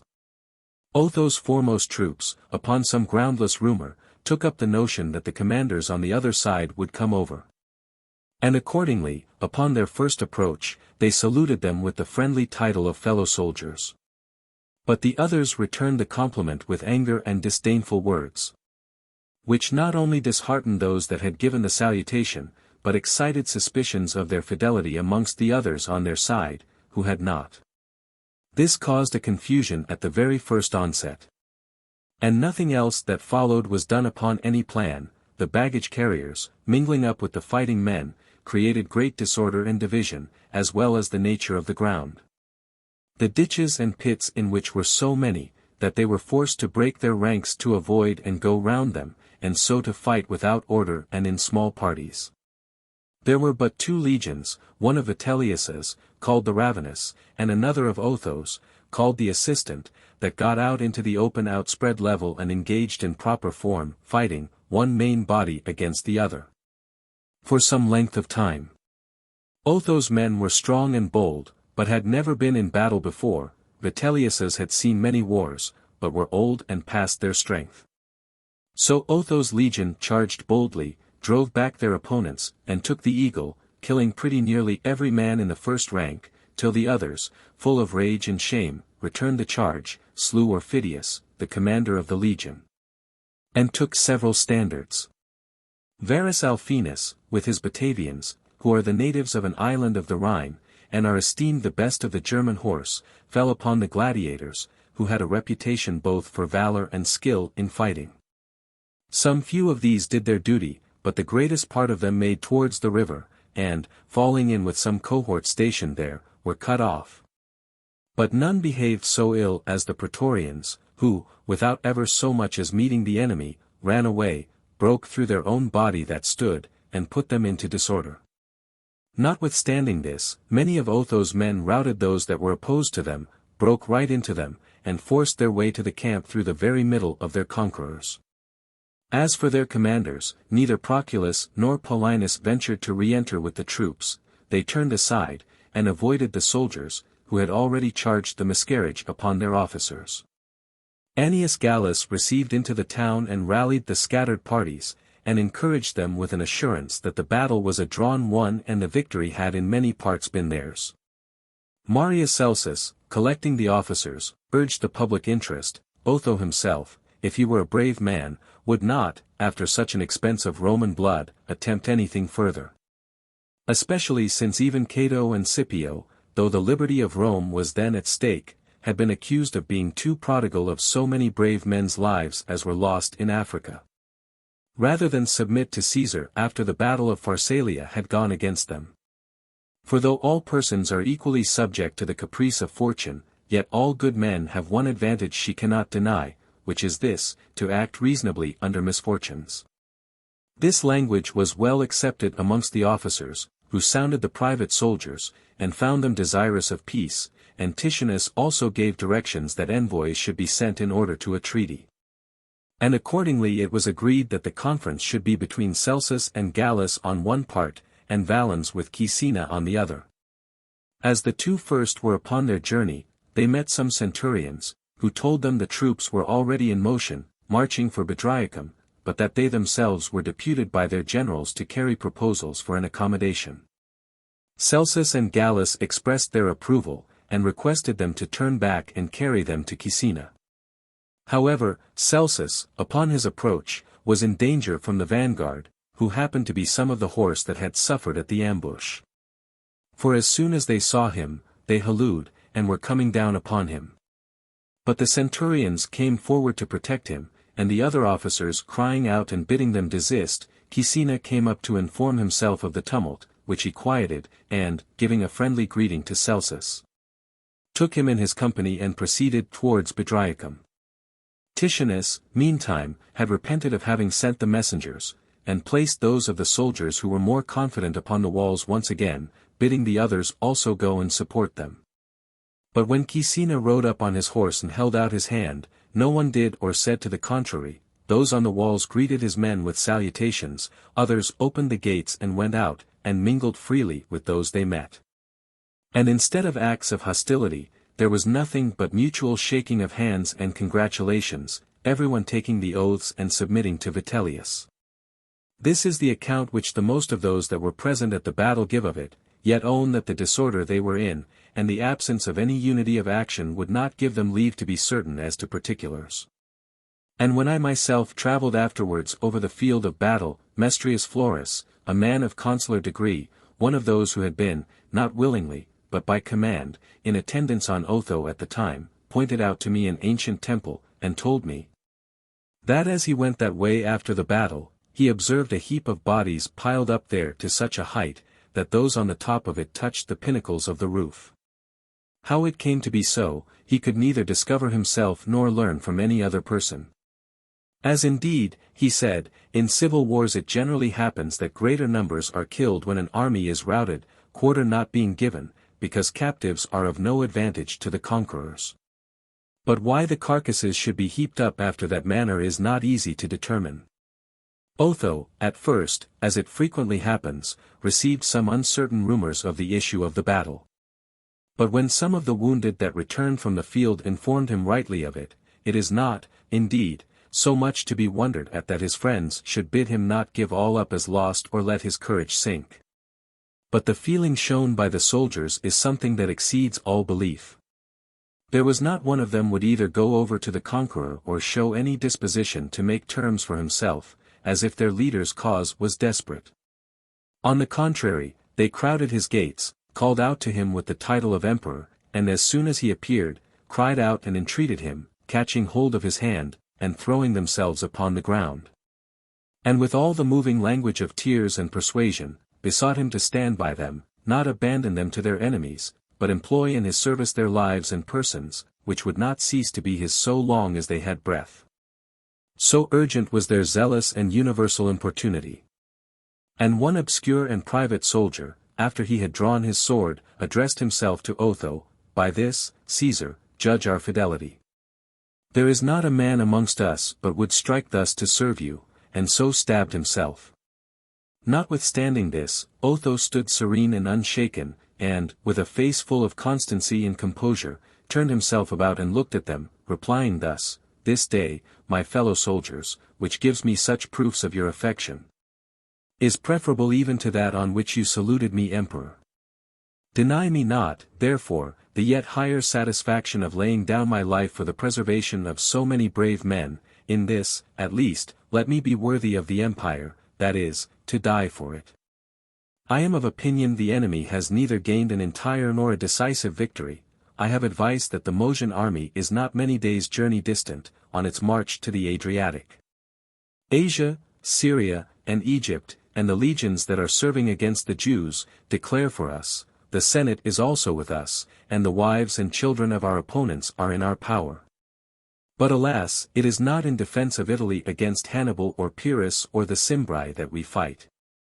Romans combat here against Romans, and, whether we conquer or are defeated, our country suffers and we commit a crime. Victory, to whichever it fall, is gained at her expense. Believe it many times over, I can die with more honor than I can reign. For I cannot see at all, how I should do any such great good to my country by gaining the victory, as I shall by dying to establish peace and unanimity and to save Italy from such another unhappy day." As soon as he had done, he was resolute against all manner of argument or persuasion, and taking leave of his friends and the senators that were present, he bade them depart, and wrote to those that were absent, and sent letters to the towns, that they might have every honor and facility in their journey. Then he sent for Cocceius, his brother's son, who was yet a boy, and bade him be in no apprehension of Vitellius, whose mother and wife and family he had treated with the same tenderness as his own. And also told him that this had been his reason for delaying to adopt him, which he had meant to do, as his son. He had desired that he might share his power, if he conquered, but not be involved in his ruin, if he failed. "Take notice," he added, "my boy, of these my last words, that you neither too negligently forget, nor too zealously remember, that Caesar was your uncle." By and by he heard a tumult amongst the soldiers at the door, who were treating the senators with menaces for preparing to withdraw. Upon which, out of regard to their safety, he showed himself once more in public, but not with a gentle aspect and in a persuading manner as before. On the contrary, with a countenance that discovered indignation and authority, he commanded such as were disorderly to leave the place, and was not disobeyed. It was now evening, and feeling thirsty, he drank some water, and then took 2 daggers that belonged to him, and when he had carefully examined their edges, he laid one of them down, and put the other in his robe, under his arm. Then called his servants, and distributed some money amongst them, but not inconsiderately, nor like one too lavish of what was not his own. For to some he gave more, to others less, all strictly in moderation, and distinguishing every one's particular merit. When this was done, he dismissed them, and passed the rest of the night in so sound a sleep, that the officers of his bedchamber heard him snore. In the morning, he called for one of his freedmen, who had assisted him in arranging about the senators, and bade him bring him an account if they were safe. Being informed they were all well and wanted nothing, "Go then," said he, "and show yourself to the soldiers, lest they should cut you to pieces for being accessory to my death." As soon as he was gone, he held his sword upright under him with both his hands, and falling upon it, expired with no more than one single groan, to express his sense of the pang, or to inform those that waited without. When his servants therefore raised their exclamations of grief, the whole camp and city were at once filled with lamentation. The soldiers immediately broke in at the doors with a loud cry, in passionate distress, and accusing themselves that they had been so negligent in looking after that life which was laid down to preserve theirs.